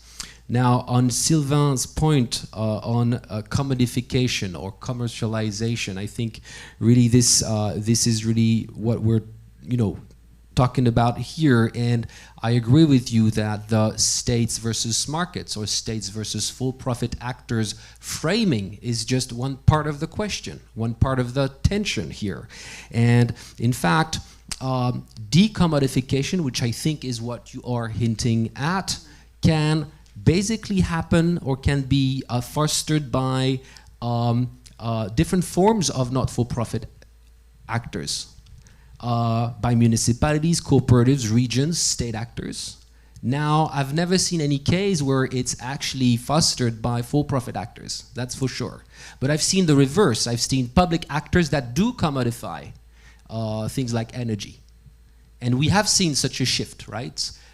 Since the 1990s in some countries, in some energy systems. So it is not a sufficient condition, right? Not for profit is not a sufficient condition for decommodification, but I think this is a very important point because a big part of social and political conflicts in the 20th century and since the 19th century is indeed decommodifying essential things. Decommodifying water, decommodifying energy, decommodifying education, decommodifying access to essential services. And so I think it's going to be a big part of the political debate in the years to come. Public ownership or not-for-profit ownership is not a sufficient condition, but it seems to me that it is a necessary condition for this. But just again, two remarks. One point is that you may attribute intrinsic qualities to state or to private actors, and there might be some constant characteristics of these actors over time, but it's also a dynamic process. And in particular, I think in the public sector, you will have times when you have higher state capacity, lower state capacity, depending on your HR, how people are trained, how they are paid, how they are incentivized, how the HR is managed. I think it's probably even more valuable than in the private sector, considering the absence of or relatively low destructive creation in the public sector, which is, I think, a structural issue that has to be managed. And I'm not sure we did that well a job, in particular in Europe and in the US, to actually train civil servants to be able to prepare for long-term investment. Could have been better in previous periods than it is now. I think rethinking the way civil servants, in particular decision makers, for the capacity to actually make a plan. It's pretty obvious when you go into developing countries because the state capacity in general is lower, you have fewer civil servants, and it's a field of investment. So what I observe is that many countries don't have a sound plan. Actually, probably no country has a perfectly well-established plan, but in some countries it's even more difficult to come up with a macroeconomic plan, investment strategy, have a credible, have a coherence between your job impact, environmental impacts, public finance impact. It's what we try to do with them, but what we typically with the research team that's over there, we observe, we're able to do that in Vietnam, in Brazil, in South Africa, in Morocco. In many countries, the capacity to plan is simply not there. And it's not something that you can do from the outside. So the general comment I'm willing to make is that, of course, there's a correlation between your level of development and your state capacity, but still it's always a field to invest in. Because if you have a pretty bad plan, not well designed, incoherent, too short-termist, I don't think you can come up with good results eventually. So I'm pleading for, and not necessarily only research, but I think the quality of planning, it's not a result that comes from, I mean, it comes from a work. It comes from investment, and it's a relatively long one, but I think it's a very important field to invest in. And we're trying to develop that at AFD to increase institutional state capacity so that developing countries, in particular those who have fewer civil servants, because they are smaller countries, smaller capacity to tax, have the ability to do that. It's a very important sovereign capacity, and it has spillover effects across all sectors, across the fiscal pace, environmental outcomes, and so on and so forth. Can I just add something quickly, just again, in the spirit of case studies, and also we go beyond these kind of abstract points and nested, just like both of you are, with concrete examples. It's so interesting to compare the static versus dynamic efficiency gains that governments have. And so when they have been captured by the whole kind of neoliberal thing, ironically, it actually cost a lot more money. And GDS, Government Digital Services, was an example of a really ambitious public entity in the UK government. First, they had been kind of privatized. Serco, this very problematic company in the UK, got the contract to do the digital public infrastructure for the UK government, failed miserably, charged them a huge amount of money. Then people came in from the BBC iPlayer. BBC, by the way, is one of the most interesting public actors that has actually investigated what do we mean by public value. We did a whole study with them on that. It's a separate story. They came into GDS, and the first thing they did, some of these people now teach on our program, they said the first thing we need to do is get rid of this terminology, which is all the neoliberal idea of what people are. People are not customers. They're not clients. They are people with human rights that are going to use, so they're users with human rights, are going to use this digital public infrastructure to access their passport, their welfare benefits. Think of the Ken Loach films that you should people basically wanting to commit suicide after they've tried to, receive these welfare benefits in the most complex, dehumanizing way. And they designed this incredibly user-friendly, really simple but beautifully designed digital public infrastructure, won a massive international design award globally, ended up attracting all these people working in the private sector and startups and, in IT, because it was an honor to work in a public institution that thought so boldly about the missions around the digital public infrastructure, around declientizing, decustomizing. And they ended up saving the government £6 billion by being super ambitious. I won't go into the details of how they actually operated with the digital procurement. And so this saving actually happened by being really bold, mission-oriented, thinking about people, that these arrows pointing outside. And I think that's what we need, many more examples like that, where it's not about, we don't care about efficiency and money, let's just think about solving climate, showing precisely when you're really bold, focused on problems, you then catalyze public and private sector investment, you require innovation to solve those problems, and lo and behold, that also causes growth, right? Whereas when you have these really static metrics, including cost-benefit analysis, net present value, you would have never even begun thinking about going to the moon and back. That doesn't mean we throw out those metrics, but they're definitely ones that ultimately create very static and relationships and don't fuel then those dynamic efficiency savings in the future. Okay, I think we have time to take maybe one or two very short questions, if there are. Yes, on the right. Yeah, thank you. No, in this entire discourse, is it like that we are doing something fundamentally wrong? In that sense, we are trying to achieve something which is welfare, and we are asking market to do it to a larger extent, which are for profit. So is there a dichotomy in that sense, and which we are not able to solve? Because we are looking for co-welfareism, but we are engaging market which are not for that. So how are we going to settle this issue? Because this is a big issue I think we are finding in this context. Thank you. Okay, I think that's actually a great question to end our discussion. So I would ask the panelists to maybe briefly answer to this question and give your closing remarks. And then you can go to your coffee break. You want to start, Thomas? I'm not sure I'll be able to answer the question, but just my final remark is that while the present might be troubling, I think what we're discussing today is how do we come up with a long-term strategy that's to reconcile objectives that may seem in contradiction, as you were saying. And my last word would be really, does the academia want to play a role together with the public entities? Probably have shared sometimes a negative vision of public actors or states, because I'm working all the time in that environment. But again, and because the present doesn't make us that optimistic. But I think this discussion between academia, decision makers, public entities, really, and private entities as well, really has value. Because the contradictions are there, and we are not going to get out of it by just trying to do year-by-year budgeting and avoiding the long-term discussion and including arbitration between contradictory objectives. So my very last message is really we're happy to work with you if you're interested in these topics. And that's just not, of course, a global north discussion. I think it's a global discussion with variety amongst countries, but it's a very interesting job to do. So let's work together. Thank you very much, and we're happy to work together with you. And of course, the AFD also has been very helpful in organizing this conference. So we wanted to thank you for this. Maybe to conclude, maybe answering the last question, but also the one on how do we make sure that the changes can be sustained and not, change after a change in majority. Well, again, if we look back at the history of energy systems or some forms of decommodified sectors of the economy, but just let's focus on energy. It didn't shift from a majority to another in so many countries in Western Europe or North America after the Second World War, after some forms of socialization, because it was basically delivering.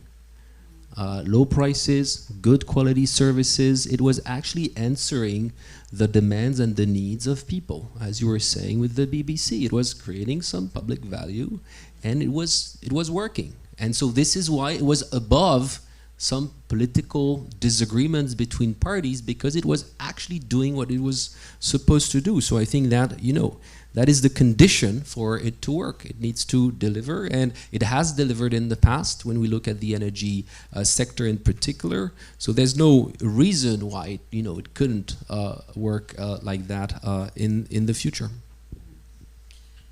Thank you. So I really like that last question. I think it's a good one to close on because it's both theoretical and empirical, right? So the theoretical side, and at least what I've been thinking a lot about, is that the way we think about welfare in economics is that you start with the individual, right? So you have companies maximizing their profits, consumers maximizing utility, even workers maximizing their leisure versus work decisions. We then, draw out our market supply and demand curves, and then if there's market failures from that, we expect an intervention, especially on the things that we think are good for society, whether it's clean water, clean air, even defense systems and so on, as opposed to what? Starting with some good, objectives and then asking what it means for those different issues, especially, by the way, given that we're talking about capitalism and corporate governance. So what we think, especially from experience, think of the varieties of capitalism literature, Holland Soskis and so on, bringing much more to the fore. You talked about cooperatives and so on. So rethinking some of the ways that we do good, not as an ex post correction to a market failure with all this externality stuff, but from the beginning and asking what it means for the interactions.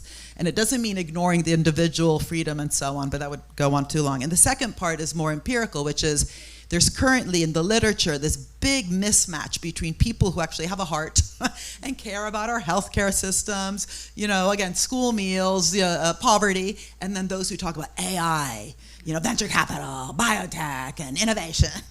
And I think if we really care about well-being and welfare, start with the well-being and welfare goals and then ask what it means for innovation, industrial strategy, how we govern AI for good and not for bad. And that really requires what I talk about in the book is like bringing together the welfare state and the entrepreneurial state.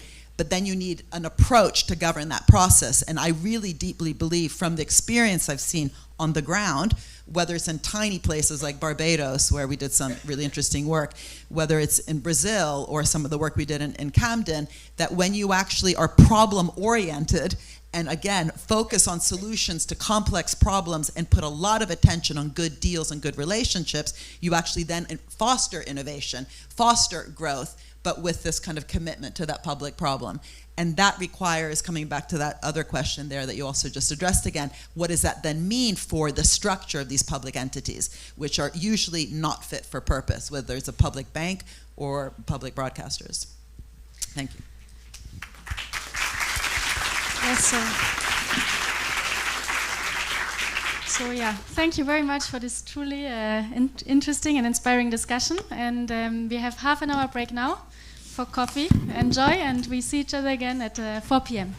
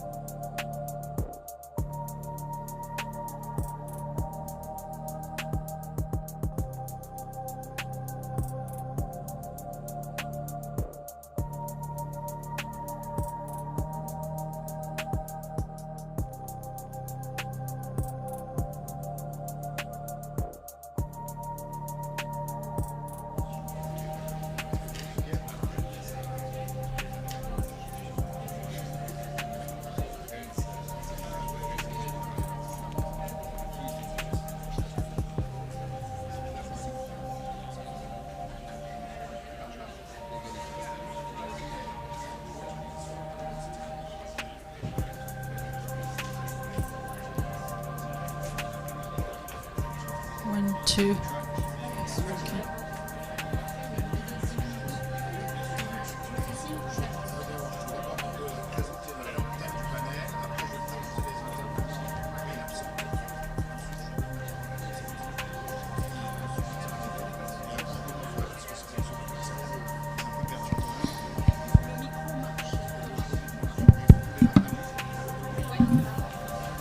Okay, so let's get started. Welcome everybody. Non, attends, non, mais c'était toi qui devais commencer, Delia, là. Qu'est-ce que j'ai fait? Ok. Oh, no. Sorry. Okay, whatever.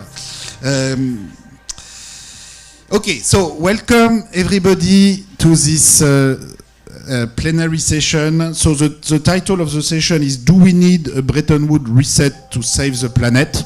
I guess the answer is probably more yes than no, but let's see exactly what the our participants will tell us. Let me say I'm going to present you the great set of participants that we have for this panel session. In terms of general introduction, let me simply say that of course the Bretton Woods system that was set up more than 80 years ago now has been under almost permanent criticism almost since its creation, but this criticism have become stronger and stronger over time, and it is our perspective in the Global Justice Report is that this is one of the main problem if we want to solve the current climate crisis, the current crisis of inequality in the world. We have an international system which was characterized yesterday in the presentation of the Global Justice Report by Anmol, Somanchi, Nelly, Mohren, and Moritz Odersky as a plutocratic system. So the international system is a plutocratic system in a very simple descriptive sense, which is that if you look at the voting rights, Europe and North America have voting rights at the IMF and World Bank, which are approximately 4 times as large as their share in total population. And Sub-Saharan Africa and South Asia have voting rights which are approximately 4 times smaller than their share in populations. So in effect, if you look at the voting right per citizen of the world, you have a gap of 1 to 16. And this is the current functioning of World Bank and IMF, and in many ways it resembles the sort of censitary democratic system that we had actually in Europe in the 19th century.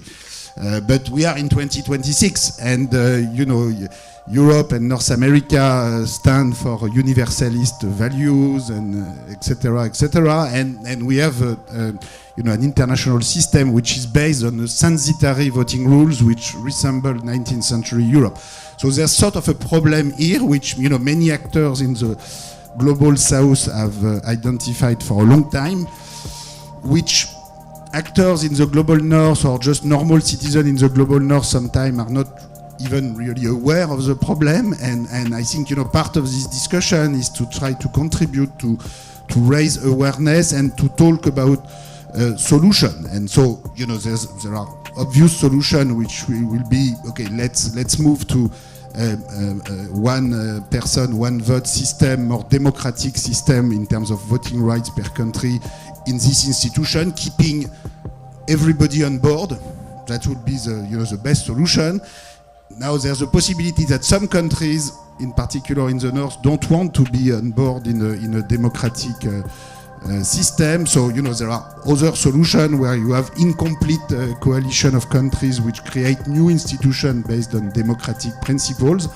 And, in the Global Justice Report, we're going to talk more about this, but we tend to believe that, it's better to have large incomplete coalition based on egalitarian democratic principles rather than to be stuck with the current system. But, that's a matter for discussion. Many people can also fear fragmentation of the international order.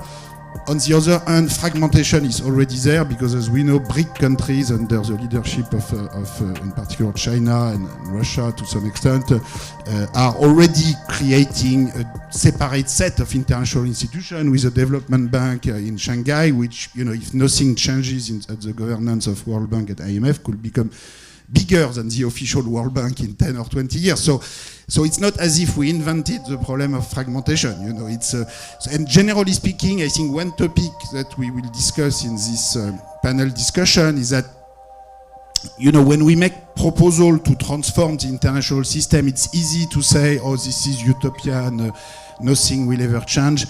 Except that, those who believe that the current system will never change, in fact, are the people, I think, who are the most unrealistic of all, because the system has to change one way or another. Either it's with a parallel system with BRIC country, or it will, but, things are not going to remain in this situation simply because the power of 1945, 1950, the power of Bretton Woods, the US and Western Europe, their share in world population, but also in world GDP is going to keep declining, and so by construction, this system cannot continue as it is. So, okay, that's a sort of general introduction.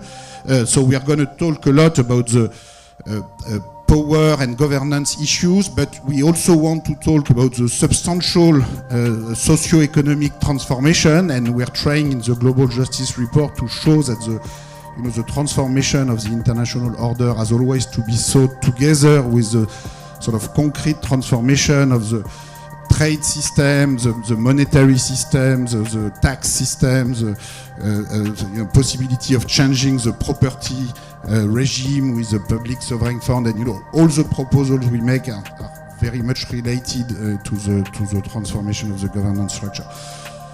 So that being said, let's move to the panel discussion, and I will stop talking in a few minutes and listen carefully to what everybody has to say. We have a great group of participants, starting with someone who is actually not around the table today, with Jayati Ghosh, and we are going to start actually in a few minutes with a recorded message. So Jayati Ghosh is a professor of economics and research associate at the Political Economy Research Institute at the University of Massachusetts Amherst. She was for a long time at GNU in New Delhi. Her work focuses on development economics, inequality, gender, labor, and macro policy, with particular attention to the global south. She has been involved in many initiatives, and she's the author of editors of numerous books and articles, including The Making of Catastrophe, the COVID-19 Pandemic, and the Indian Economy. And most lately, with Joe Stiglitz, she was involved in this great initiative on the IPI, the International Panel on Inequality, which is now officially sponsored by several governments from the global south, in particular Brazil, South Africa, with a few northern countries like Norway and Spain supporting them, and that could be a game changer. Jayati, unfortunately, is a victim of the Iran war, in the sense that her plane, like many planes coming from India these days, has been cancelled, so she was not able to take her plane. She was supposed to take her plane. And so she recorded a video, and so we will see that. So we will start with Jayati.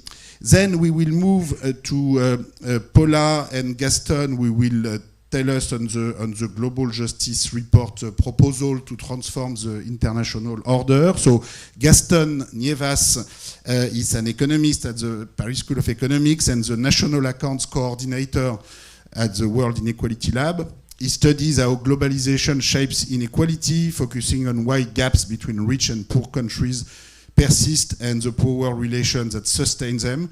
His work sits at the intersection of geoeconomics and international macroeconomics, and is the co-author with Paula Druschke of a recent World Inequality Lab working paper entitled The Global Democratic Deficits, Institutional Asymmetry and the Provision of Global Public Goods. And this is really a fantastic research work with where Paula and Gaston put together an amazing database on voting rights, governance structure, and spending pattern in all international organizations since the creation of the League of Nations, and particularly for the post-Bretton Woods era.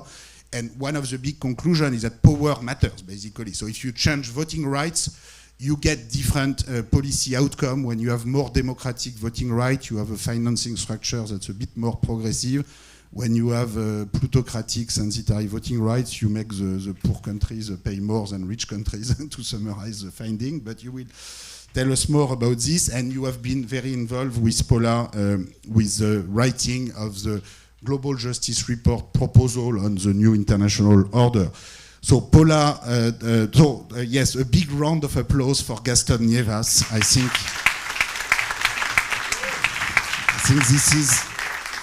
this is what I'm supposed to do as moderator. So let's do it. Okay, Paula Druschke is an economist at the World Inequality Lab, where she studies the political economy of international institutions and global inequality. She holds dual master's degree in the political economy of development from Sciences Po and the London School of Economics. Her research interests lie at the intersection of geoeconomics, public economics, and development economics. And as I was saying, she's the co-author of this recent work on the global democratic deficit. So a big round of applause for Paula.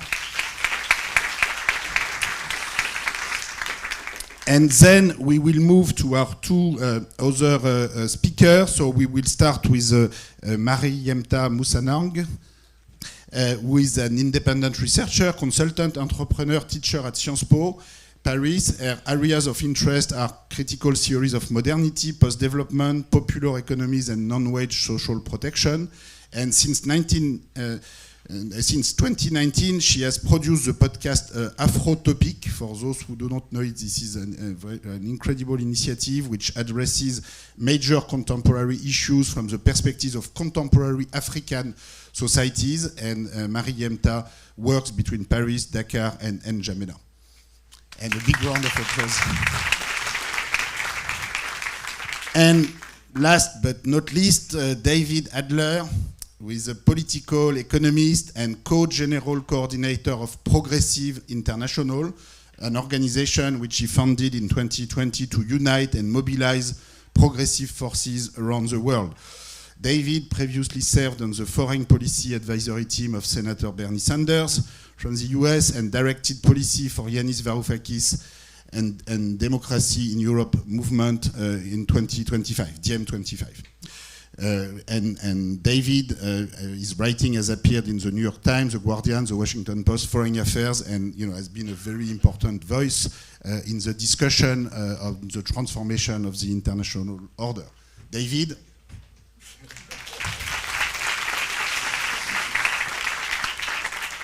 Okay, so now that we have everybody, we should start with our ghost speaker, Jayati, but we are very sad that Jayati is not here. Look, it will be much better to have her for real, but that's what we can do today. So, we listen to Jayati. Maybe we should go there. Yeah. Well, let me say how truly sorry I am to be missing this really important, exciting conference, which is full of so many of the people whose work I respect and that I've learned so much from, and also full of younger scholars from whom I was hoping to learn a lot. I really do believe that the World Inequality Lab has been absolutely remarkable as a research project that has not just contributed to our understanding hugely, but has really brought in so many people from around the world who are doing important work. And I really would have loved to be with you to celebrate your work and to learn from your work as well. What I will quickly do is to try and relate some of the work that we did for an inequality report for the G20 South African presidency, along with Professor Joseph Stiglitz Imran Dalodia, Adriana Abdenur, Winnie Biandima, and Wanga Zemba. And look at the question that this session is supposed to deal with, the question of a new international economic order from that perspective. I know that many of the issues that I raise are already familiar to all of you, and I think there will be a lot of agreement because I know that some of the research that is being presented here in this conference as well is very directly related to these issues. But I just want to emphasize two aspects of this report which are there but may not always be sufficiently highlighted. And those are not just the degree and extent of inequality and the recent trends which have been so beautifully dealt with in several of the reports and other research that is being discussed here, but the extent to which this is the result of both history and current power relationships. And I really do want to emphasize that it is both history and current power relationships, because those are what have shaped the global economy that we have today, and we cannot ignore those when we're talking about the need to create a new international economic order that is away from the Bretton Woods paradigm. We know that the current paradigm is actually being blown up, but it's not being blown up. The rules of the game as we have known them for the last 3 or 4 decades, say, well, certainly for the 70 decades of the Bretton Woods, but 7 decades of the Bretton Woods, but also more recently in the period that is known as globalization. Those rules of the game are being blown up, but they are unfortunately changing in favor of those that are already powerful. And they're not really enabling countries that have yet to rise in that ladder or move out of the hierarchies that have been created by the global economic system. They're not really enabling them, empowering them in the same degree. But it is also true that periods of flux create those possibilities. And I do believe this is a period of flux. And I do believe that, in fact, out of the ashes of what we are seeing today, not just the massive disorder, but the immense destruction that is being wrought by militarized capitalism in various guises, that too will actually eventually enable us to generate a more progressive and positive outcome, which would have to take the shape of a new order. The arguments in favor of changing those rules of the game that I've mentioned are enormous and very, very well founded. But there are certain areas in particular that I think are especially important. And they relate to regulation, to increasing access and reducing monopolies and concentration, and enabling policy autonomy in large parts of the world. So there is a huge need to increase access to the essentials, to food, to medicine, to knowledge, to digital technologies, all of which are today heavily privately controlled and heavily concentrated globally and nationally, and which really mean that they're not, in that sense, inclusively or democratically provided in any form.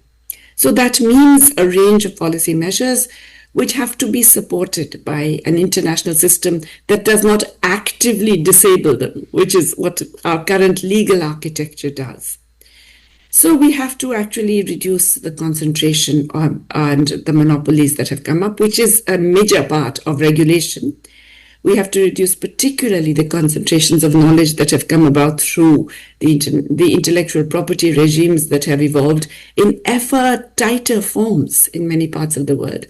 We have to regulate finance, not just financial markets overall, but particularly the very large players in finance, the large financial agents, many of whom are no longer banks, but they're really the large private firms that, in a sense, are also not just supportive of banks, but leveraged from banks. And there is this constant link between the non-bank financial institutions and the large banks globally, which do not allow a whole range of low and middle income countries the minimum policy autonomy, but they do not allow working people across the world, including in the rich countries in the global north, to actually get the minimum of their democratic rights. So we also have to accordingly redesign trade and investment agreements. not just in the WTO, which really seems like today relatively benign compared to the very strict restrictions imposed by so many investment agreements and so many supposedly trade and economic partnership agreements that countries are signing around the world. We have to actually think about pro-worker regulation as well as pro-nature regulation in very substantial ways, which means that whenever we are engaging public and private, we have to also think of conditionalities for whatever the private sector, the large corporate private sector in particular, is able to get in terms of various concessions, subsidies, incentives, gains, and so on. We also have to stop thinking of the private sector in terms of the large corporate private sector. We really have to think of small, medium, micro enterprises as comprising very significant part of not just employment, but also business around the world, and the ways in which they can also be not just made viable, but serving what we would all see as our common social goals within our planetary limits. And of course, international cooperation critically we need for reforming the global tax system, which you have already important sessions on, for revising and changing the system of sovereign debt resolution, enabling debt restructuring, providing a genuine global financial safety net, unlike the completely inadequate system we have today with the IMF. So there's a whole range of things that we can and really have to do. But of course, the immediate horizon looks rather bleak. It looks as if we do not have the possibility of multilateralism at all. That itself is a bit of a pipe dream and a utopia. I would argue that multilateralism has to survive essentially because it's necessary for the planet to survive, for humanity to survive on the planet as well. And therefore, I do believe it would happen.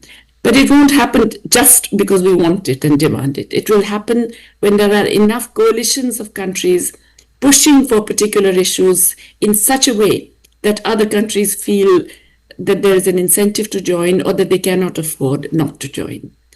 This is not something that is historically unprecedented. The world has been here before. After the Second World War, it was a very fragmented world. It was a very dangerous world, and it had been through immense catastrophe. I hope we don't have to go through similar immense catastrophe today, but I do believe that the problems we have become so large, so compelling, and so, in a sense, urgent, that we will find more and more coalitions of countries willing to work towards the kinds of changes that I've outlined, and that I think many of us at this conference would be in large agreement with.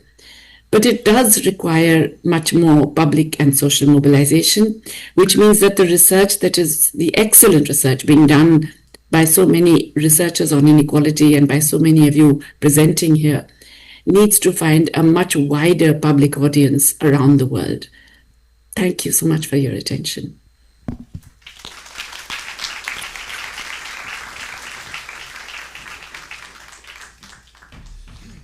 Well, thank you, Jayati. Too bad that we cannot, ask you questions and continue the discussion. But this was fantastic to have you a little bit with us.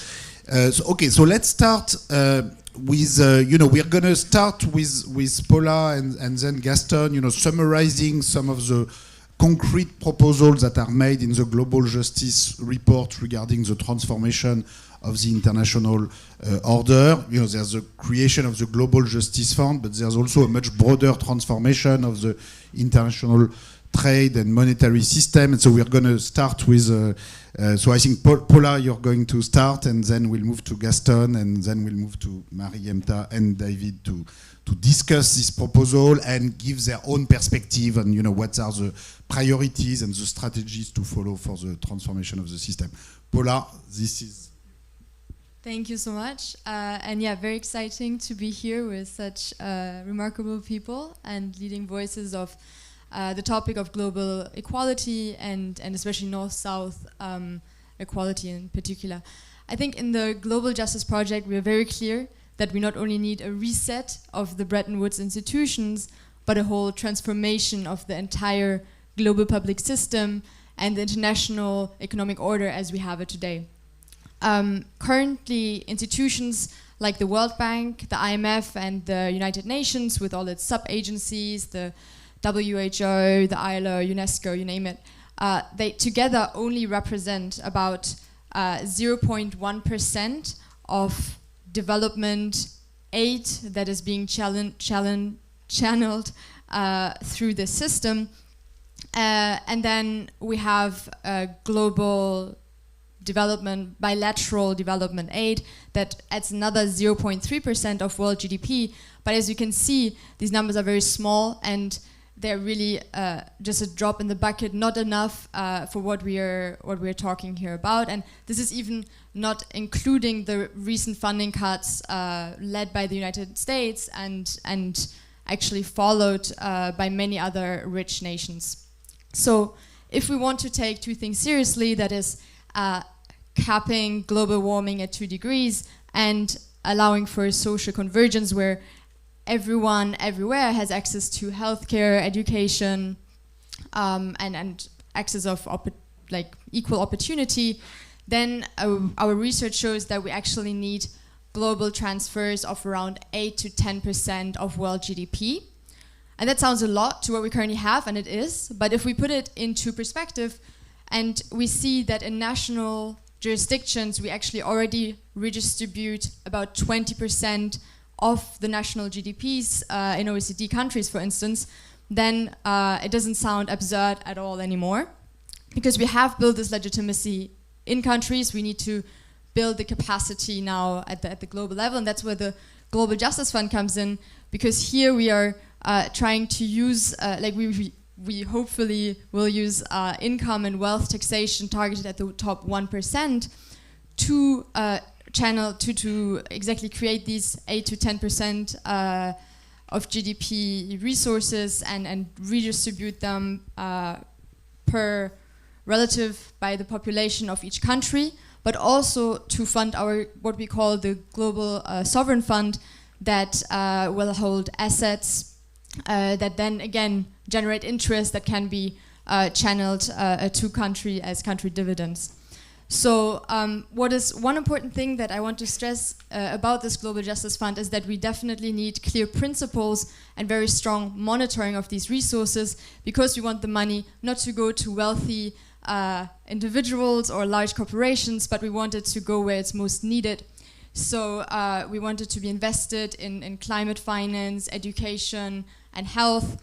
So we will have to make such principles and mechanisms, but we can't decide them by ourselves. That is definitely a democratic decision that needs to be made, especially because we don't definitely not want to recreate the the IMF's mistakes of conditionalities decided by the US, imposed on other countries.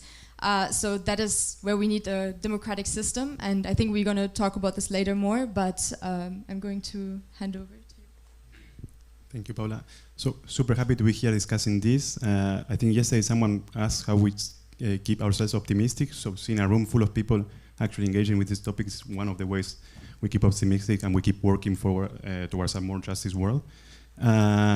So building upon what Thomas was anticipating in the introduction, based on all the proposals of the Global Justice Report, we need something that coordinates supranationally all the Justice Fund, the wealth tax, the climate change actions, and so on. And we don't have it today. So that's how we thought, okay, we need a reset of the Bretton Woods system. So the answer is yes, briefly. But the good news is that we have come with some institutions, actually a wide variety of institutions. With Paula, we got data for almost 70 international institutions that were pointing towards these directions since Bretton Woods especially. They have failed. They're a bit obsolete for today, but we're not building anything from the scratch. We actually find institutions that work well and other ones that don't. Basically, we find there are broadly two types of institutions. Ones where they are more democratic, so they allocate votes based on one country, one vote, like the UN, or the EU has a bit of a mixture with the European Parliament, the Council, and the Commission, but it's all kind of based on population or country representatives. And then we have institutions where you can buy votes. at a fixed price. And what happens when you can buy boats at a fixed price? Someone that has more money can buy more boats. So that's what happened with rich countries, basically. They can buy 1% of the institution boats 26 times cheaper as a share of the really GDP with respect to poor countries. So in this case, for instance, the IMF, they can hoard 70% of the IMF boats super cheaply. They even contribute in total less as a share of their GDP than the poor countries. And with this, they can basically decide what the IMF does and how the financial international monetary system behaves. So, and simply because it's completely like free for them to run all of this, they spend like less than 0.2% of their GDP in the whole IMF structure. So the good news is actually that we can move forward towards a more democratic system, even if it sounds idealistic today. I don't think it's so crazy, and I think we have discussed this at length at the Will, and it's just building upon what we have achieved and looking at the other options that are there. The EU is an example, so that's why we propose to move towards a system of double majority, passing things through the 55% of the countries of the world plus 60, that represents 60% of the world population, which is similar to what the Council does, and which kind of will leave everyone better off, also the US and hegemonic countries, because if we switch to a one country, one vote system like the UN, the US has the same voting power as Luxembourg or Argentina, to put my example, and they really don't prefer that. In the other way, they won't have the veto power that they have at the IMF, that will have a relative power that represents a population, so they should be better off. Plus, we are in a moment where we're actually transitioning from hegemons, and history points out that those transitions can be quite messy. The last time we transitioned was basically through wars. I think everyone would like to avoid this. And the only way they can, I believe the only way they can actually manage to have a collective order that includes China and themselves, it's actually by relegating power and opening the game to other small countries or developing countries. And this way there won't be a winner takes it all world where they will have one hegemon ruling for 80 plus years and then directing the world as they want, and some other hegemon trying to contest, and then a kind of Cold War system that doesn't benefit anyone. So in order to have like a better outcome for all, I think everyone should have to relegate some power for the collective order. And also on the optimistic side, this is kind of what now Europe and middle powers are kind of hinting. Maybe the best example was Mike Carney's Canada's prime minister in Davos speech, where he said, okay, the rules-based order doesn't exist anymore, we need to rethink what we want to do. So it seems to be that they also want to move forward to a more collective order. It happens to be that is when they are not so close to the US as they were before. So actually developing countries have seen the faults of the the so-called rules-based order for decades. Now Europe and other rich countries are seeing the same because they're being left behind by the US. But I mean, we welcome them and we think we can build something with them. And maybe briefly, because I'm forgetting, I have to actually say what we proposed in the report. So we proposed a UN central bank, basically building upon the International Credit Union of the Keynes, that was never imposed. Someone mentioned it yesterday because basically the US didn't want to. Keynes' idea, I want to say first, I'm a big fan of Keynes, so I don't want to, but Keynes' idea, I think we are kind of building upon it and improving it. When you read his actual proposal, he's saying, okay, the final word will be in the US and the UK, and they will have veto power and they will decide everything. So he was basically kind of wanting the UK to not be relegated in the world order. What we want and we propose is a more collective system where we have to negotiate between countries and reach a collective decision. And where we can actually harmonize and solve global imbalances, which are super discussed today between China and the US. So we want to not only penalize or charge interest in debtor countries that accumulate more debt than what they should, but also penalize creditor countries, and trying to build this system to a net zero aggregate. And we want to also move away from the dollar towards a UN currency that will allow us to have like a fair trade system. So right now, Argentina and Brazil trade, whenever they trade, they pay in dollars, and none of them issues dollars. So the idea would be that these international transactions will happen through this UN currency, which will move the equilibrium in the international monetary system, and will help the US solve their global imbalances, and will also take away from them their exorbitant privilege. So the idea that because everyone hoards dollar, their interest rate in their debt is so low that they can get funds for free from the rest of the world and then invest them elsewhere, invest them in Brazil, invest them in China, in Europe, at an average return and get a differential. So we will solve this monetary issue with this international currency. And I will stop here and give the word to Marienta. Return later to the discussion on exorbitant privilege and new international currency, but let's move now to Marienta. Thank you, Thomas. Hello, everyone. I'm very honored to be here, and I want to thank the entire lab team for this amazing work. So like you mentioned, I'm usually the one asking questions, but today I will speak from my Chadian perspective. And before jumping into my reaction to the proposition of the report, I also want to answer very briefly the question of the panel by saying that yes, we definitely need a Bretton Woods reset, not only to save the planet, but also in order to enable the global majority to access to live decently.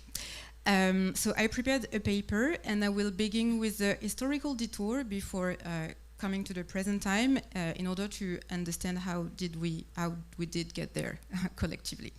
So the Bretton Woods institutions were created at the end of the Second World War, at a time when European colonial empires still governed vast territories through systems of intensive resource extraction. Forced labor, the exploitation of agricultural and mineral resources, and heavy taxation were central features of colonial economies.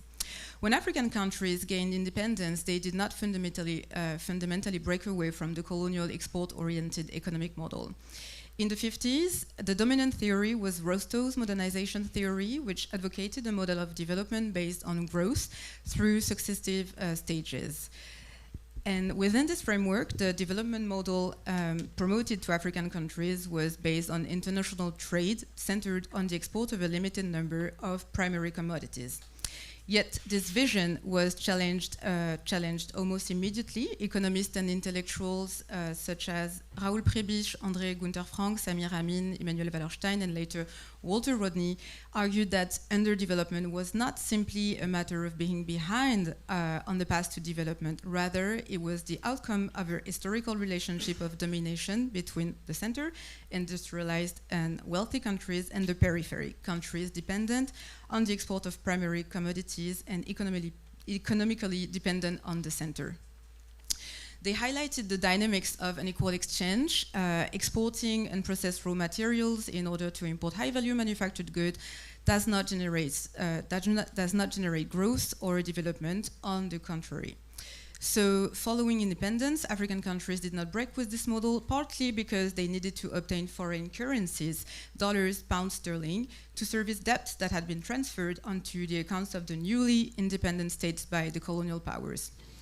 In 1973, following the oil shock and the creation of OPEC, Western banks received tremendous amounts of petrodollars, which they redistributed through loans at very low interest rates to developing countries.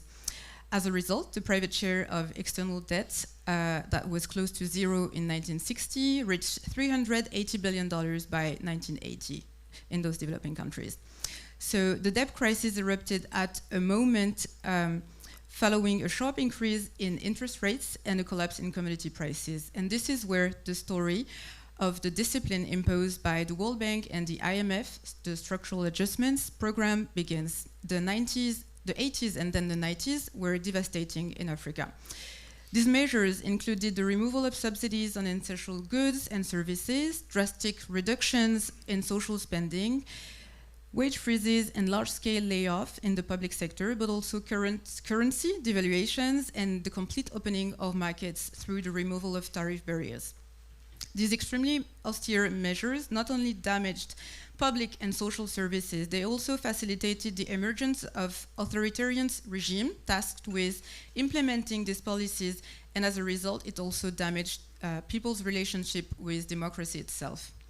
So what's the situation today? The massive transfer of wealth that started in colonial times has not stopped. It has merely taken new forms. Today it operates through the extraction of billions of tons of raw materials at low cost for international corporations, which many of which engage in profit shifting and benefit from concession agreements that exempt them from taxation. It also operates through the extraction of billions of hours of low-cost human labor required to produce industrial goods ranging from clothing to computers, cars, and smartphones, and so on. Also, we must not forget the debt servicing, which absorbs a significant share of government budgets. Today, almost half of the world's population, around 3.4 billion people, lives in countries that spend more on debt repayment than on healthcare and education. Yet previous work by the World Inequality Lab has shown to what extent investment in health and education constitute the foundation of prosperity and social progress. So to summarize, today, these institutions continue to guarantee the continuity of a massive and systemic transfer of resources out of Africa and more broadly out of the global south. So about the proposition in the report, one of the major contributions of the report is that it draws our attention to the fact that the institutions governing the international economic order are inherited from the imperial era and that their governance structures continue to reproduce colonial power relations. They actually deepen global inequalities. Personally, I welcome the effort to imagine a model new international financial institution. It is bold, it is ambitious, and it's precisely what the international community needs, not to mention the next generation of policymakers. For some time now, everyone working in development has agreed that we need a new international economic and financial architecture, yet we hear very few concrete proposals. So this is why the Global Justice Fund, the ICU, International Clearing Union, and the United Nations Central Bank issuing a new global reserve currency are so exciting, so bravo. But I also want to insist on the importance of building a fair global economic system that repairs the injustices of the past and the present. So the question is, do these institutions fit within a framework of reparative justice capable of transforming the world we have inherited from the colonial era? As a reminder, reparative justice is often understood through three dimensions: recognition, repair, and closure. In my opinion, your proposition addresses some of the structural causes of global inequalities, and in that sense, they have a true, genuine, transformative potential, which is precisely the ambition of reparative justice. However, I have the impression that the dimension of recognition is somehow missing. It is the recognition that contemporary global wealth is not produced by isolated nations, and even less by capital holders alone. It is the result of a long history of exchange, power relations, human labor, and resource extraction on a planetary scale. If wealth is collectively produced, its distribution remains profoundly unequal. The issue is therefore not one of charity or aid, but one of justice in the distribution of socially produced wealth. So my question for you is, are these institutions of the Global Justice Fund envisioned, especially the ICU, are they conceived as mechanism of repair in this sense? Do they acknowledge that wealth is a social and collective production and that a major part of it was and still is extracted from the South? And if it's so, how do you make it clear and visible? Thank you.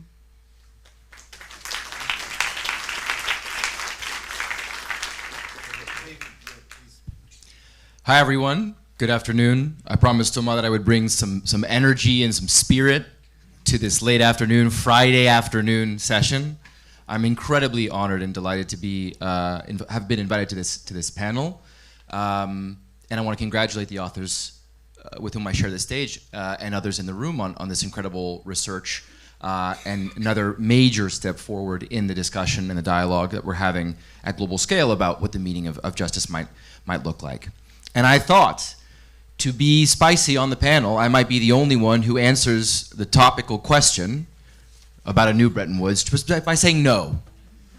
Or at least not yet, not in the sequence of the particular political battle that I believe that we're fighting today.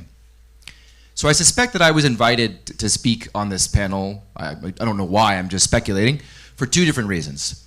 One, and this is the double life that I live as David. One is for my academic work, where I've done a lot of research on the last really inspiring major vision of global justice that was then called the New International Economic Order, considered by many to be the high point of third worldism in the 20th century, another positive sum vision for reforms to the systems of finance, monetary systems, trade and resource management and sovereignty, as well as my very real world sort of, as a political operative, struggle to revive, rejuvenate, reconstruct a new international economic order in kind of the trenches of real world politics today. And I thought that with this really helpful background that Marie-Jemte gave about the history of the 1970s and the post-colonial struggles, I thought I would focus, at least in this first intervention, less on the history of the NIEO, which we can get into today. I think there's a lot we can recover from that history in terms of thinking about political strategy today. But I wanted to speak really about real world politics. And I want to make a strong argument, a very strong argument in this panel for thinking with searing clarity about the actually existing political opportunity structure and why our understanding and analysis of that political opportunity structure must relate to the proposals that we push and the political strategies that we develop to see them through. So I thought I'd start by a new anecdote, something that's very top of mind for me because it's happening right now. I've just come from Colombia, where we just had the first round of the presidential elections on Sunday. It's a contest between a center-left candidate who would be a champion of the global justice report, certainly that cadre of progressive leaders in Colombia, and one of these absolutely deranged far-right psychopaths modeling himself on Milei, on Bukele, on Donald Trump, who promises not just to dismantle what we've built in Colombia, but to pave over paradise and put up a parking lot for US helicopters to fly into Colombia, basically. Okay, the ink on the ballots was not even yet dry when the US Embassy and the head of business for the US Embassy, the number 2 under the DCM, knocked on the door of the foreign ministry and said, "We need to speak to you." The foreign minister, I read the readout from this, so I'm telling you exactly what I read. Right now, Colombia presides at the UN Security Council, and Gustavo Petro, the president of Colombia, was planning to travel to New York to work at the UN Security Council and stay a couple days more, where I was helping to organize an event between the president of Colombia and the mayor of New York, Zoran Mamdani. The US Embassy said, if you go there, we will put you in prison if you have a meeting with Zoran Mamdani, and we will refuse to refuel your jet, and because you're on our sanctions list, you will be trapped there in prison starting the day after you come to the United States. Petro said, you can't do that. I'm going to go anyway. They said, yo, you will go anyway. Well, then we're only going to give you an 8-hour visa. And after that, you're back on the sanctions list, and we will punish the entire country if you do that. So Petro had to cancel his, this meeting that we had planned with the mayor of New York. This, of course, on the heels of the 2025 UN General Assembly, when the US government canceled all the visas for the Palestinian authorities planning to travel to represent their country.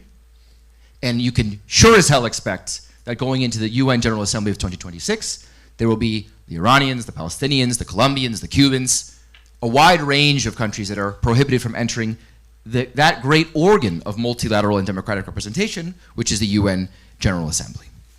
So my first argument is really that I'm not sure if plutocracy is really the best word to describe the architecture of the international system today.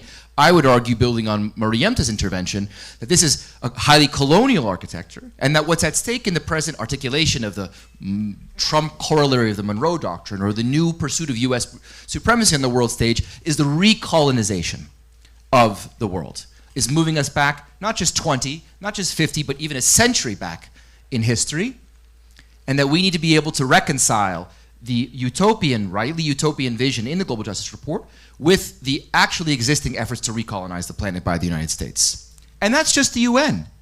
In the past few months alone, the fund has led, as far as I know, at least coups on 2 continents, one in Argentina to keep Milei in power, and the other, I just came back from Senegal, where they also led a coup against Sonko, the Prime Minister of Senegal, because we were agitating too much against an agreement with the fund.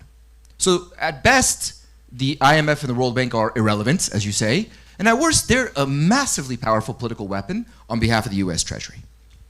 So the questions that I wanted to use this time to put back to the architects and the authors of this report, or when we think about these incredibly exciting proposals, many of which I myself have also championed in my political work, and we've published lots of things in The Guardian and elsewhere about the need for a new Bretton Woods, kind of contradicting myself in that sense, but this is a lot of what I've learned from being in the field, is what really is our theory of change? Who is the protagonist in your story? Who is the antagonist in your story? And how are we going to succeed to articulate in the way that Jayati was suggesting we must to defeat that antagonist? Because one of the things that I'm haunted by, and it comes up in conversations time and again, even though so many of us in the global north would rather memory hole it, is that at the height of the global pandemic of COVID-19, which I believe strongly we should understand as a genocide, the worst genocide in the past century, committed by pharmaceutical companies in this continent and their governments, Switzerland, Germany, the UK, and the United States, although Biden sort of shrugged in the face of the effort by every country in the global south to get a temporary waiver, partial waiver, on the TRIPS agreement at the WTO. And we gave them the finger, and hundreds of millions of people died. Unnecessarily, because we refused to allow the transmission of one piece of COVID vaccine technology. Even worse, when I went to Cuba in 2022 to try to sell their vaccines, promising candidates at low cost to third world countries, the US blocked the accreditation of Cuban vaccines at the level of the WHO. That was Joe Biden. God knows what we've seen with Donald Trump. Many people have mentioned similarly Bridgetown as a project, a source of inspiration. What has Bridgetown achieved? Where is Bridgetown? Nothing came out of Bridgetown. And we have to ask ourselves why. Was it because it wasn't good? No. Was it because it didn't have courageous, brave, and prepared leadership? Also no. Mia Mottley got a thundering applause by the presidents of France in Paris just a few years ago. It's because of the intransigence of the colonial masters of the international system who have never and will never cede ground, no matter how positive some, no matter how smart, no matter how necessary the proposals are that we're tabling. So I think I'm not saying this because I'm a fatalist or even a pessimist. I'm saying this to draw our attention to what we can actually do. What are the proposals we can win, and how can we create a sequence where the smaller, perhaps more local victories scale up into the kind of proposals you're tabling with the Global Justice Report. And to do that, we need to think more opportunistically, with more agility, and more critically about the actual pressure points in that colonial architecture. We need to think about how a country can, as we say in our own NIO methodology in my organization, the Progressive International, unilaterally, but in coordinated fashion, engage in forms of rupture with that colonial architecture.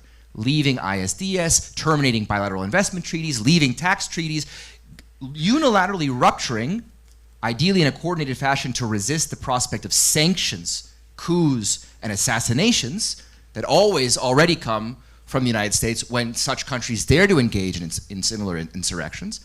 We need to think about how to build the coalitions that can, in a first instance, engage in rupture. And once sovereign, as Jason was trying to articulate yesterday, once sovereign as a precondition, then we can negotiate in more honest faith about what it might look like to construct a new Bretton Woods, a new international system, more effective and more honest and more just multilateral institutions. My only argument to bring myself back to the no is we're not ready to have that conversation. That we are living in a moment of deep recession of political possibility, not the new progressive openings.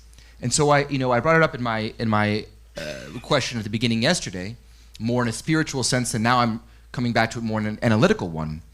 Who do you all see leading this project? How? And how can we relate it to the actually existing trials and travails, even on the European continent, to free ourselves from the strictures, pressures, and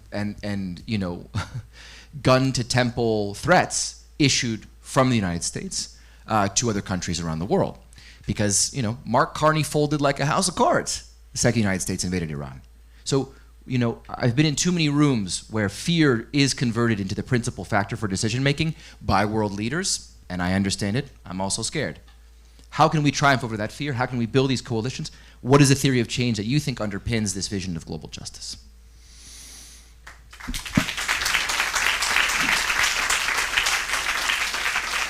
Thanks a lot, David, for the energy. I'm gonna, give back the chance to Paula and Gaston to continue their description. Let me simply say that, what you describe as unilateral or, coordinated multilateral departure from the international order can be very close to what we call incomplete coalition, forming, new trade agreements and new monetary agreements and new fiscal agreement, and then taking, sanctions on people who don't participate. So frankly, I don't think this is so different in terms of strategy. So I think in order to move on, we need to maybe clarify a little bit the content of what this multilateral departures, this set of countries, and in some cases it will have to be unilateral, but let's assume it's a bit better if it's multilateral. A few countries, what will be the content of what we will do together? Because I think personally it will be a mistake to believe that we sort of know in advance, the international system, the new international system we want, and all what prevents us from implementing it are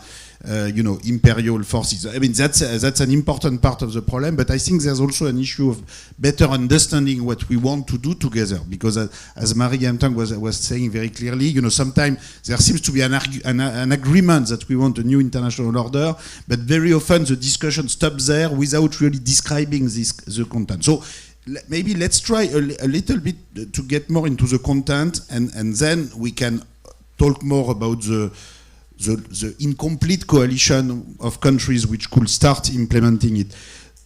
I have a couple of questions for Paula and Gaston to clarify the content of what's really at stake in the transformation of the international system. First question on this notion of exorbitant privilege. So, some people say that, rich countries have sort of exorbitant financial privilege, which in effect implies that poor countries are transferring to rich country, as much as 1% of world GDP or 0.8% of world GDP, much more than the supposedly development aid supposed to come in the other direction. So what are these exorbitant privilege? How do they work?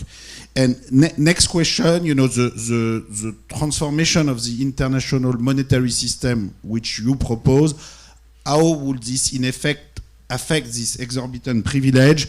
What's the difference between the currently existing international currency special drawing rights of the IMF and this new United Nations currency issued by United Nations Central Bank? What's the real difference, and how could the US, what would be the incentive for the US to lose the status of the reserve currency? Gaston, you seem to say that there's a cost actually for the US of being the reference currency. So, okay, that will be some of the two big questions to clarify. I don't know who wants to start, Paula or Gaston, or whatever you want.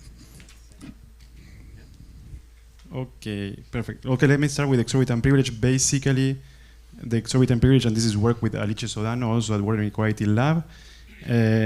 It's the idea that the reserve current, it's the fact actually, not the idea, that reserve currency issuers, so the issuers of the US dollar, the euro, the British pound, the Japanese yen, get a differential rate of return, which allows them to get transfer from the global south.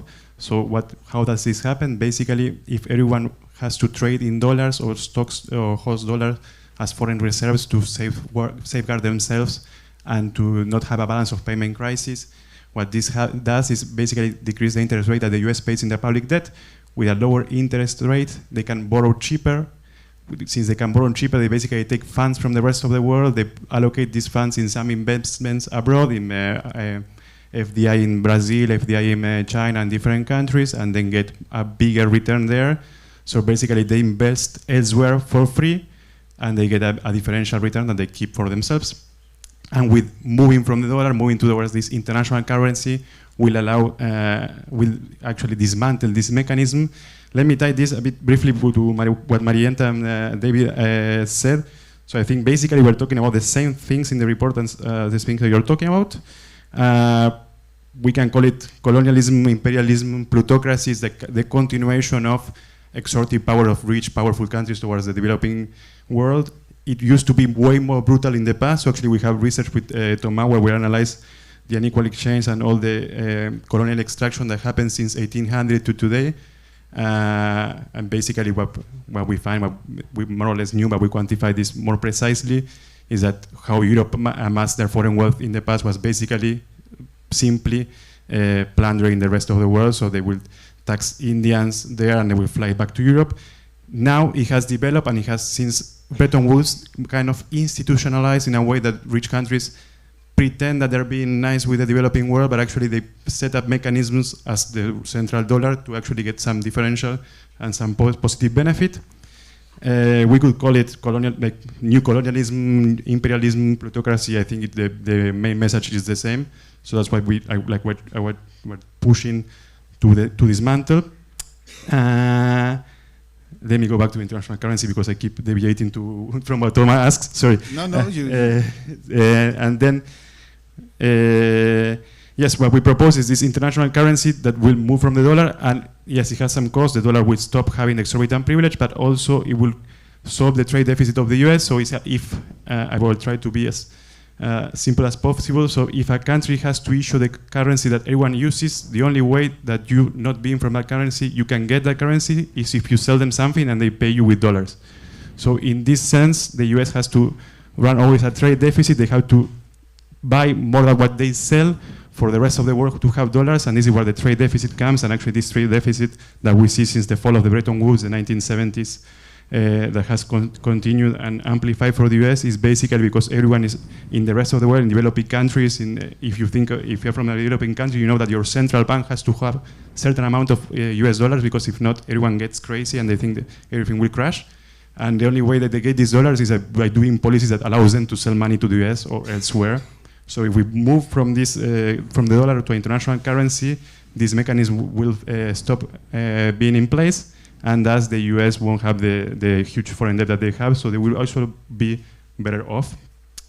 Just a fun fact, when we talk about the Bretton Woods system was actually imposed with many colonial countries, yes, and it was awful, and like France would take debt for colonies in sub-Saharan Africa, and once these colonies achieve independence, they will have to repay that debt themselves. Actually, when the decision of taking debt with the fund or the World Bank happened in Paris, they will be responsible for repaying them. So and again, we don't specifically talk about reparation, but I think the whole idea of the global justice, of the platform and of the report, is to correct all what was done and all what was done harming the developing world in the past. So the structural transformation of production, the wealth fund, the progressive taxation, solving climate change, to try to help developing countries to cope with this. It has implicitly the idea that rich countries have screwed the developing world for more than centuries. So we don't explicitly say sometimes, but it's certainly behind there, yeah. Thanks a lot. Paula, you want to continue? I mean, maybe one question, Paula, or maybe you wanted to say something else, but what's the difference? So now there's a special drawing rights which are issued by IMF, and quite a substantial quantity was issued after the 2008 and 2020 crisis. So what's the difference between this SDR, special drawing right, and this new United Nations currency that you're advocating for? Yeah, I think generally first the SDRs, the special drawing rights, like I didn't know about them before I started working on them actually. So I think generally we're talking about very technical topics here, but that are intentionally made also more obscure than they need to be, such as the SDRs, which is essentially a form of monetary creation by the IMF, especially in times of crisis, but again, especially in times of crisis that affect rich countries, such as COVID or before the financial crisis in 2008, where, as Thomas has already said, there were significant increases in the sort of money creation through SDRs. Interestingly, or problematically rather, they are also allocated proportion to country size, meaning that rich countries get the largest share. So we again have a very regressive system where the US gets the most money while countries that need it most will get significantly larger shares. And then SDRs are often championed for being free money for poor countries that they can use as sort of charity by the IMF, but they aren't effectively, because even though you don't have to repay them, they're not a loan where you have to repay the full amount. Countries that want to use their SDRs will have to buy them from rich countries usually and pay interest on them. So even though this is a instrument that has been championed by many economists and is better than nothing, we still again see those plutocratic colonial mechanisms continued in them.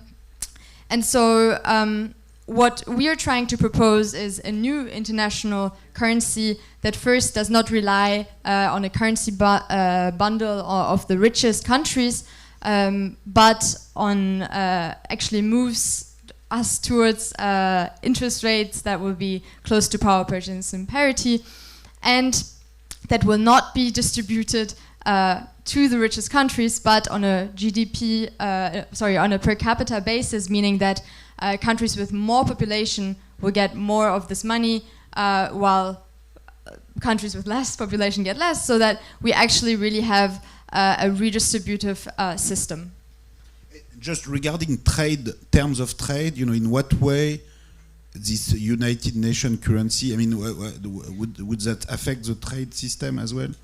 Yeah, so the idea is that in contrast to SDRs, which are currently only being used as an exchange medium at the IMF, this international currency would be used in international trade and would actually allow to help to end this exorbitant privilege that Gaston has mentioned, in a sense that rich countries are paying significantly less for the same labor, for the same use of natural resources in poor countries. If we have this move to power purchasing parity, we will see hopefully an end to this terms of trade imbalance that we are facing there.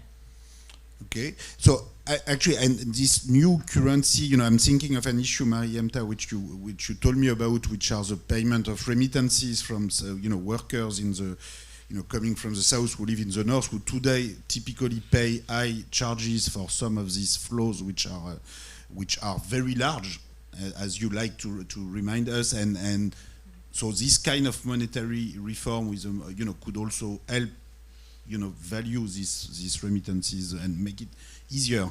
So I don't know if you want to tell us more about these flows.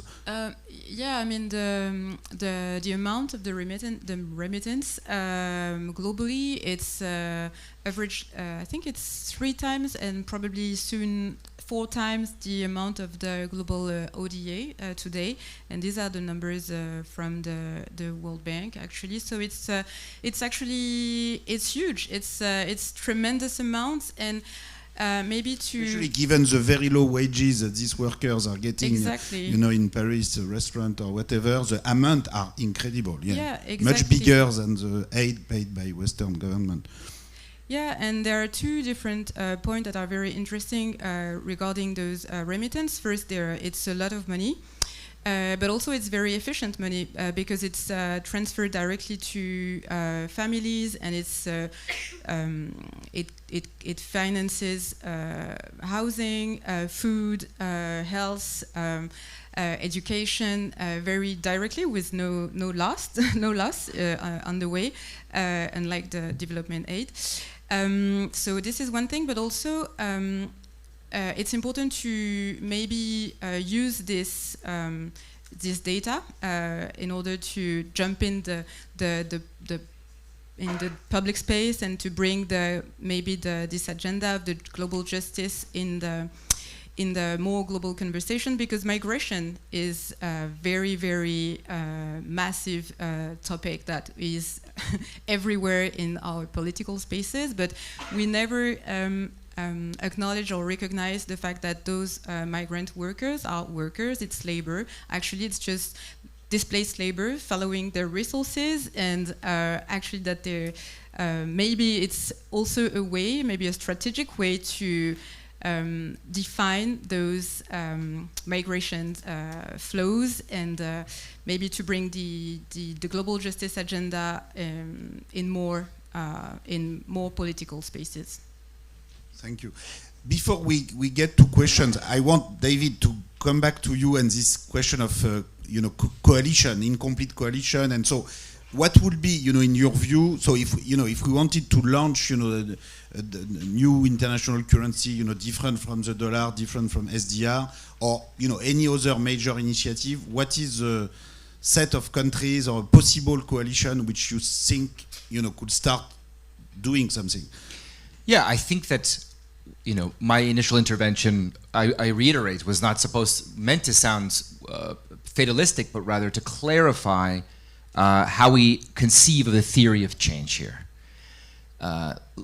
Thinking back to the 1970s, it's so amazing. You read these speeches from the North-South dialogue in Paris in the early 70s, or the speeches at the UN from many of these third world leaders before they were assassinated. And they read like they could be talking about today: energy crisis, inflation crisis, interregnum. What's the state of the new order to come? How can we reconstruct it? It's so fresh. But one of the things that is really instructive about the articulation of the new international economic order back 50 years ago, we've just come up on the 50th anniversary rather, was the way in which the possibility of leveraging structural power was epicentral to the success, later the failure, but success of that project. Specifically, we saw really wide-ranging efforts to cartelize resources by so-called third world countries.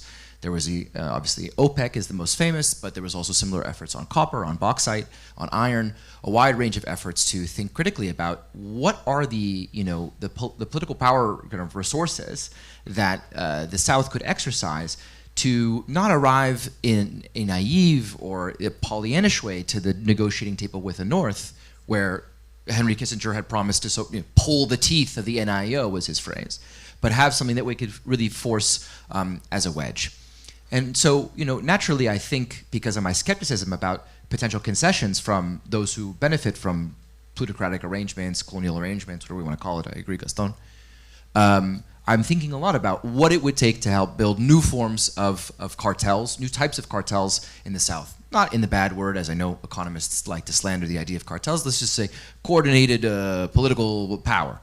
And that could range. I mean, it ranges from procurements, so making an oil buyers club that's capable of really confronting soaring oil prices and the windfall profits that come to these oil corporations instead of benefiting consumers, and the gilets jaunes, whatever, all the way to a debtors club. We were talking about this at lunch. The old adage that if you owe the bank $5,000, the bank owns you. If you owe the bank $5 billion, you own the bank. And yet we see the IMF continue with the strategy of divide and conquer across the global South, whereas we would want to see the construction of a debtors club, a debtors cartel that could engage in partial defaults to reclaim some structural power vis-a-vis the fund and to move us closer to a world of more SDRs. All these things are possible. And where I'm drawing our attention to is really the questions of collective action and why they continue to fail. Why, against all prevailing good sense among good men and women, are we so incapable of advancing these proposals at global scale? That could be a wide-ranging discussion we have over several bottles of wine. But I think it's important to think about this sequence that could win us the world that we're trying to build, that could win us this new international economic order, that could win us a truly multilateral currency system that doesn't offer exorbitant privilege to any sector of the U.S. kind of ruling class, to take a class perspective of the question of privilege or burden. So I think that when we think about the countries that are positioned to lead these, there's no doubt that it's those countries that have been historically marginalized, neglected, systematically oppressed by others, whether it's through intellectual property issues or access to food, water, technologies that could help develop their countries. But I think it's important that we think about those sources of collective power, of leverage, because it should be abundantly clear to us that leaving even the United States aside, when we think about Europe, I mean, the things that my friends tell me in Chile, right, when they were trying to renegotiate the Chile-European Union trade agreement, my dear friend Jose Miguel Ahumada, who is a student of Hajjun's, he was the designated vice minister for international economic affairs. And he tried to put in a little side letter on the negotiations to say, can we please maybe rethink the investor-state dispute settlement portions of the trade agreement. And the Europeans said, absolutely not. If you mess with our lithium mining, we will take you to court in Paris and Geneva and DC at the World Bank's arbitration courts, and we will sue your governments under these ISDS provisions for a lot of money. So it's not just the great Satan of my country. It's also thinking about whether any country in a position of structural and historical privilege is willing to cede that ground in favor of a positive sum proposal like the ones you guys so elegantly outline. So when we think about incomplete coalitions, it's not only thinking about the actually existing institutions that we have, the 77, the G24, which could be powerful vehicles for this kind of stuff. It's also how to give them force, which right now they sound kind of like they're chirping from the sidelines of negotiations that are happening by the real powers of the P5. And I don't think we're going to win reform of these institutions if we're not able to exercise that structural leverage, because we've been trying. We've been trying, and those of us in the room, Tommaso, Max, those of us who have been trying at springs and autumns for a long time to try to get these reforms have failed time and again, not because we're not smart, good people, but because of the veto points, the choke points, the structural power that's leveraged against the world's majority and against the consensus that lives there.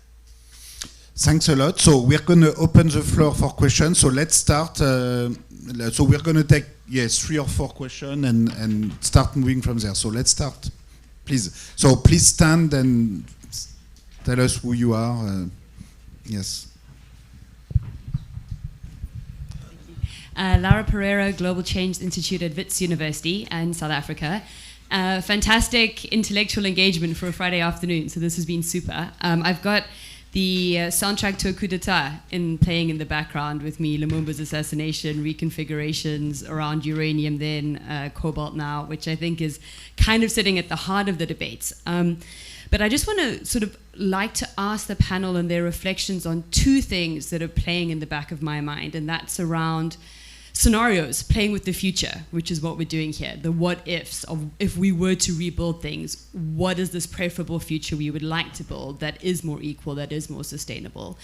And the question of transformations. And I have not fully read the report, but I have started to look at some of the different scenarios and the way of thinking through that. And I think something that David was touching on is that they seem to be transitions, and they talk about transitions. So we don't mess too much with people's fundamental sort of access. We still acknowledge that there's a global order, but there's a much better way of doing things. So we don't have that fundamental collapse and reconfiguration that you quite often see within transformative change processes, because we don't like imagining ideas of collapse when we think about futures. It's uncomfortable. And yet we know that historically transformations have fundamentally been uncomfortable. We spoke about how it's been a post-war reconfiguration, right? So it's through the dystopia that you build the utopia.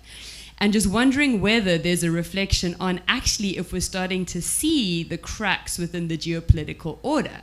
That's what most uncomfortable is actually the collapse is happening in the place that used to be in power and in charge, and that this collapse is allowing a reconfiguration from the bottom, a pushback from the majority world to actually take back the resources, the capacity, the productive capital that they have to grow, and whether maybe that's one way of thinking through a different understanding from the bottom. But really like to understand this notion of transformation from the panelists. Thank you. Thanks a lot. Yeah. Hi, Mark Morgan from the University of Geneva. I would like to ask the whole panel about how they read China's intentions in this debate.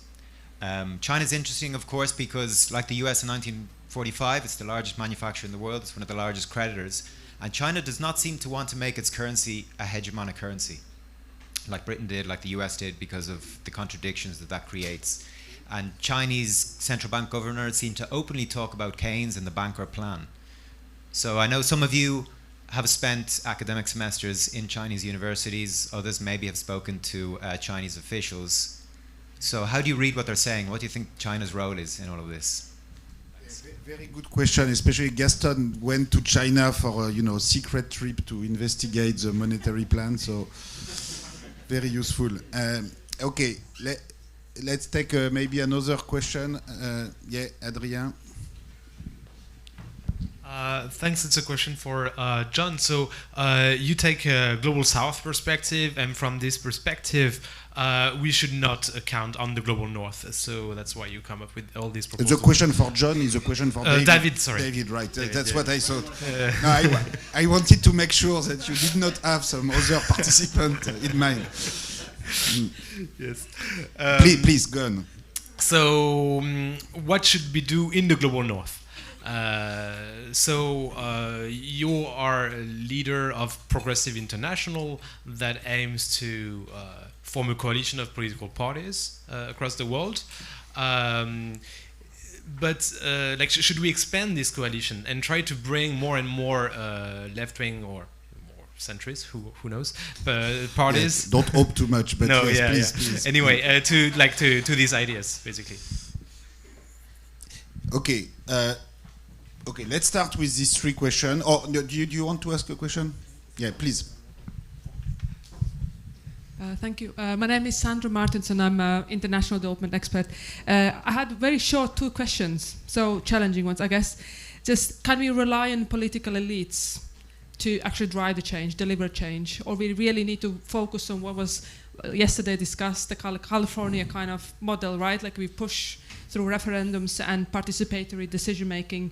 But the second one is related to the key question of this session about the new Bretton Woods.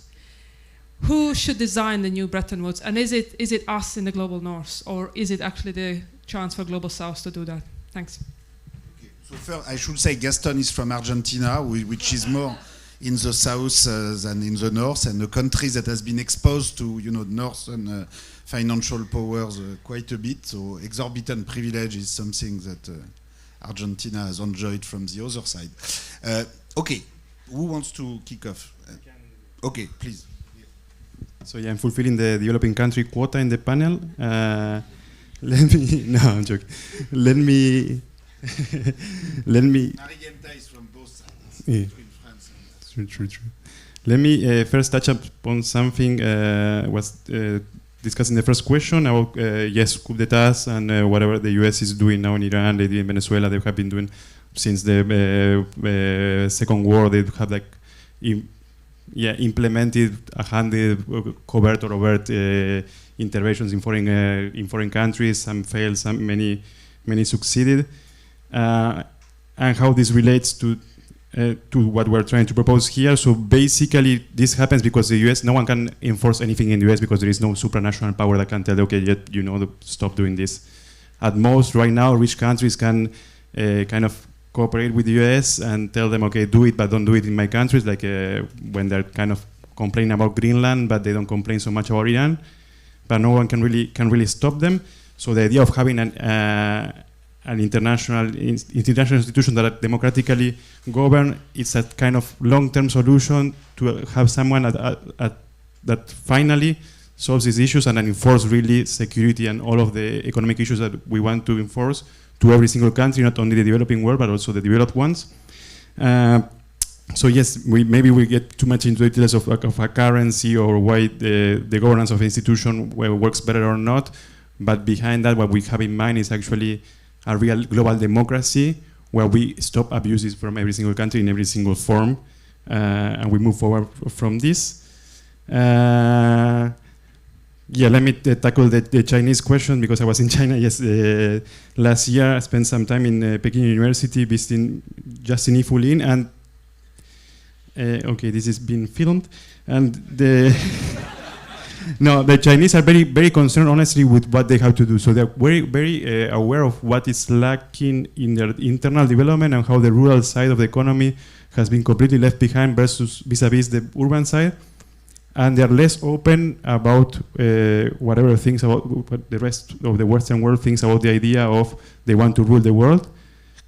So I haven't heard anything really about these topics. I mean, they really propose for a global currency because they know the dollar harms them, and they maybe want a collective solution, maybe because it's easier to impose and basically saying the renminbi should be the global currency. No one will buy that.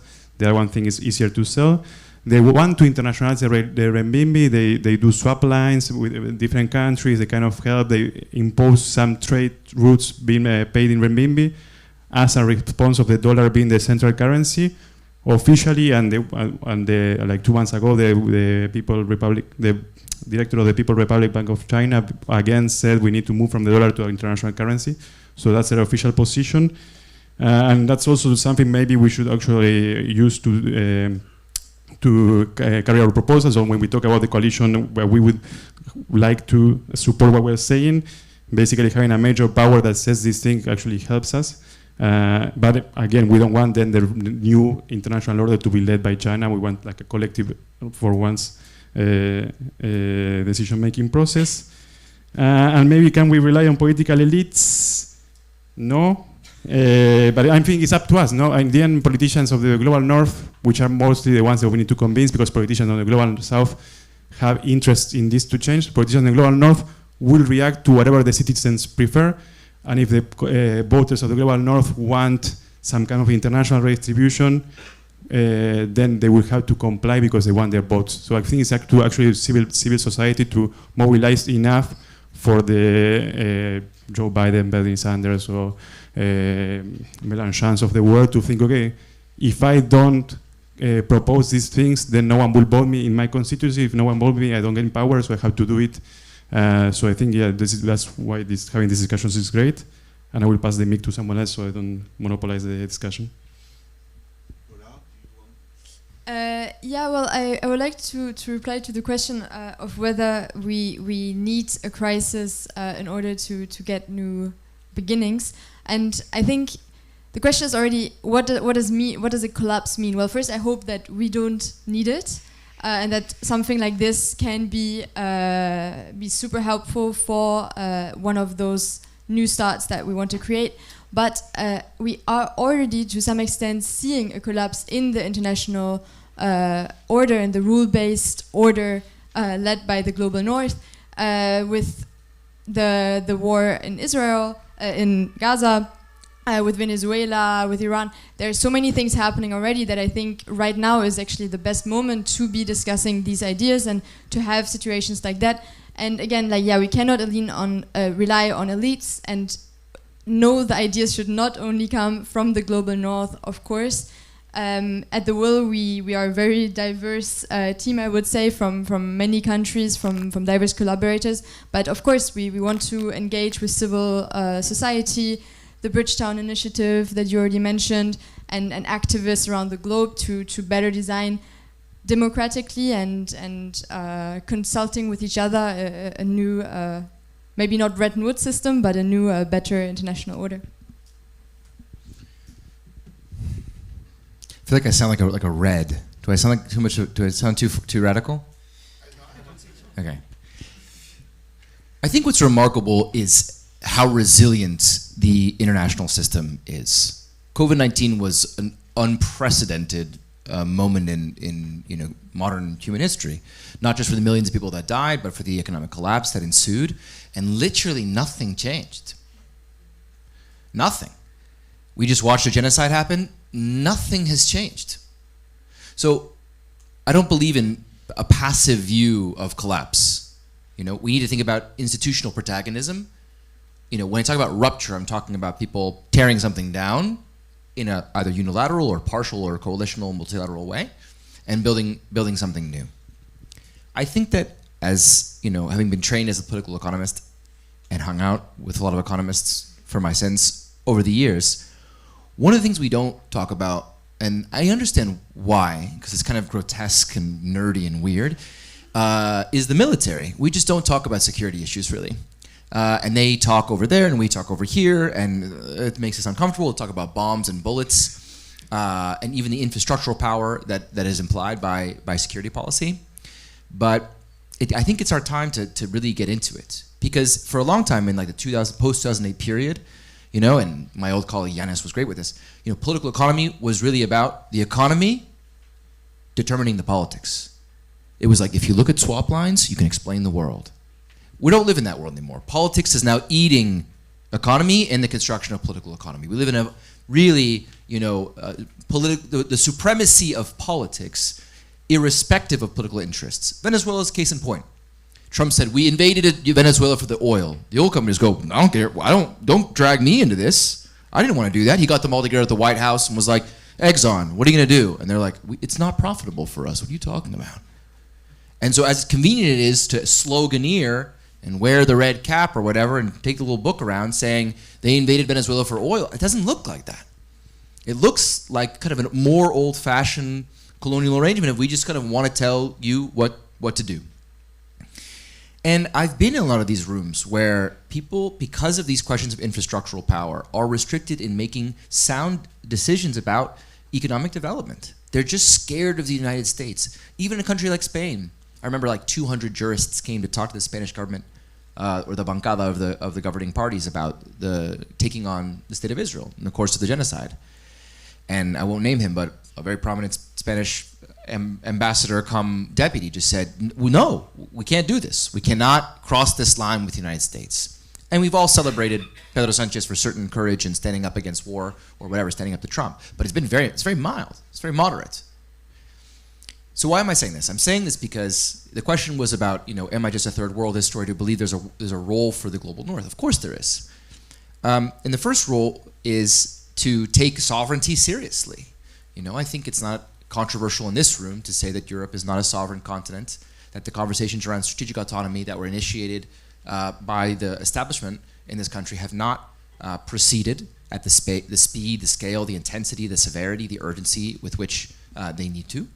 And that sovereignty is really a precondition for having a serious conversation with the political freedom and autonomy that it requires about the reconstruction of the international order. Because right now there's just too much fear of the United States. And from a sovereign position, we can advance to more exciting conversations about the class recomposition of this. Because to return to the question of exorbitant privilege, it is not in the interest of the US working class to have dollar supremacy. It's well documented in trade wars are class wars, all this kind of literature about the effects it has on deindustrialization. Why do we continue to sustain it? Why does Trump say we will, until our last dying day, preserve the dollar supremacy in the international system of finance and trade? Because it benefits our ruling class. So this is what I mean by the sequence. We must rebuild the sovereign coalition that has been atrophied so severely over the past 50 years of financialization. The biggest tragedy in the world since the period that Mariemta was identifying is the death of the developmental bourgeoisie in the global south. Now it's just comprador. Everyone's a comprador. They want to send their kid to school in London. They want to own a flat in Paris. They want to go be trained at Harvard and speak in a neoclassical language. We used to have a developmental coalition between workers and industrialists who wanted to develop Senegal or Brazil or Mexico, and that's over. And so first we need to rebuild a sovereigntist coalition. There are some people in France that are attempting to do this, whether you like them or not.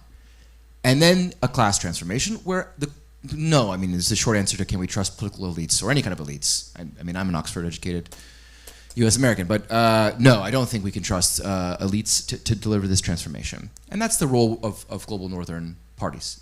First think about sovereignty as a precondition for a deeper kind of transformation, and then continuing to think about this theory of change, of how we eventually get to the beautiful, I don't think utopian horizon, to the horizon of these really positive sum, clear, and renovated but long-standing proposals. The ICU, it's gold star, and we can win it, but there are these steps along the way that have to be won to make it feel like a feasible proposal. And that's not collapse, it's managed rupture and reconstruction, I would say. Thank you. Maybe to continue on this idea of the collapse and the institutions we need. It's important also to remind ourselves that the World Bank and the IMF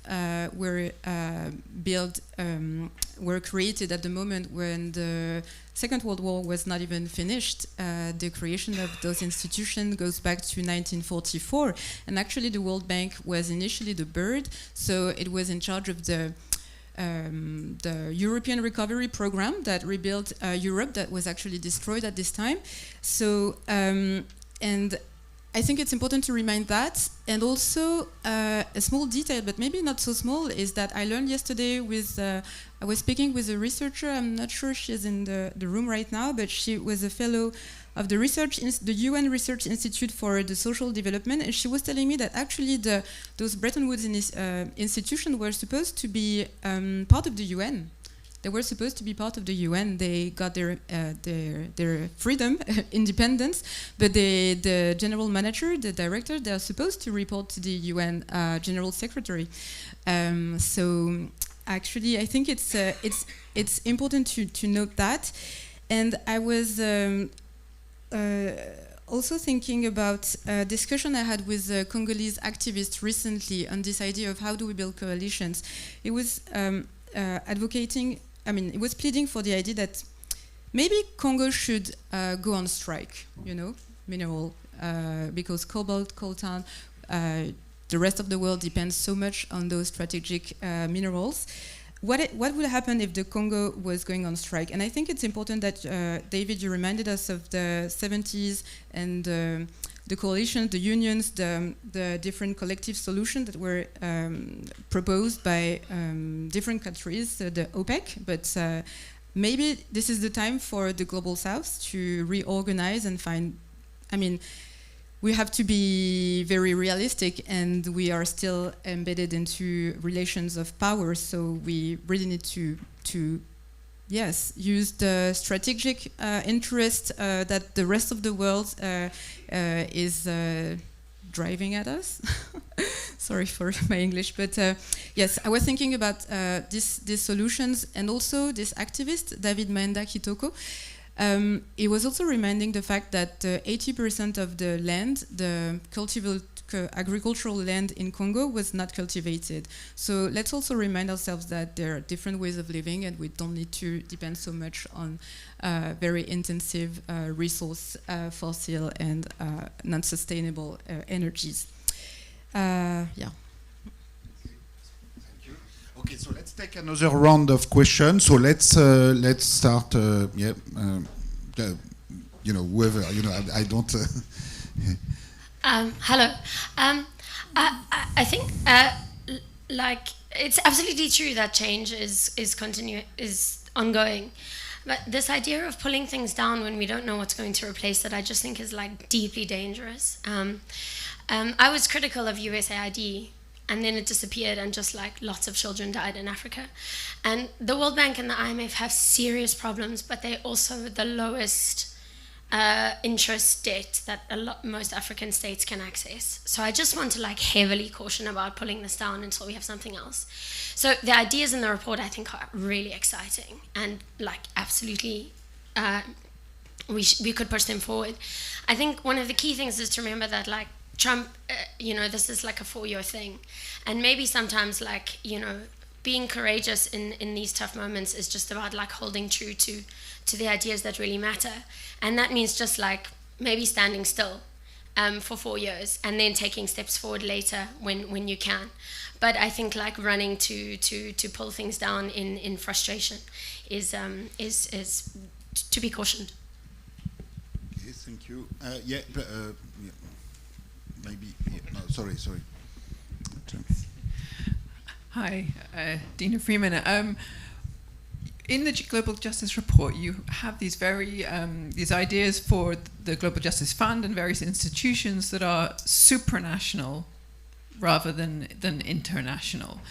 And that's something that we don't have. So that's I just would like to draw attention to that point and ask you guys to tell us a little bit more how we might go about doing that, what the implications of that would be, what kind of governance structures you have in mind. Could you talk a bit more about supranationalism in this order? Thank you.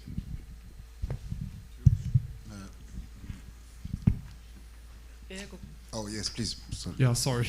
I just had a question. That's a follow-up question to a question that was asked yesterday during when there was the launching. Someone asked, what about if the US really doesn't want any change? And I think that you pointed out that the part of UN, the total GDP of the US would shrink to 15% of the total GDP of the world. But when we see that they will have about, I don't know, maybe next year $1 trillion army, And when we can think at historical precedents, for instance, of the USSR, that even if their GDP is not so big, when they put 15 or even 20% of their GDP in their army, they can be like a major threat and really a big pain in the international order. So I don't know what are the possibilities, but maybe would the World Army be something that some people would be able to consider? And like, I don't know, like Joseph Beck said, like the Luxembourg Prime Minister said about the League of Nations, without any policemen, a judge is just a dreamer. So he said it in French. It was better in French. But yeah, I'll leave you with that. Thank you. Very relevant. Yeah, at the back over there. Yeah. Sorry. Yeah. Hi, I'm Arabella. I came from Tilburg University. I do work on poverty and inequality. And I'm quite optimistic person and hopeful. And while I read the report, I was very happy to read and the picture is very positive. And I'm now hearing about these differences in incentives between countries and regions in the world, which does not seem very positive or hopeful. But I was wondering, is there a scenario in which you see that the predictions in the report could be brought up by actual cooperation between these countries and different regions in the world, including the US? Okay, very good question. Let's try to bring back optimism in this panel. Yes, very good. Okay, maybe. Okay, please. Yeah, one more question, and then yeah, let's. Sorry, I'll just make it quick. So I feel like the backlash that we talk about and that was mentioned by David earlier is very much to do with an anti-technocratic elite. And something that I'm conscious of is that we in this room are that elite. And the messaging that is coming from the populist right is very much trying to dismantle this idea of this technocratic elite-led world. So when we talk about coalition building, what is the actual concrete messaging here that we are trying to present? Who are the activists? Like, what is the grassroots movement that we're trying to make here towards like a more international cooperation? Because of course, domestic leadership has to be voted in, and the domestic leadership is what's going to buy into this global justice platform. And then beyond that, I mean, what is sovereignty? Like, what is the idea of sovereignty in this world of techno-feudalism? When, like, how can a state and people exercise this democratic sovereignty that you're trying to help people achieve when we rely on these tech billionaire-led platforms, etc.? There's something that's like worrying me a bit about, you know, the future of this platform when we have the face of the big tech billionaire AI-led world that I just wanted to interrogate a bit further. Sorry, thank you. Okay, so let's try to answer these questions and so Gaston, you want to start? Okay, we'll try to be brief so we can all try to answer. So to the first one, yes, I think tearing things down can be dangerous. That's why we don't propose that. And maybe linking to the last question and to David's experience in decision-making rooms in the global north, like that's why actually we do this report. Policymakers many times don't really know what they want to do, what they have to do, but they have to take decisions super quickly, afraid, pressure, with some idea of what they want in their head, but not really figure that out. So what we're trying to do here is to give them the instrument that so that whenever the time comes, they have in the back of their hand, oh, actually these cool people in Paris have proposed for this, we can avoid a world war if we actually set a collective rules and then everyone will be better off, like down to earth. But yes, that's the idea actually. They're nice people, they're hard workers, but they're really making decisions by the second and with many things in mind.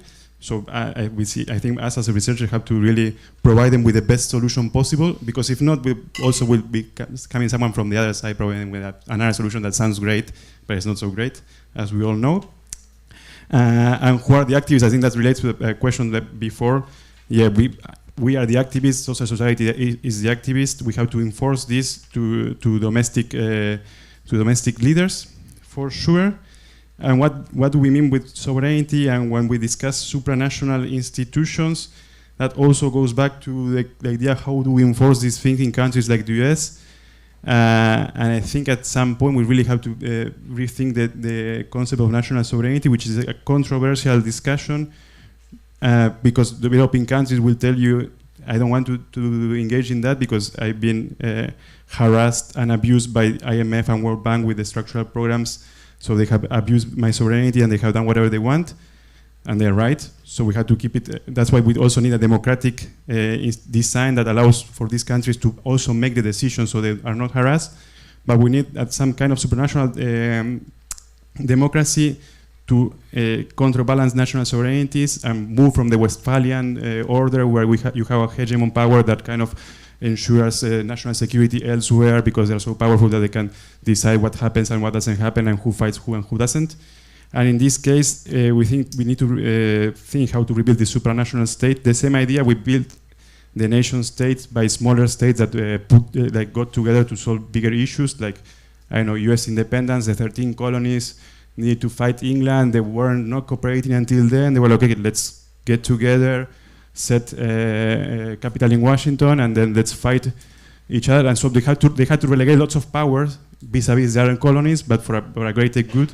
And I think that the current times we have so many greater challenges, global challenges, that we need to relegate some national power for like a greater global good. And it's yeah, I mean, I agree with Gaston, and just on the point of how dangerous it is that we're currently seeing the funds to the IMF or the World Bank or the UN being withdrawn.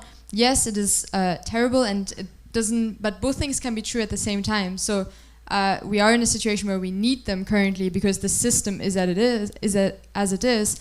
But I disagree with believing that we have to wait for a bit more benevolent US government, because still the systems, like this power structure, has not changed the last 100 years. The US has always retained their veto right. The European countries have retained their 70% of votes.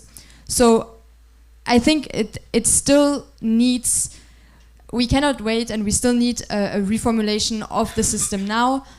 We don't want a vacuum where we have neither a World Bank nor a Global Justice Fund, but the move towards the Global Justice Fund should start soon. And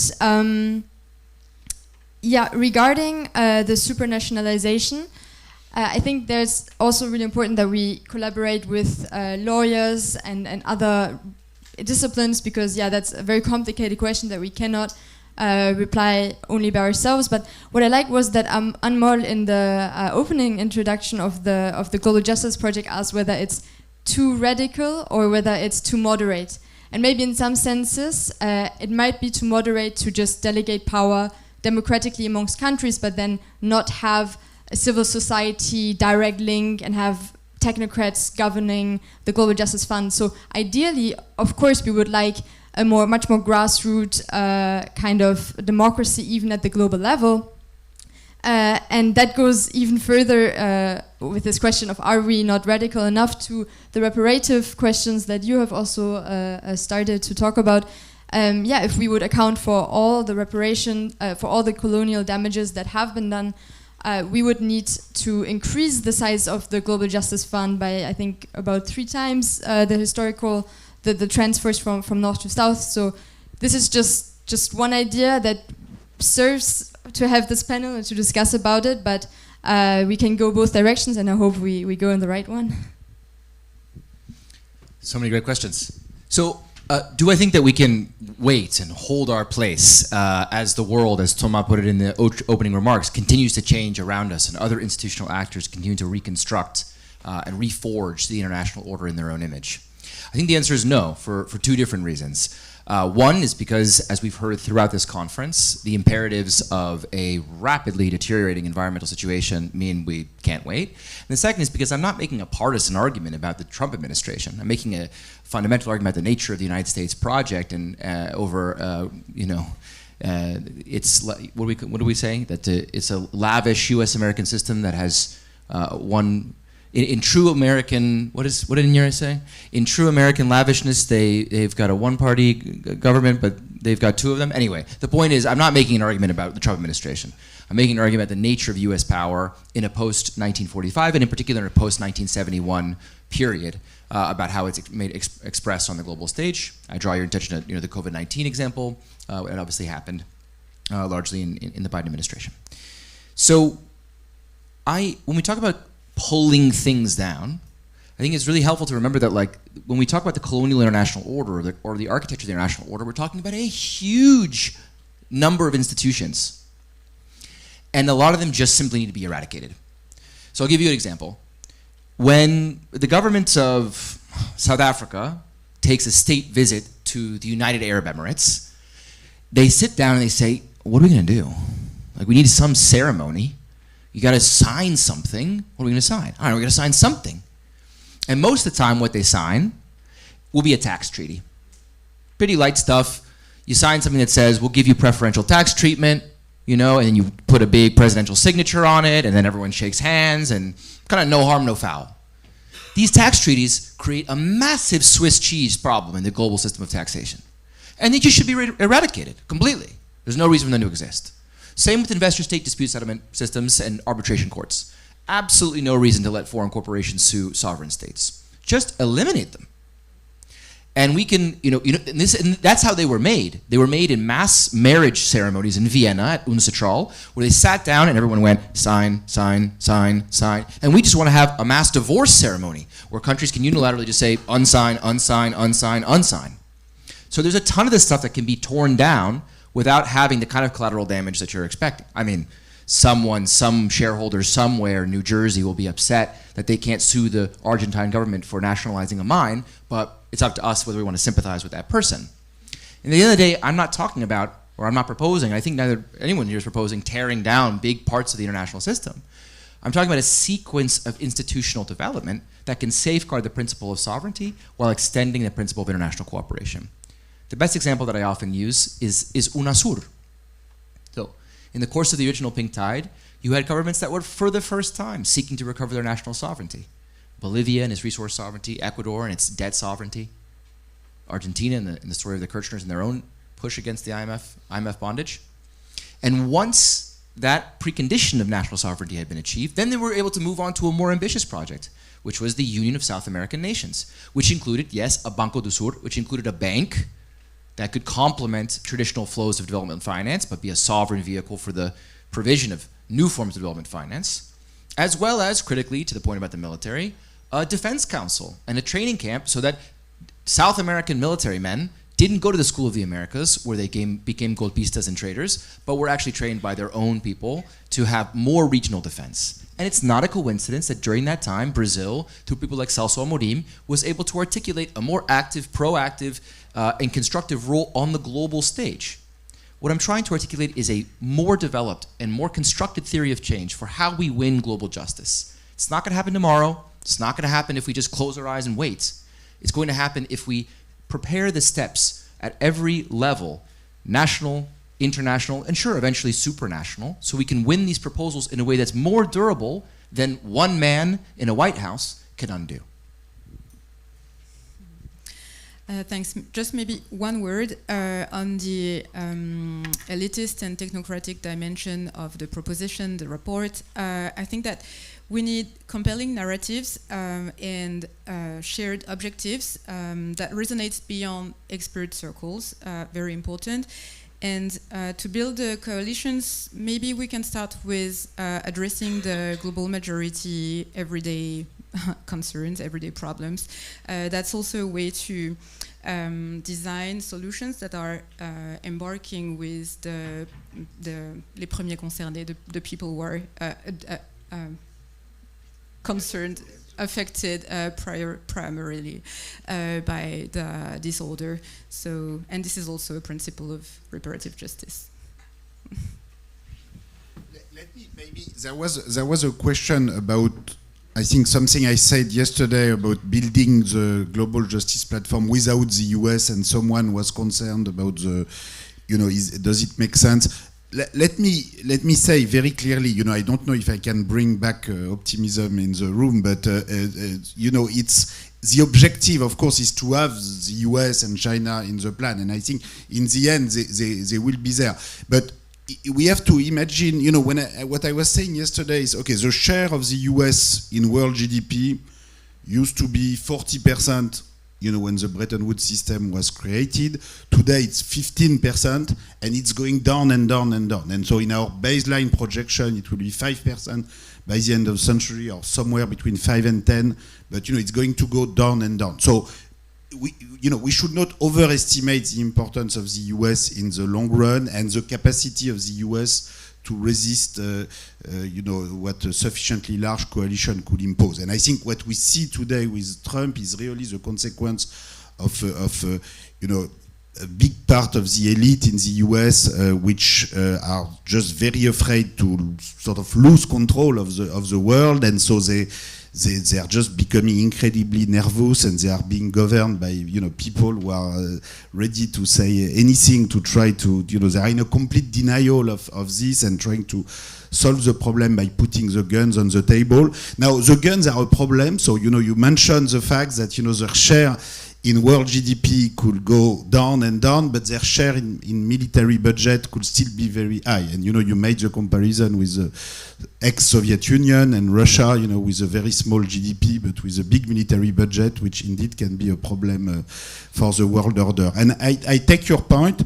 but still I want to mention two reasons why it's a little bit of a different situation than with Russia. Well, first, the US share in world GDP is going to go down and down. In particular, this means that they will lose, no matter what, they will lose their veto right at IMF very soon. So, there's a veto right at IMF, which is at exactly 15%, which is a veto right against the most important decision of IMF, in particular, issuance of special drawing rights. So in the past, every time there was an issuance of special drawing right, you need to wait for a democratic administration, because even though it's a one-party system, it happens to be the case that democratic administration, either Obama after 2008 or Biden after 2020, are ready to vote a very significant expansion of SDR. Now it's as much as 0.8% of world GDP.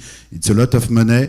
And now in the future, this could even happen with a Republican administration putting their veto, because their share in voting rights is just applying the formula, is going to go below 15%. And that's part of the nervousness of the US, is that they're just losing control, including, here I'm not talking of a change in institution, just applying the rules that were set up in the Bretton Woods institution, which are, a little bit less rigid than we imagine. There are possibilities for change. And, I think it's very likely that when you have another crisis, possibly,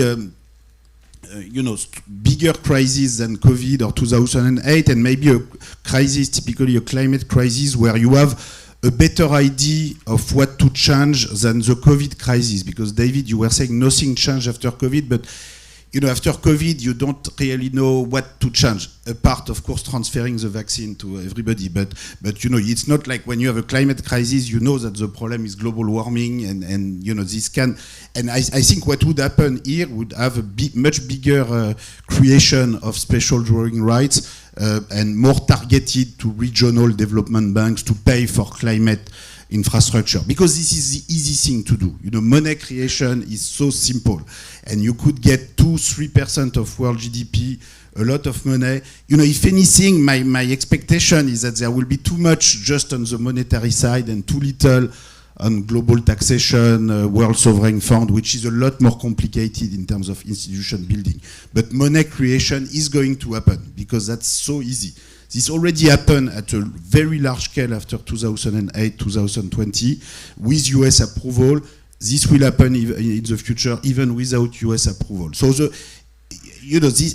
I don't know if this is supranational, international, but this is a lot of money of international currency that has already been created, and that will be created even more. So, I'm not saying that's enough for optimism, but things are going to change. Now, on the US military, I just want to mention the fact that having a big military is one thing, but having the legitimacy and the political strength domestically to really use it is another thing. So, of course, Trump is pretending that he can use the military to do whatever he wants, but the political reality is that we should not exaggerate, the domestic political support that he has to actually use the military. So, as compared to Bush 20 years ago who was able to send 200,000 US soldiers on the ground, which was, a lot more brutal in many ways than whatever Trump is doing now.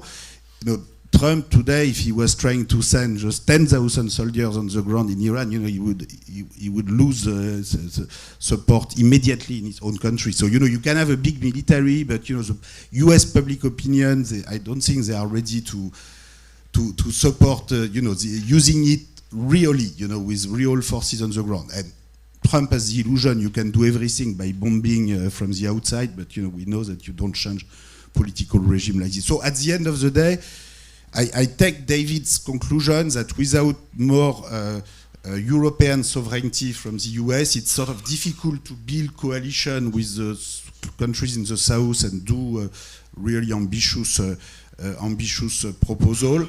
But this increased sovereignty is maybe more on financial issues, a payment system, digital technologies, and the military itself. Because I'm not so sure, the political, legitimacy and willingness to actually use the military will be so strong in the US and certainly not in Europe in the future. So it's more in terms of financial relation and the capacity to make the US understand that they cannot get away with anything. And I agree that at this stage, European leaders, they we'll see next fall, if they all go to have a party at Mar-a-Lago for the G8, G7 summit or not, and if they will at least have the strength to say no to this masquerade and stay at home, which I still hope some of them will decide that too much is too much. But I agree at this stage it doesn't look fantastic. Anyway, thanks a lot to everybody for your attention.